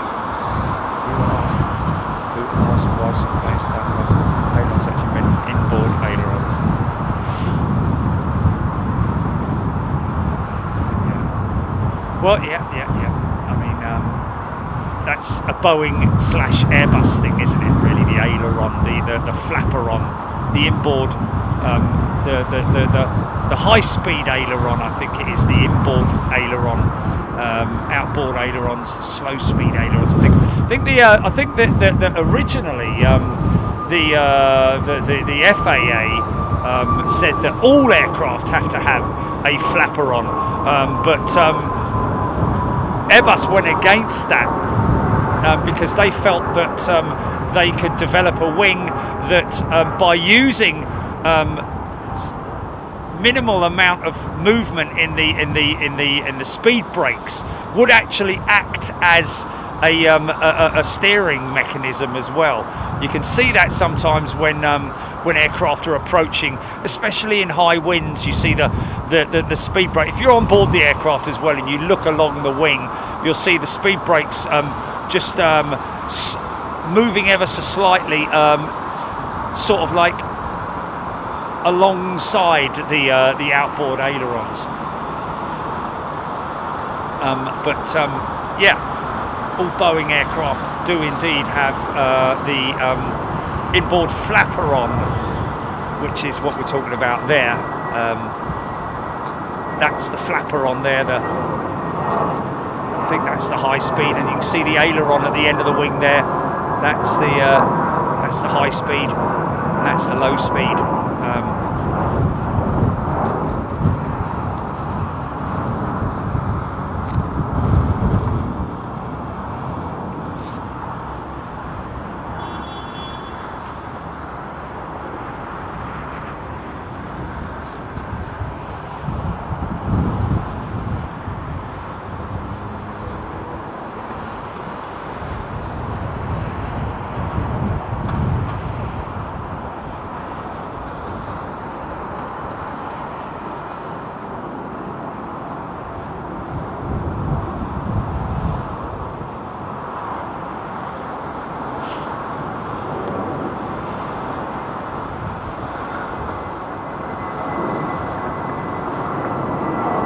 Yeah, just bear in mind, folks, that QR code on the bottom right hand side of your screen is the QR code for the Hilton Garden Inn. You can, of course, visit here.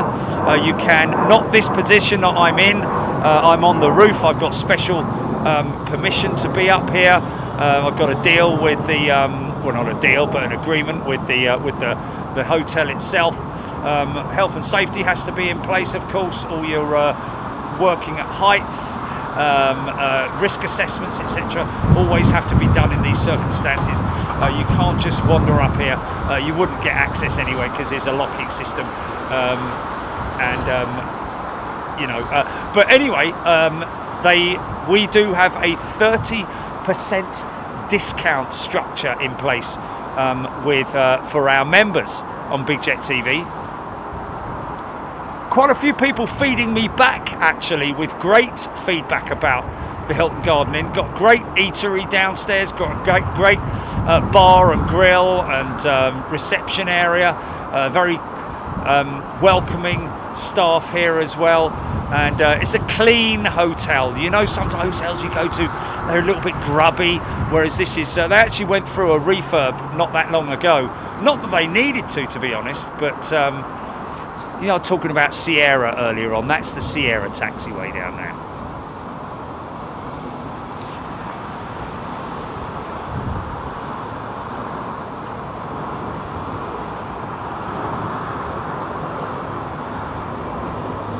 Yes, true, yeah.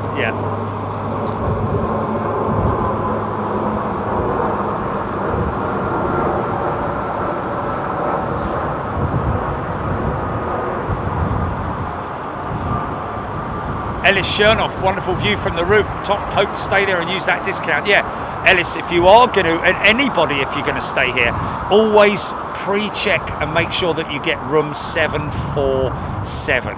You can get 748 next to it as well, if you're on the in the modern extended variant. Solaris is a returning member. Welcome back, Solaris.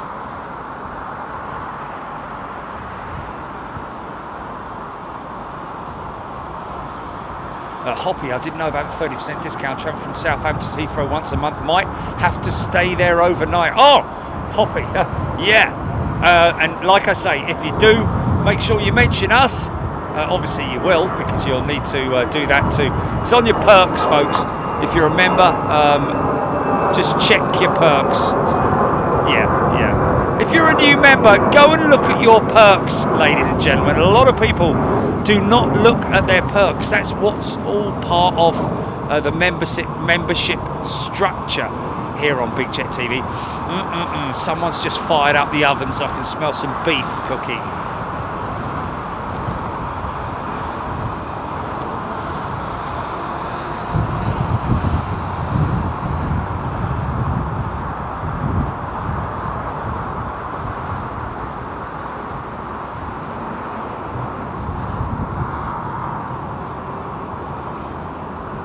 Yeah, the perks of being a member, isn't it? Go and check it out. See what you get for your membership, folks.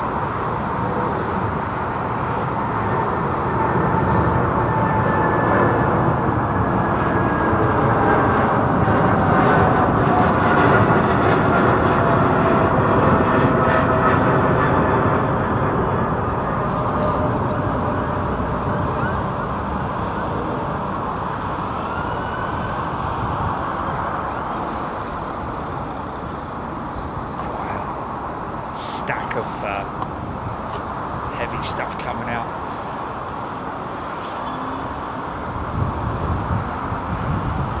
Aidan Campbell.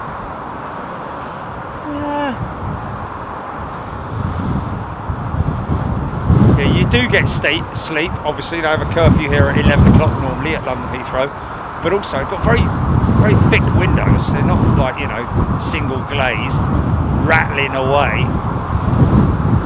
Like some hotels I've stayed at.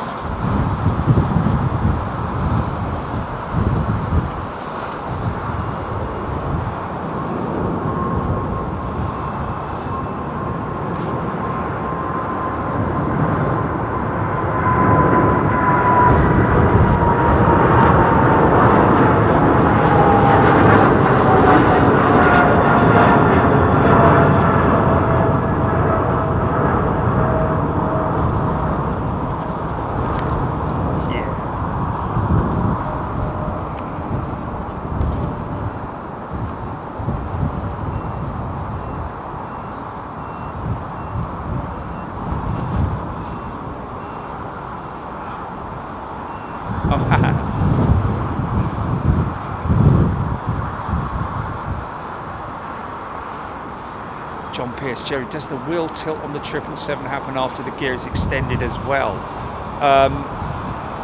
You know what, that's a good question. I think it probably does. Either that or it's gravity fed. Because it tilts back, doesn't it? I think. Yeah, it tilts back. So I think the hydraulic system may be not as charged. Obviously, you know, doesn't want to be completely empty. Doesn't want to drop like a stone. But I think the 777 gear extension naturally drops into that into the configuration that we see naturally, because it's possibly a gravity-fed system. Obviously for extension, not retraction.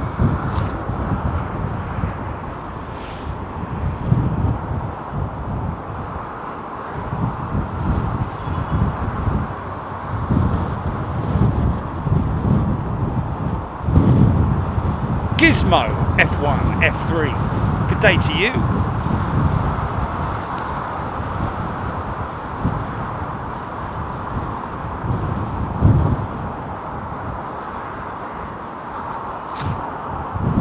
Look at this for timing.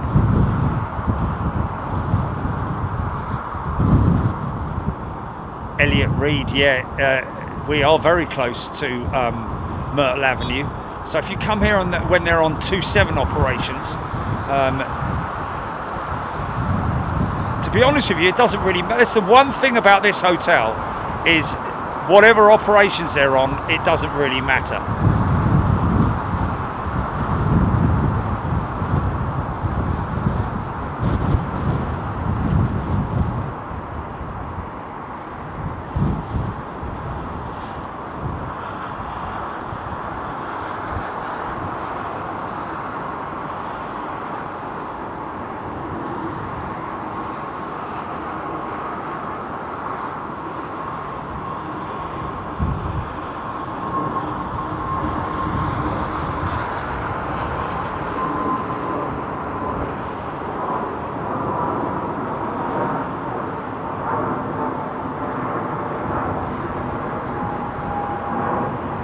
Look at that for timing, ladies and gentlemen.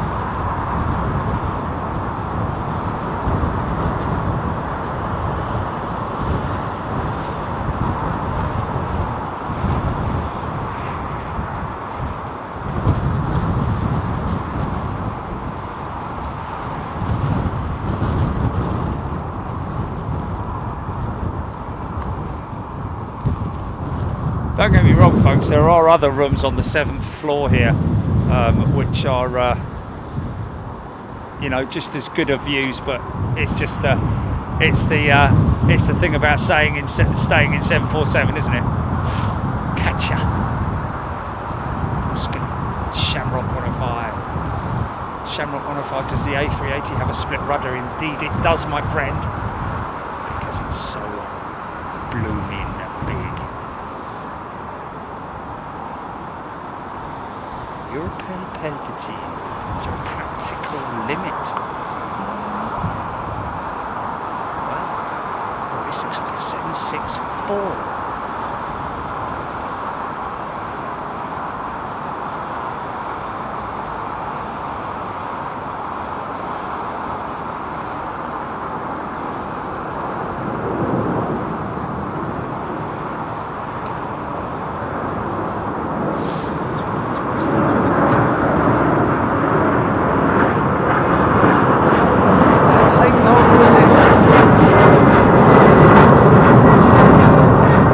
Sky Team livery. A set of growlers on her and all, man.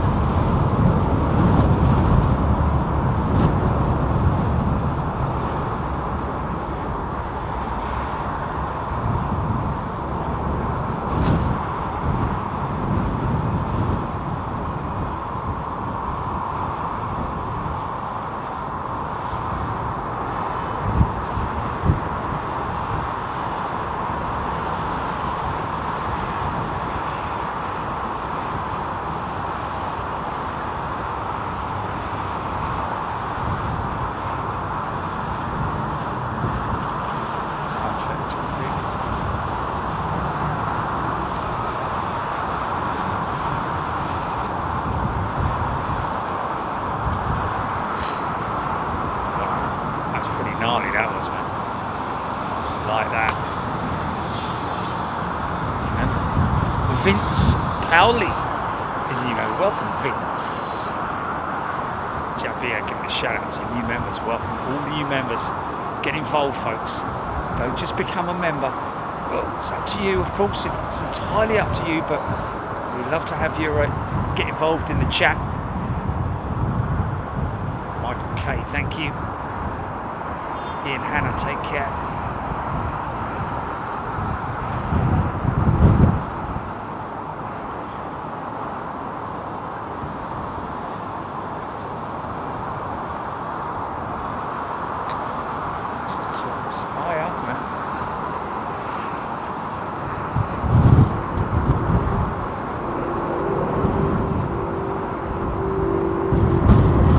Listen to those fan blades clattering away. What's that 777 doing over there? Is it something in the hold or something? Is that coming in? Is that just in the hold or coming out of the hold or? What's it going on? In fact, it might even be. We might even have a bit of a funky shot here. Stand by, stand by. Is he going to be a little bit too high by the time he reaches him, I think. Yeah, it's too high.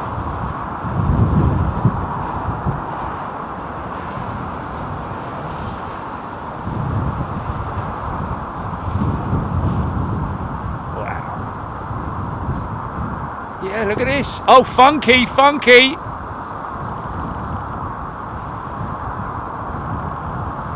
Yeah! How gnarly was that, man?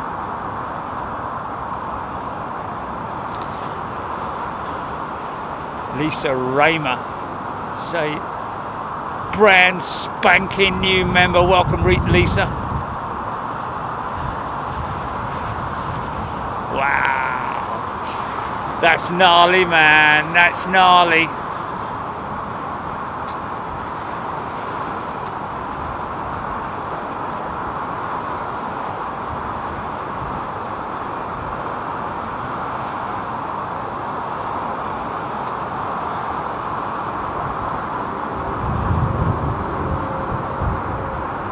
Funkiest shot ever. Yeah, listen to this one and all, mate.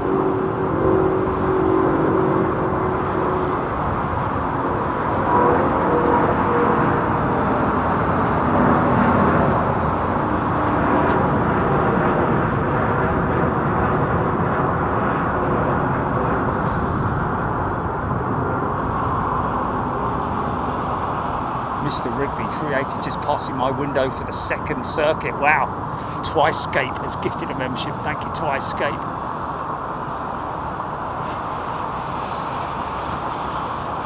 I think so. Yeah, I got Lisa. Yeah.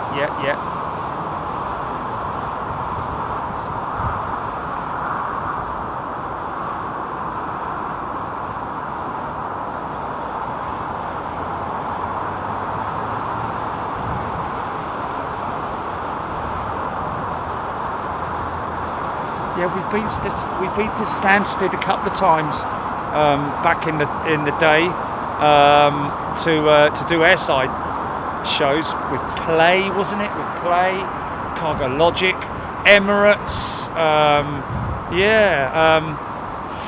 Volga Dnepa, yeah. But just general in terms of aircraft movements, it's pretty low on the ground, isn't it? There's some good stuff goes on at Stansted, but in terms of positioning around the airfield, it's not brilliant, you know.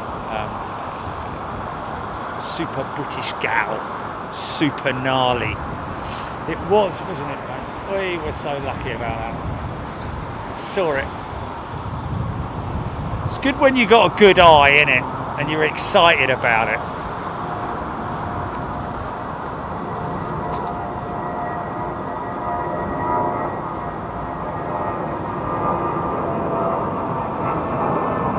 He's still in the hold, isn't he?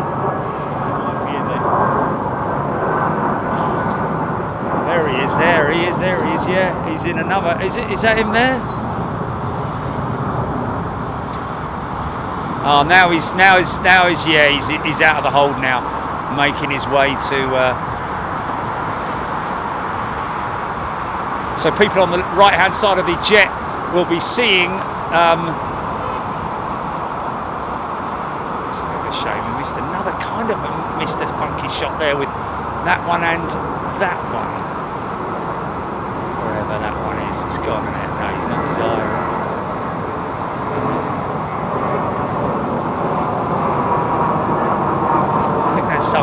that's coming in, that's going into the hold, potentially. All over the bleeding place, look.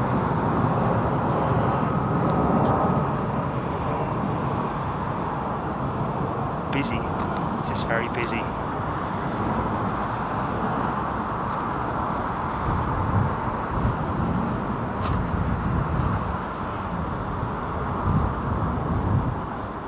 Nigel, you are a star. Nigel has gifted 10 memberships. Right, I've got big fat fingers here. I need to try and do my...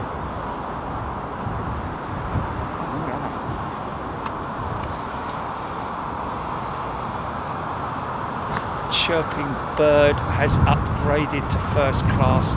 Going on everything Jill is saying, by the way, folks. I've got fat fingers, so I can't touch my screen. Heathrow is by far the best place for movements. Plane landing, Gatwick, Crowsgate and Manchester's all right, but after that, not much in the UK nowadays compared to the 20 years ago. What's that?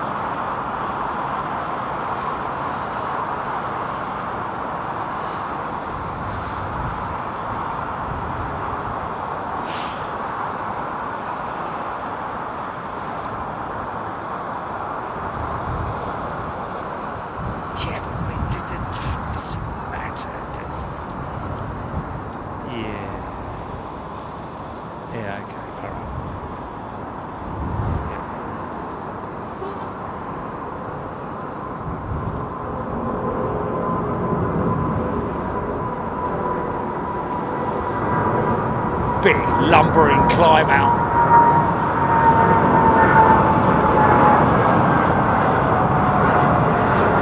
Yeah. Someone else up there in the hold, isn't it? Straight over the top. Dreamliner.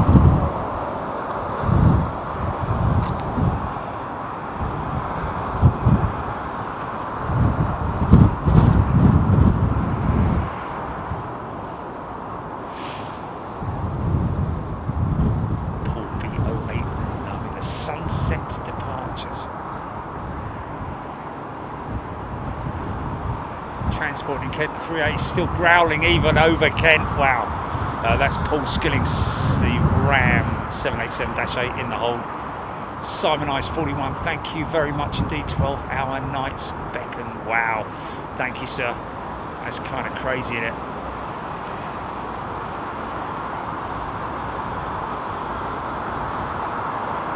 Dinushan Anthony, good afternoon to you, Dinushan.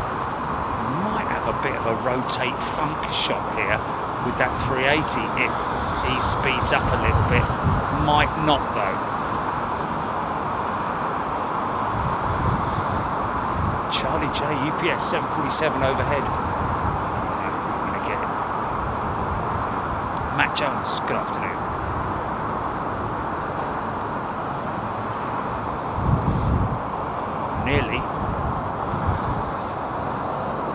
Nearly.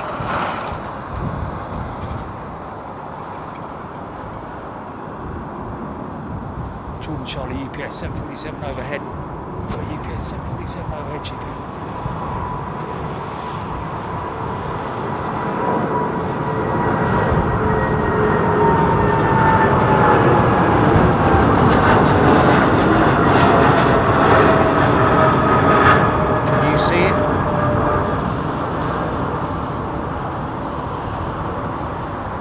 North of me, south of me, over the top.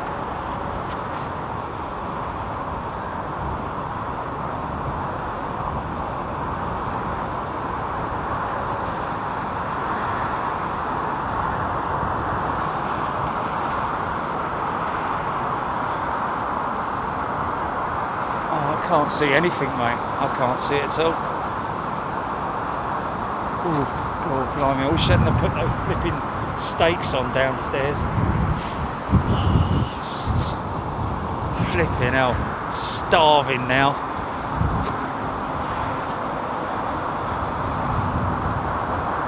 Not seeing any jumbo above me, mate.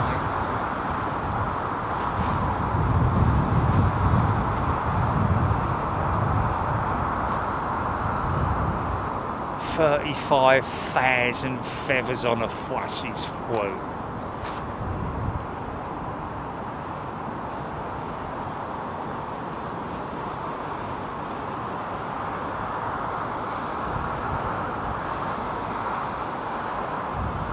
Oh, blimey, hold on a minute. Look at all these stacked aircraft, man. That's beautiful, mate.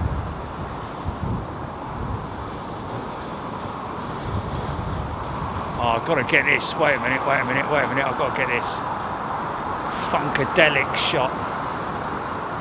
Look at it.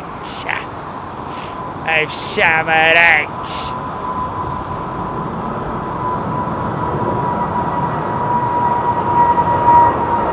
380's just pushed in, hasn't he?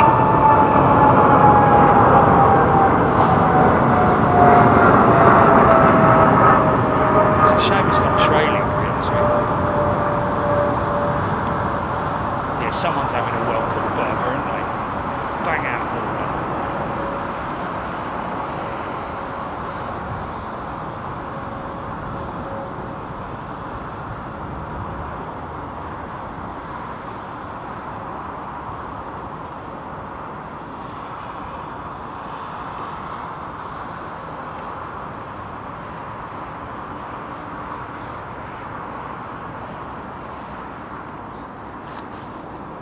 Believe it or not, the one at the back there is actually higher than what the 380 is.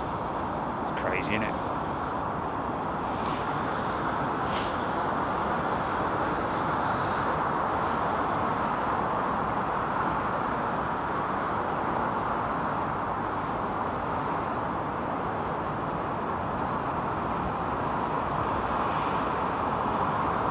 Steve Batty in the subtitles, have some of that, came out as I've summoned eggs.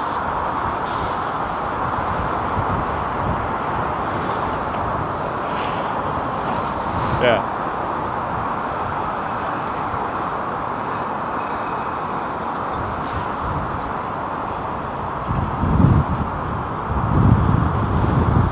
Come on, eggs, look lively, look lively. Get yourselves up here.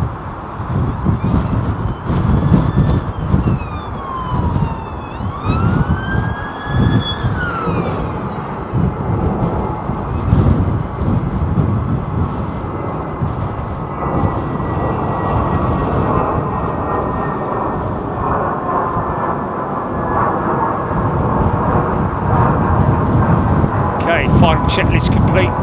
Let's get this gear down, shall we?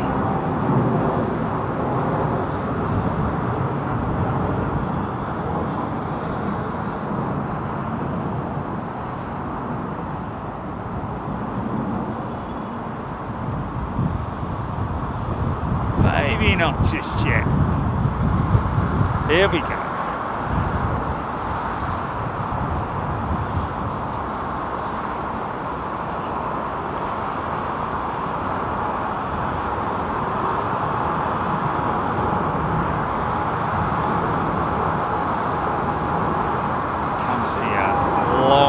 Extending gear.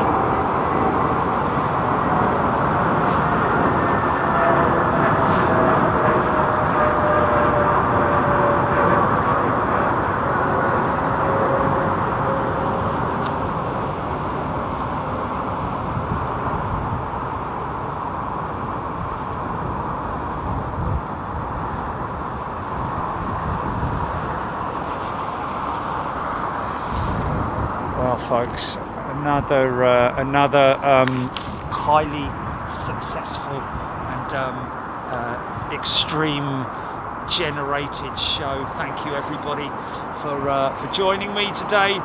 Thank you for steering all our new members through what's going on. Thank you to all our new members getting involved and interacting with myself, which is really important. I want you to interact with me. Next show, folks, is this coming Friday. It's another on-air show live from the Big Jet TV portal, hub, whatever you want to call it. Yeah, look forward to seeing you then. We will be discussing the news, other topics. We'll obviously have a close look at what's going on at Staines International, see if there's any new carriers there. We might see the fire service. I do know that they are on their way. They're either arriving tomorrow or Friday, so theoretically we might be able to see them there. They will be having a little rollout ceremony, possibly. We need to see if we can do some kind of a water salute, Jilly. I don't know if it's... it's probably not going to happen, but anyway. Yeah, very small hose. Listen, folks, I've already looked into some Bordeaux techniques. We'll have to put some little bit of foil on the ground. So anyway, whatever, we'll have fun. Listen, folks, thank you to everybody for joining in. Thank you, Jilly, all our moderators. We really appreciate your input as well. But what's really important is you, the members. Thank you so much. You are a great bunch of people. Thank you for helping yourselves, helping each other, and helping others as well. We really appreciate it. And yeah, we'll see you on Friday for another on-air show. Take care. See you later. You can, of course, hit that QR code as well. By the way, folks, stand by for the title roll now. It's just coming up, and we will show you that QR code for the Hilton Garden Inn. Take care. All the best.